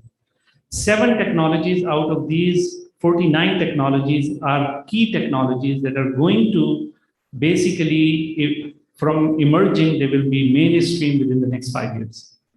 These 7 technologies altogether are about to create an economic impact of $50 trillion. I'm talking about trillion, $50 trillion. Now, this is no secret. I'm not talking about some hidden thing that nobody knows. These 7 technologies include 3D printing, artificial intelligence, augmented reality, blockchain, Internet of Things, smart robots, and intelligent vehicles. Combined together, $50 trillion. So these emerging technologies, this is the good news for Pakistan, because you heard my friend Dr. Arthur Murray was saying that Pakistan has the capacity to surprise the world. And so we can surprise the world, because the good thing about these 7 technologies, that these 7 technologies rely on 2 fundamental things. And we have talked about those 2 things. One is the IT infrastructure. We already know Pakistan has got a decent structure. Of course, we can do better. But more importantly, it relies on talent, on human talent. And Pakistan has got a lot of what you call young talent. So this is good news for us. So the challenge that comes with that is that the population numbers are in our favor. We are 68% under 30. which means that we are the second largest under 30 population in the world, or the fifth youth population, which is, Pakistan is the fifth largest country also in the world. So we have this talent, but this is raw. We don't have mature talent. We don't have talent that has the exposure of international markets. So if we start developing some things over here, our ideas are not very mature. And that's a reality. I mean, we just did a call for ideas for our incubation program. So we do the boot camps, and we had like 300, 400 ideas. And then we start looking at that. We could hardly find good ideas, and they need a lot of work to actually develop those ideas. So in this lack of talent, what can we do? Because with this lack of talent, there is one more thing that Pakistan is missing, and that is risk capital. Because if you have got a good idea, then as Art said, that there are 100 ways to learn how to not to do things. So when we are learning how not to do things, we are taking a risk, right? So, and we need to keep learning. So that's where I believe that overseas Pakistanis can make a huge difference. So today's announcement is about overseas Pakistanis in action. So to unlock the potential of a young population, we need a large pool of internationally experienced people that are willing to invest their intellectual capital, their financial capital, and their social capital into our future generations. For the future generation, not for their own self. So overseas Pakistanis worldwide are recognized for their intellectual leadership, their business leadership, and their academic leadership. They're everywhere in the world, Pakistanis have made a name for themselves. Their intellectual capital can propel the growth of knowledge economy in Pakistan. And that is the missing link, because in Pakistan, we cannot find that many talented people who have that global exposure, who can guide our younger generation to go forward. So with that, 10 million people all over the world. These guys are not only just the experts, the entrepreneurs, they have all sorts of different capabilities. With the new post-COVID-19 world emerging now, all of us, because when I came to Pakistan 2.5 years ago, trust me, some people said to my face that, Hassan, you're crazy, you're talking about US. In Pakistan, everything happens like this in person. But here we are doing the first conference, hybrid conference. We have got people outside, we've got people over here. And now in Pakistan, people realize that it can be done. So post-COVID-19, pre-COVID-19 may be a different world. So post-COVID-19, we are talking about, physical distance is no more a limitation. So these people who are sitting outside Pakistan, Pakistani diaspora, can easily provide thought leadership and high-end technology expertise to young technology entrepreneurs in Pakistan. They can also provide risk capital. These guys are not, financially broke. They have money. They can invest money in Pakistan. And if you look at it, the Indian and Chinese story also has their diaspora very much engaged in building their economy. So for Pakistan, this must be the time. So you must have got the idea by now. So the ideas provided and led by the overseas Pakistanis, combined with the talent, youth talent in universities, and systematic flow of risk capital will surely bring fast results and will increase the flow of foreign direct investment in Pakistan. Jaisa bhi humne dekha, we just saw like $85 million were raised by Airlift. That's a Pakistani company raising at the international level $85 million. That's not an easy thing to do. That's one of the large deals recorded in the last 10 years. So what are we going to do? The overseas Pakistanis, we are going to build something called the National Non-Innovation Park System that is being initiated by a network of overseas Pakistanis, entrepreneurs, angel investors, and technology experts to invest the intellectual capital of overseas Pakistanis in developing a vibrant innovation system. If you remember, Honorable President Arif Alvi, he said that we need vibrance, and that vibrance comes with ideas. And for those ideas, we not only have this group of people coming together, we also launched in February National Idea Bank that was launched by the President of Pakistan. And that is the first time we are actually recognizing innovative ideas in Pakistan at the national scale. With the vision of socially and economically prosperous Pakistan, we are not talking about just economic prosperity, we are talking about social prosperity also. So with that vision, Through innovation and entrepreneurship, the park system will be governed by an independent non-profit organization. This is not a business. This is going to be people who are totally committed to build the innovation ecosystem, and they will have representatives from academia, industry, government, and society. The park system is initially planning to develop 12 connected innovation areas in top cities of Pakistan, creating opportunities in emerging technologies for our younger generation. In our quest to develop a vibrant innovation ecosystem, we would like to go beyond KLI effect. You know what is KLI effect? KLI effect is called Karachi, Lahore, Islamabad. So when it comes to any investment coming from the government, this is the reality, I'm not kidding. Karachi, Lahore, Islamabad. Where else would you invest? So we want to go beyond the KLI effect. So we are talking about secondary cities like Faisalabad, Gujranwala, Peshawar, Multan, Hyderabad, Bahalpur, Quetta, Sargodha, Sialkot, Sakkar, Haripur, and many more. I mean, I heard that Ahmedabad is going to be a metro city too. There are lots of opportunities in Pakistan for other cities that we have to build systematically. In addition to creating wealth, jobs, and economic activity, this program will also provide a pool of practitioners in 3D printing, artificial intelligence, in augmented reality, blockchain, IoT, intelligent vehicles, and smart robots. This pool of experts can act as a think tank for FPCCI, for the government, where we need their expertise in developing better policies, identifying promising technology solutions that are developed here, locally in Pakistan, because we don't know which technology is good, which is bad. Are we competing with the international quality or not? So this group can actually provide a lot of help in also building capacity across the board. My friends and I have been working on this program for the past 2 years. Over the past 12 months, we have organized a large team of highly experienced overseas Pakistanis that have spent countless hours in designing a robust structure that can supply experienced talent and thought leadership to the innovation ecosystem in Pakistan. I invite everyone in business community, in academia, in the government to join hands with overseas Pakistanis in building a prosperous Pakistan. Any organization or individual willing to work with our group, they can actually go online with the pak100.org/innovate, and they can actually fill a form quickly for interest. I would request the government, especially the President of Pakistan, and I'm in his team, I will be sending this separately also, that the government should actively support events in which overseas Pakistanis are engaged in the innovation ecosystem. Because all the time we go to overseas Pakistanis, we ask them, give us money. You know, send more money to Pakistan, more remittance to Pakistan. We never ask for their brain. They have brains that worth 10 times or 100 times more than the money that they have. So we need to tap into their brains, not the money. But money is good. I'm not saying don't send the money. Send money to Pakistan, absolutely. In the end, I thank FPCCI's president, Mr. Nasir Babu, especially for his vision, because he's the one, when I came on board, he's the one who told me that we would like to see these emerging technologies, we would like to see innovation.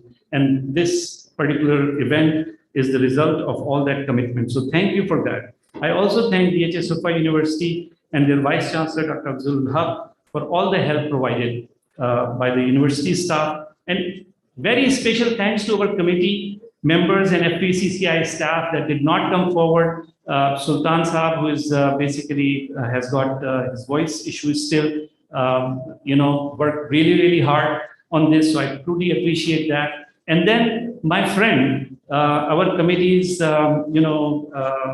co-convener, I would say, not deputy convener, Naqi Azam, for working tirelessly in organizing this event. So, Mr. President, if you would be inshallah listening it later, I truly appreciate your presence in the event today and thank you for your leadership.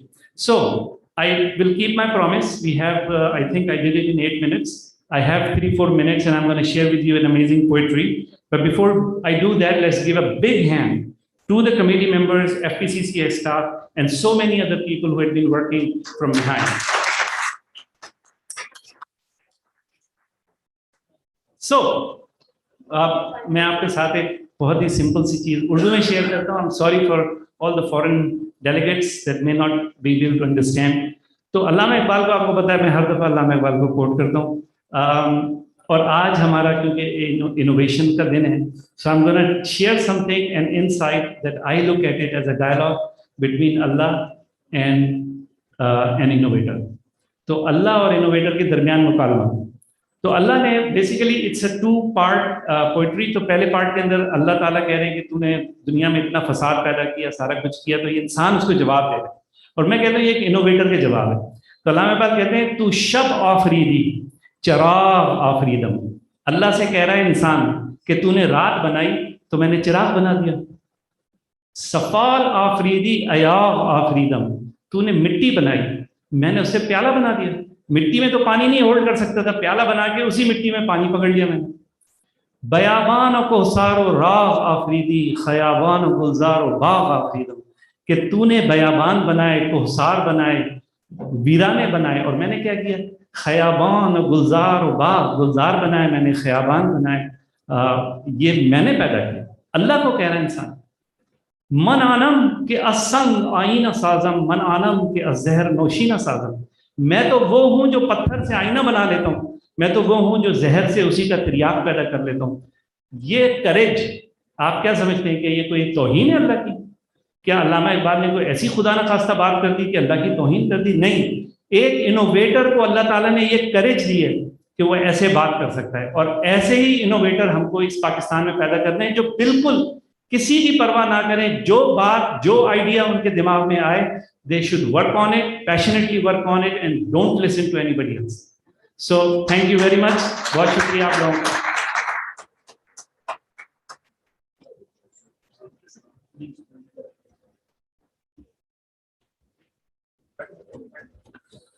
Thank you very much, Mr. Syed Hassan, for a very motivating talk. And necessity is indeed the mother of all inventions. And thank you very much for sharing your thoughts on how overseas Pakistanis can play a very important and pivotal role in this ecosystem of innovation and entrepreneurship. Thank you very much, Mr. Syed Hassan. We are now going to move on to the panel discussion of this conference. For this panel discussion, I would like to invite the following panelists: Professor Dr. Mohammad Afzal Haq, Vice Chancellor, DHS Sufa University, who will be in chair of this session. And the other panelists whom I'd like to invite are Mr. Syed Hassan, Dr. Iram Sabah, Professor Dr. Abdul Jabbar Khan, and Mr. M. Hanif Lakhani.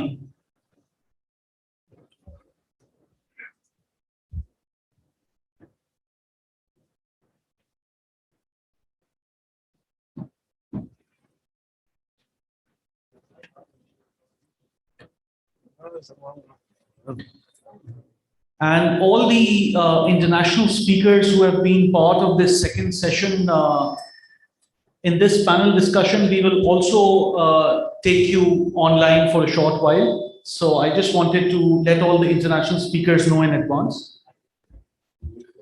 Right, thank you, Siddiqui. Assalamu alaikum and very good evening, everyone. I am Dr. Afzal Haq, Vice Chancellor of the DHS Sufa University. Thanks for joining us today in the first International Conference on Innovation and Entrepreneurship, the second panel discussion. This event is being held jointly by the PCCI and DHS Sufa University. This evening, we are delighted to have 4 panelists. Mr. Hanif Lakhani, Vice President of FPCCI, Mr. Abdul Jabbar, Mr. Hassan Syed, President IDHS USA, and Dr. Iram Sabah from IBM. On behalf of FPCCI and DSU, I'm delighted to welcome all of you. To begin with, let me say that we have a galaxy of panelists and a wonderful set of speakers and promise to have a stimulating conversation.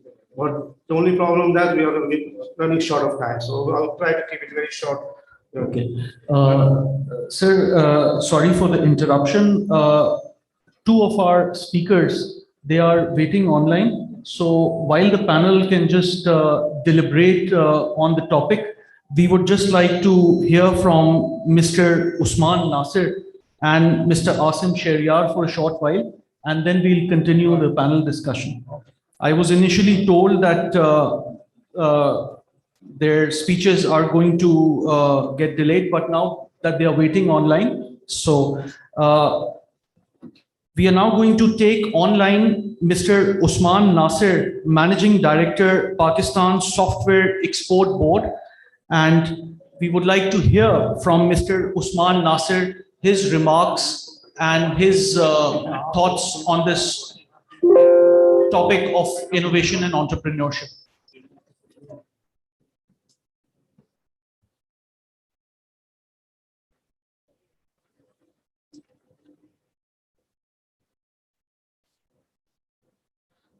Okay, can we hear from Mr. Asim Shehryar, CEO, Ignite National Technology Fund, if he's online? Can we hear his thoughts on entrepreneurship and innovation in Pakistan? Mr. Asim Shehryar.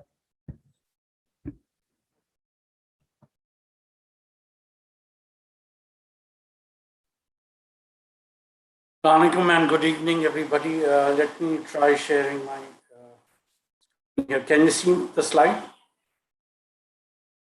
Hello? Yes, the slides are visible. You can go full screen.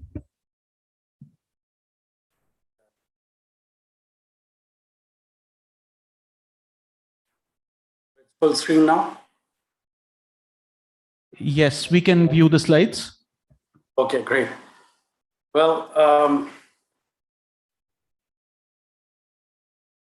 so dear President FBCCI, Hassan Saab, Asadullah, participants of the International Conference on Innovation and Entrepreneurship, Assalamu alaikum and good evening. I'm Asim Shehryar, CEO, Ignite. Ignite is a technology fund under Ministry of IT and Telecom, which is focused on funding innovation and entrepreneurship in Pakistan. So let me go through the slides. Yeah. So here you can see some pictures of the incubators which have been established by Ignite over the past couple of years. So to promote the tech startup ecosystem in Pakistan, Ignite has established a network of 5 national incubation centers so far in Islamabad, Lahore, Karachi, Peshawar, and Quetta, and we are planning 5 more incubators over the next 2 to 3 years. Within a short duration of 4 years, our incubators have inducted around 800 startups, out of which 380 have graduated so far. They have created around 106,000 direct and indirect jobs and received investment commitments of around $56 million. And it is also worth mentioning that more than 2,000 women entrepreneurs have been empowered by our national incubation centers. And some of our success stories include Baikia, Parkwete, Gigi Khata, Integri, DevTalk, and Vasila.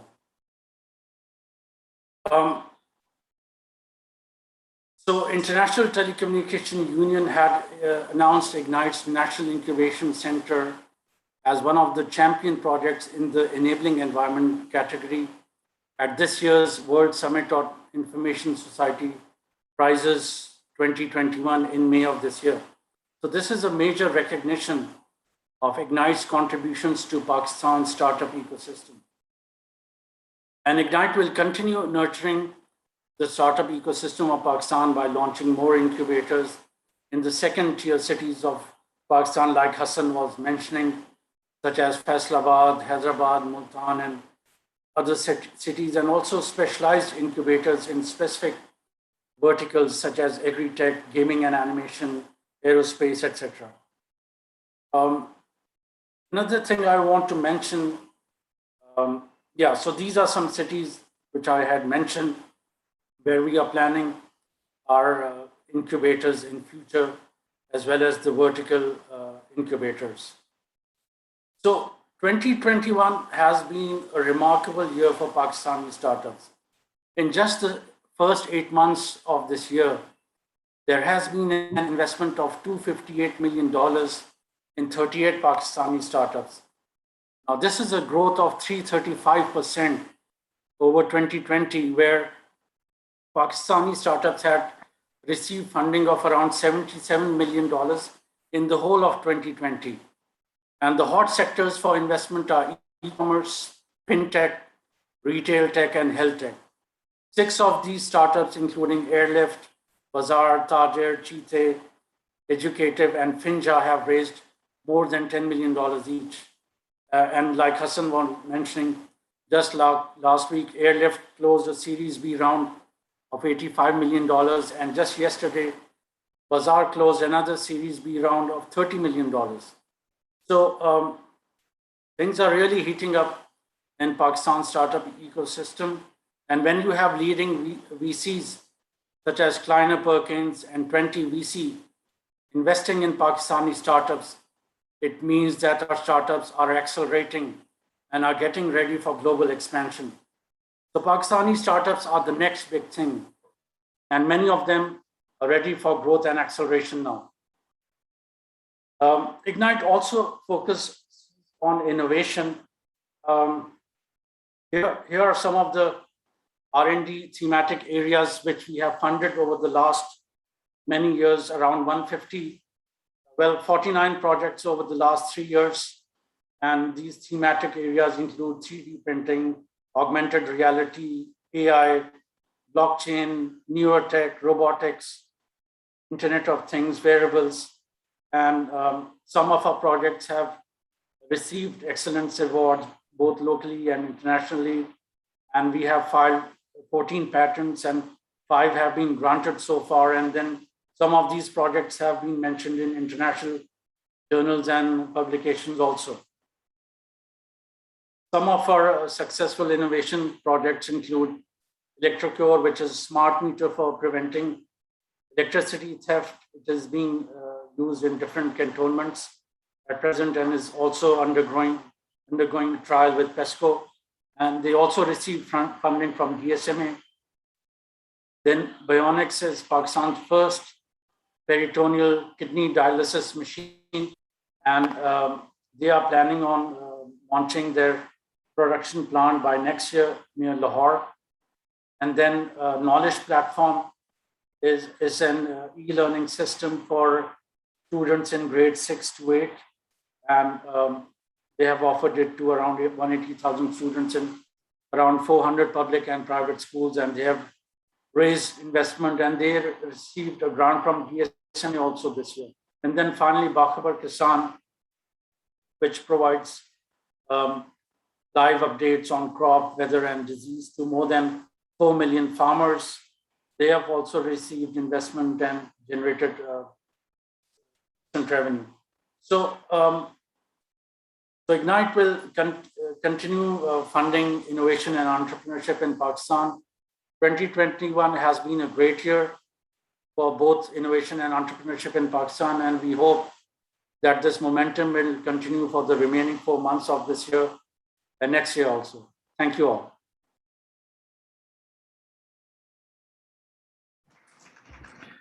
Thank you very much, Mr. Asim Shehryar, on sharing the wonderful work that Ignite is doing in the fields of innovation and entrepreneurship in Pakistan. Do we have Mr. Usman Nasir?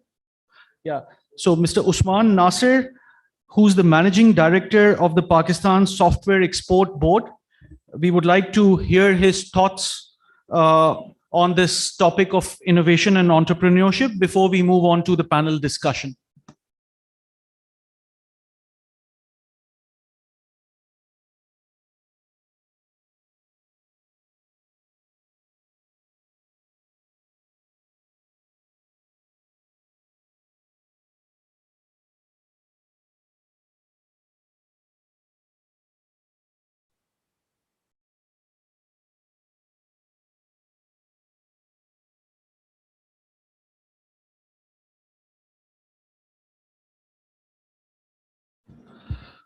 Okay, so meanwhile we wait for Mr. Usman Nasir to again come back online, we would like to commence the panel discussion with Vice Chancellor of DHS Sufa University, Professor Dr. Mohammad Afzal Haq in chair. Thank you, sir. Before I give the floor to my panelists, I would like to give a summary of the 6 presentations that were made. The first was made by Dr. Arthur Murray, is of the view that the innovation happens when it is accompanied by learning and backed by knowledge systems, so that the right track of action can be identified. He recommends that in order to become an innovative economy, we should focus on knowledge-based initiatives that brings ideas, talent, and resources together. The next was Dr. Idam Sabah. She was talking on the importance of fintech and its growth in Pakistan. She emphasized global cooperation on standard setting, along with collaboration among domestic regulators. Focus on technological innovation in fintech. Customer security should be a major priority, but at the same time, over-regulation should be avoided. Then Dr. Carrie Layson discussed as to how mitigation of bias for global success of an entrepreneur can be achieved through cultural intelligence and acknowledging unconscious bias. Dr. Erhan from Turkey, he presented a big picture of e-government system in his country. He emphasized on the role of blockchain in achieving innovation at government level and how its benefits like reducing cost and increasing productivity can be achieved. Dr. Stephens, with whom we are working, emphasized the value of international collaborations in flourishing innovative culture and entrepreneurship. Stating the example of collaboration with DHS Sufa University with organizations in Germany, Dr. Stephens presented views of how cultural diversity plays a role in innovations. And of course, Mr. Hassan Sayyed, he has emphasized on the network of embassies, that the network of embassies and consulates should be strengthened and effectively engaged in order to support innovation in an economy. He stated that overseas Pakistani, especially coming from developed countries, can play a vital role in developing an innovation ecosystem in Pakistan, and our government should play its role to support and encourage these overseas Pakistanis to turn Pakistan into an innovative economy. Having said so, I would like to open the floor for discussion. Thank you very much, Professor Dr. Mohammad Afzal Haq. We're going to continue the discussion and we'll take every panelist. We have Mr. Usman Nasir online. He's been waiting online. So for 5 to 10 minutes, I'd like to give him the floor. Mr. Usman Nasir, he's the Managing Director of the Pakistan Software Export Board. And Mr. Usman Nasir will be presenting his thoughts on innovation and entrepreneurship.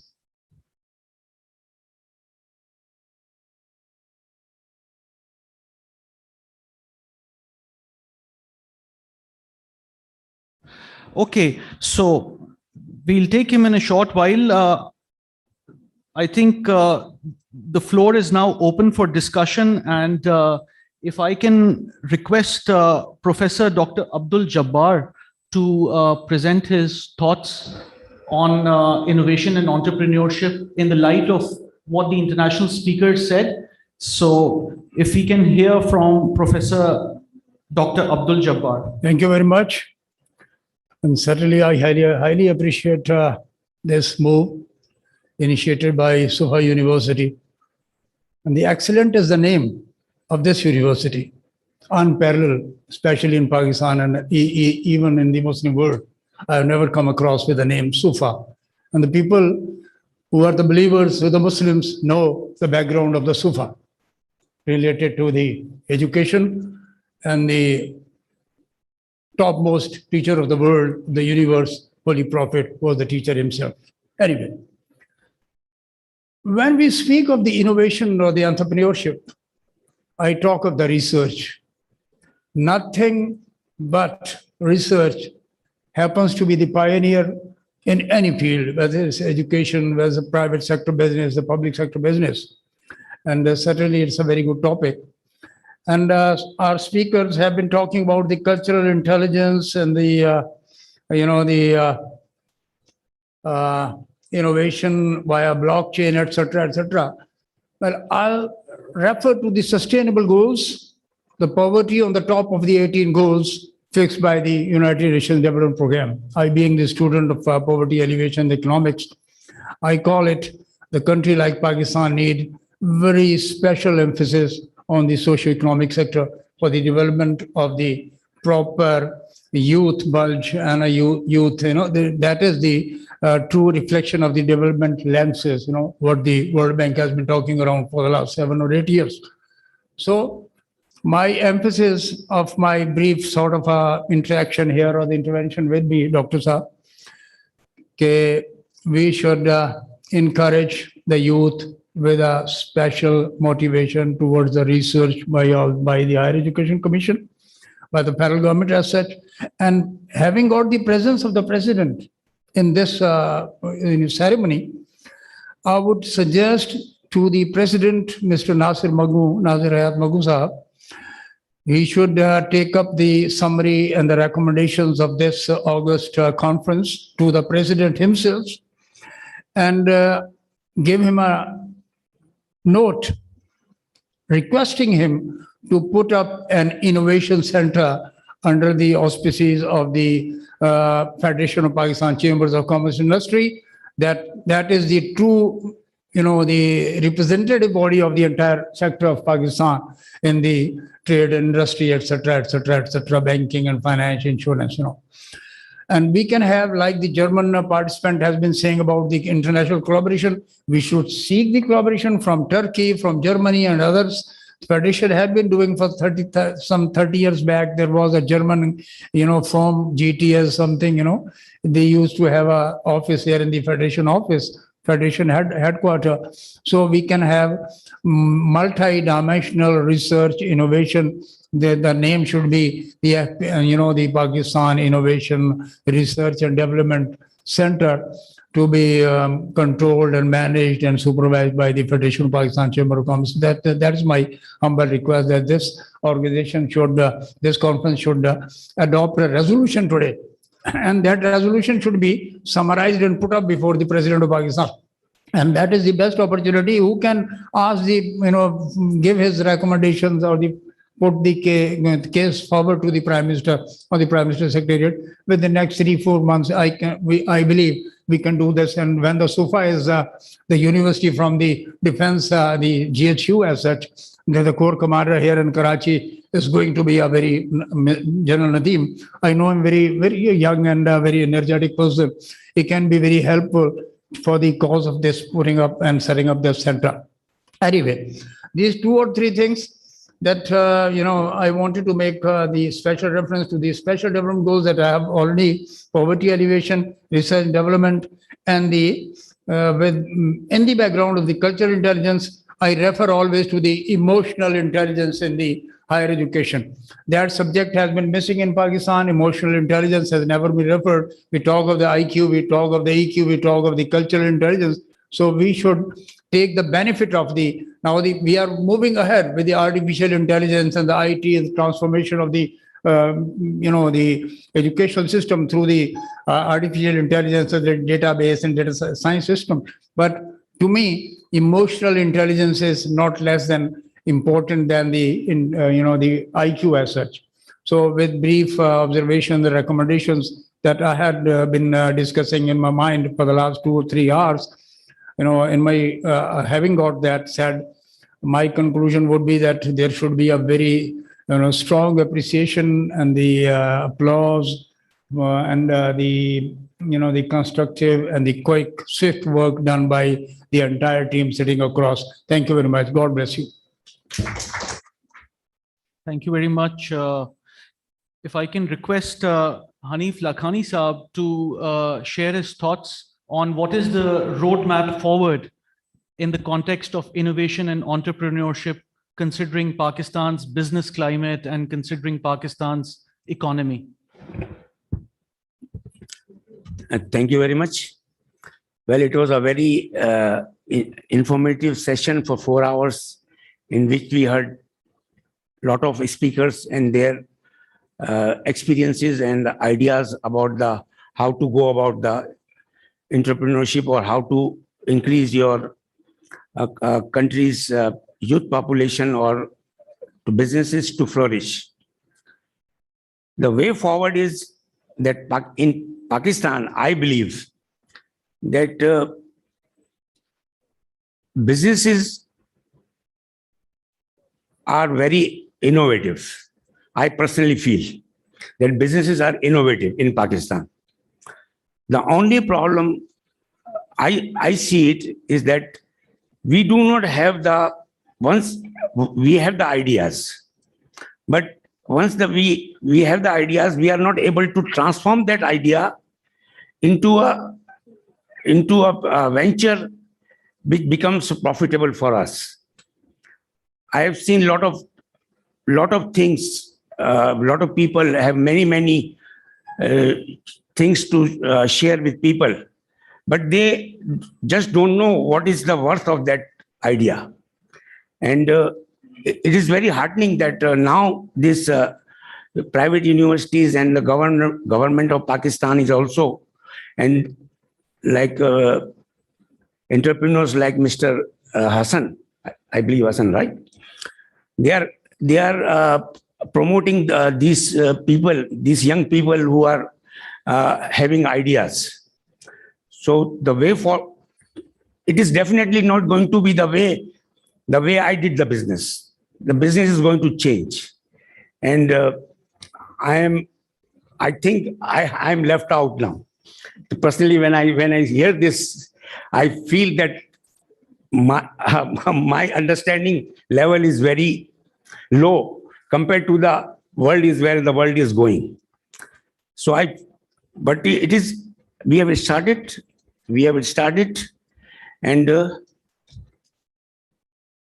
we have started to work on this, and I believe that it is very also very important that now the universities are also feeling that they need to produce students, and the graduates coming out of the universities to just not a person who has knowledge of accounting or finance or something or like that, but they are creating innovation in their mind. This is very important, I think, and it is. I also like to, at this point of time, that in FPCCI we have last year we started this project, which is going to be the PAG business platform. On this platform, we are going to register all the businesses who are members of association, so that there is a since last year, 1 year, there is a lot of interest in with e-commerce, and in Federation we felt that e-commerce is going to be a area where we can develop a lot. So we have we started work on this, and we are ready to launch this Park Business 4 platform, where all the businesses will be joined together for e-commerce. This is what I wanted to add. Thank you, and thank you very much. Thank you very much, Hanif Lakhani Saab. I'd now like to very briefly request Dr. Iram Sabah to give her response. And there's a question from one of the audience members. You spoke on fintech, and the question is that how would you rate the state of innovation in the fintech infrastructure in Pakistan on a scale from 1 to 10, 10 being excellent? Where do we stand? And very briefly, what is the future course to take for improvement? Thank you so much, Dr. Asad. Whoever asked this question, that's a very good question, and I would like to rate, this is my personal, rating that I'm going to give, that we are here somewhere around 5 to 6. I mean, brother, I'm very optimistic. It is 3 to 4 from there. So what we should do more, what we need to do, we need to have strong collaboration. I am very strong proponent of collaboration between State Bank and SSCP. The reason is because unless the regulators are together, we can't do anything. We can't provide the infrastructure to the system. They will ask the Ministry of Commerce, they will ask the Ministry of Finance, but at the same time, apart from these ministries, the regulators need to do it. So, because I work in SCCP and I am from State Bank, I love both institutions and I want to bridge the gap between these two institutions, and I want to give the government more support to these institutions so that they can decide what is good and what is not and how they can move forward. Another thing, Dr. Just very briefly, because I have given the presentation, I want to share that we need more women on board. Yes. So businesses are, we need more collaboration. Why we need more collaboration? You see, first we need to have academician on board, and then apart from academician, we need a woman on board. The women, they bring the new dimension. And males, they have a different dimension. And as a female, you're talking about 50% of the population of Pakistan, the chance speaker population, जिन्होंने decision नहीं करने, घर नहीं चलाने. So if somebody who is aware कि घर कैसे चल रहा है, they are able to manage. बड़े businesses को भी वही लेके जाएंगे. Otherwise, आपने कभी बस में travel नहीं किया, आप एक आम पाकिस्तानी की problem को कैसे understand कर सकते हैं? How you are going to innovate, right? कि एक female बस में कैसे सफर करती है, या एक male भी. I mean, I'm not talking about so much about gender. I have so much respect for my colleagues, for my, panelists and all of you. We need to bring innovative ideas. And for that, we need to bring people जिनको पहले मौका नहीं मिला. आज अगर मौका देंगे, तो you will see the changes in the country, inshallah. Thank you, Dr. Thank you very much, Dr. Iram Sabah. Mr. Syed Hassan, we heard your wonderful presentation and we heard you speak. There is a question for you from the audience, that apart from engaging the overseas Pakistanis in the innovation and entrepreneurship ecosystem, what other solutions would you propose to leapfrog innovation and entrepreneurship into the next level? Your thoughts, please. जी बिल्कुल, thank you. एक और अल्लामा इकबाल का शेर है, महरूम रहा दौलते दरिया से वो गव्वास, करता नहीं जो सोहबते साहिल से किनारा. कि वो गोता लगाने वाला जो साहिल के ऊपर खड़ा रहे और गोता ना लगाए जाके, तो उसको कौन से मोती मिलने. तो एंटरप्रेन्योरशिप की जब हम बात कर रहे हैं या इनोवेशन की हम जब बात कर रहे हैं, तो सबसे पहले you have to be able to take a chance. You have to go outside your comfort zone. और ये हमारे मुआशरे के अंदर बनाया नहीं गया. हमारा मुआशरा इस तरह बनाया गया है कि हम हर बच्चे को छोटे से लेकर बड़े तक की खौफ पैदा करते हैं उसके दिल में. बस जैसा माँ बाप ने कहा है वैसा करो, जैसा टीचर कह रहा है वैसा करो. क्लास के अंदर आते हैं बच्चे, बोलते नहीं हैं. मैं क्लास में जाता हूँ कभी लेक्चर देने के लिए, तो मैं परेशान हो जाता हूँ. मुझे आधा घंटा लगता है खाली उनको वार्म अप करके कि वो ये कंफर्टेबल फील करें कि वो कुछ कह सकते हैं. सो अगर आप पूछें कि मैं क्या चेंज करना चाहूँगा पाकिस्तान में, तो नंबर 1 चीज़ ये थिंकिंग है. और ये थिंकिंग जो है वो बेसिकली इसका ताल्लुक आज़ादी से, दिमाग की आज़ादी से. इसका ताल्लुक हायरार्किकल मुआशरे से निकल कर एक ऐसे मुआशरे के अंदर जिसमें सब लोग बराबर हैं, वहां जाना है. और हम उसमें हायरार्की पैदा करने की कोशिश करते हैं. तो एक तो ये बात है. दूसरी बात ये है कि हमारा जो क्या कहते हैं मुआशरा है, उसके साथ साथ जो हमारी तरबियत है, जो तालीम है, वो भी हमारे दिमाग को उसी डायरेक्शन के अंदर लेके जाती है. तो उसके ऊपर भी हमें तवज्जो करने की ज़रूरत है. यूनिवर्सिटीज़ अब काफ़ी आगे बढ़ रही हैं. मैं आपको सिर्फ इससे बता देता हूँ कि हमारे पास इस वक्त 90,000 बच्चे हैं पूरे पाकिस्तान में, जो किसी ने, मैंने कहीं जाके बड़े बड़े एडवर्टीजमेंट नहीं डाले, ना कुछ किया. 90,000 बच्चे हैं इस वक्त हमारे पास पूरे पाकिस्तान में जो एंटरप्रेन्योर बनना चाहते हैं. तो कोई कमी नहीं. तो ये दिमाग की आज़ादी जो है ना, ये बहुत ज़रूरी है, जिसके अंदर हम उनको ये और फिर उसके बाद उनके पीछे वो सपोर्ट. मैं किसी को कहूँ दरिया में कूद जाओ जाके, और आगे मैं उसको कोई स्किल्स नहीं दे रहा हूँ कि वो दरिया में कूदेगा तो क्या करेगा. तो लिहाजा किसी को कहें कि भाई दरिया में कूद जाओ, तो उसके साथ उसको ये भी बताएं कि तैरना कैसे. तो वो पार्ट मिसिंग है पाकिस्तान के अंदर लार्ज स्केल के ऊपर, क्योंकि जो ज़्यादातर एंटरप्रेन्योरशिप की ट्रेनिंग है यूनिवर्सिटीज़ के अंदर वो या तो बिजनेस वाले लेते हैं या अब जाके थोड़ा बहुत शुरू हुआ है, तो माशाल्लाह ये that is a good thing. और तीसरा पार्ट जो लीफ फ्रॉग करने का है ना, उसका ताल्लुक आज से 1400 साल पहले है। मैं सबको बताता हूँ, हजरत अली रज़ी अल्लाह ताला अन्हु का कौल है कि इल्म वो दौलत है जिसको जितना खर्च करो उतना बढ़ती है। आपको पता है दुनिया के अंदर इस वक्त सबसे बड़ा ट्रांजिशन जिससे हम गुजर रहे हैं, जो हमें नजर भी नहीं आ रहा है, एक ट्रांजिशन है जिसको हम कह रहे हैं कि इंडस्ट्रियल एज से नॉलेज एज के अंदर ट्रांजिशन। नॉलेज एज के अंदर सबसे इंपॉर्टेंट तरीन चीज क्या है? नॉलेज कैसे बनती है? नॉलेज बनती है तो उसकी दो चीजें हैं, जैसा इरम ने कहा, कोलैबोरेशन। आप जब तक कि आप किसी बंद कमरे में डार्क रूम में जाकर नॉलेज नहीं क्रिएट कर सकते, आप फिलसफा क्रिएट कर सकते हैं डार्क रूम में जाके, लेकिन अगर आपने नॉलेज क्रिएट करनी है तो आपने दुनिया में आना है। दुनिया में आना है तो आपने कोलैबोरेट करना है। पाकिस्तान में कोलैबोरेशन का बहुत फुकदान है। तो जो आप कह रहे हैं लीफ फ्रॉग, तो ये एक तीसरी प्रॉब्लम है जिसको हमने सॉल्व करना है। We should encourage collaboration at the highest level. Pakistan के अंदर मैंने अब तक की कोई इदारा गवर्नमेंट का ऐसा नहीं देखा जो ओपन हो फॉर कोलैबोरेशन। ये मैं आपको हकीकत बता रहा हूँ, मैं खुद काम कर रहा हूँ गवर्नमेंट के साथ दिन रात, और मैं हर वक्त बात करता हूँ। और गवर्नमेंट को इसके अंदर काम करना चाहिए और उसके साथ बिजनेसेस को भी इनकरेज करना चाहिए कि कोलैबोरेशन हो। और वहां पे आके थोड़ा सा हम लोग अपने जो है ना वो टर्फ के बारे में सोचते हैं, तो we have to just open up little bit, और उसके आगे उसके जो बेनिफिट्स हैं वो बहुत सारे हैं। तो ये तीन चीजें। Thank you very much, Sayyid Hassan Saab. Changing paradigms and changing mindsets with the right skill set. I think that was the key takeaway. I would now like to give the floor to the panel chair, Professor Dr. Mohammad Afzal Haq, once again for any concluding remarks with regards to policy recommendations. Sir very nicely summarized all the policy recommendations. Any concluding remarks from the panel chair? Sir, the floor is yours.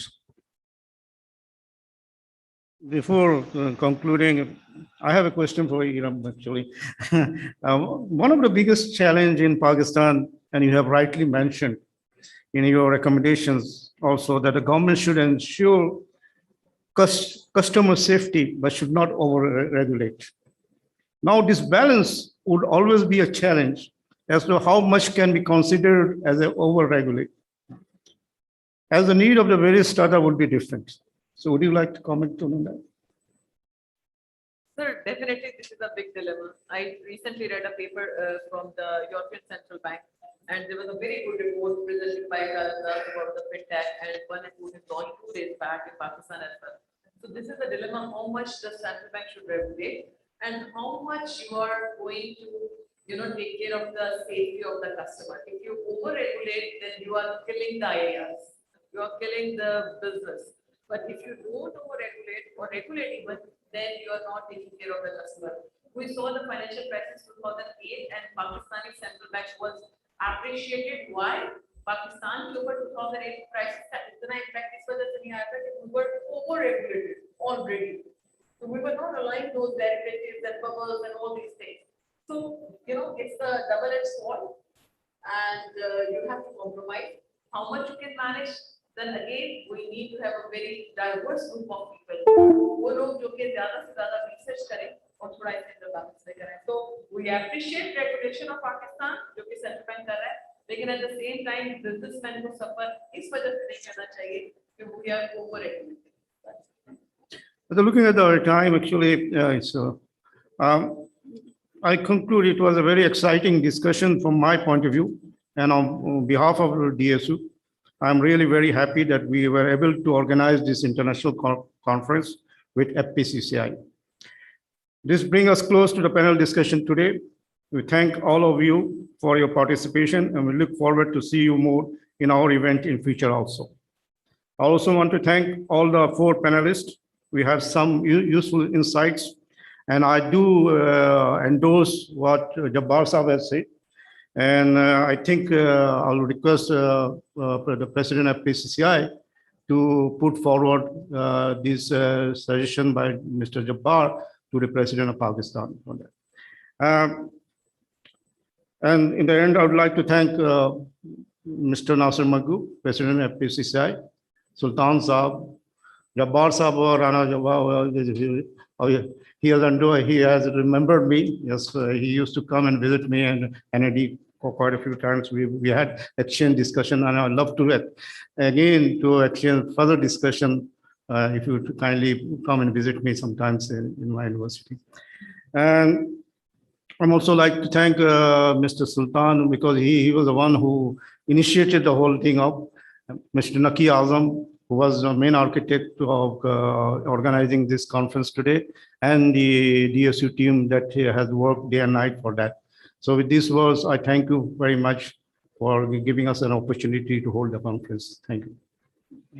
Thank you very much, Professor Dr. Muhammad Afzal Haq, and thank you to all the panelists, Mr. Syed Hassan, Dr. Iram Sabah, Professor Dr. Abdul Jabbar, and Mr. Hanif Lakhani. And taking this opportunity, I would like to invite Mr. Hanif Lakhani on the rostrum to give a vote of thanks. Vice President FPCCI, Mr. Muhammad Hanif Lakhani, ladies and gentlemen.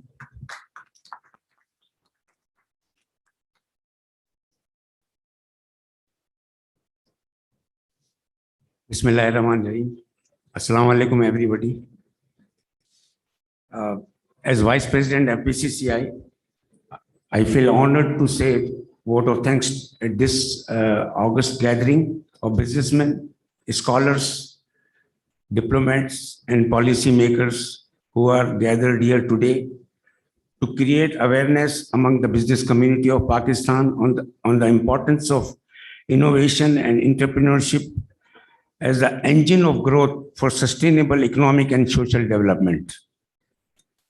It was enlightening to listen to eminent speakers from around the world sharing their insight, knowledge, and experiences for the benefit of business community of Pakistan and the world.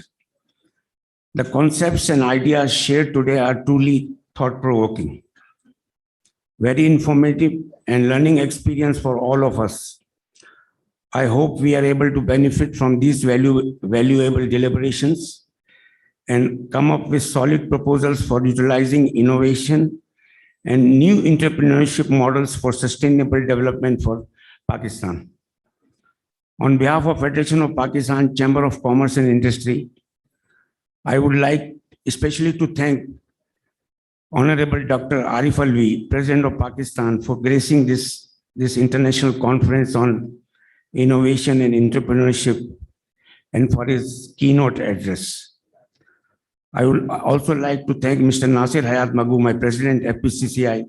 Special thanks for taking this initiative.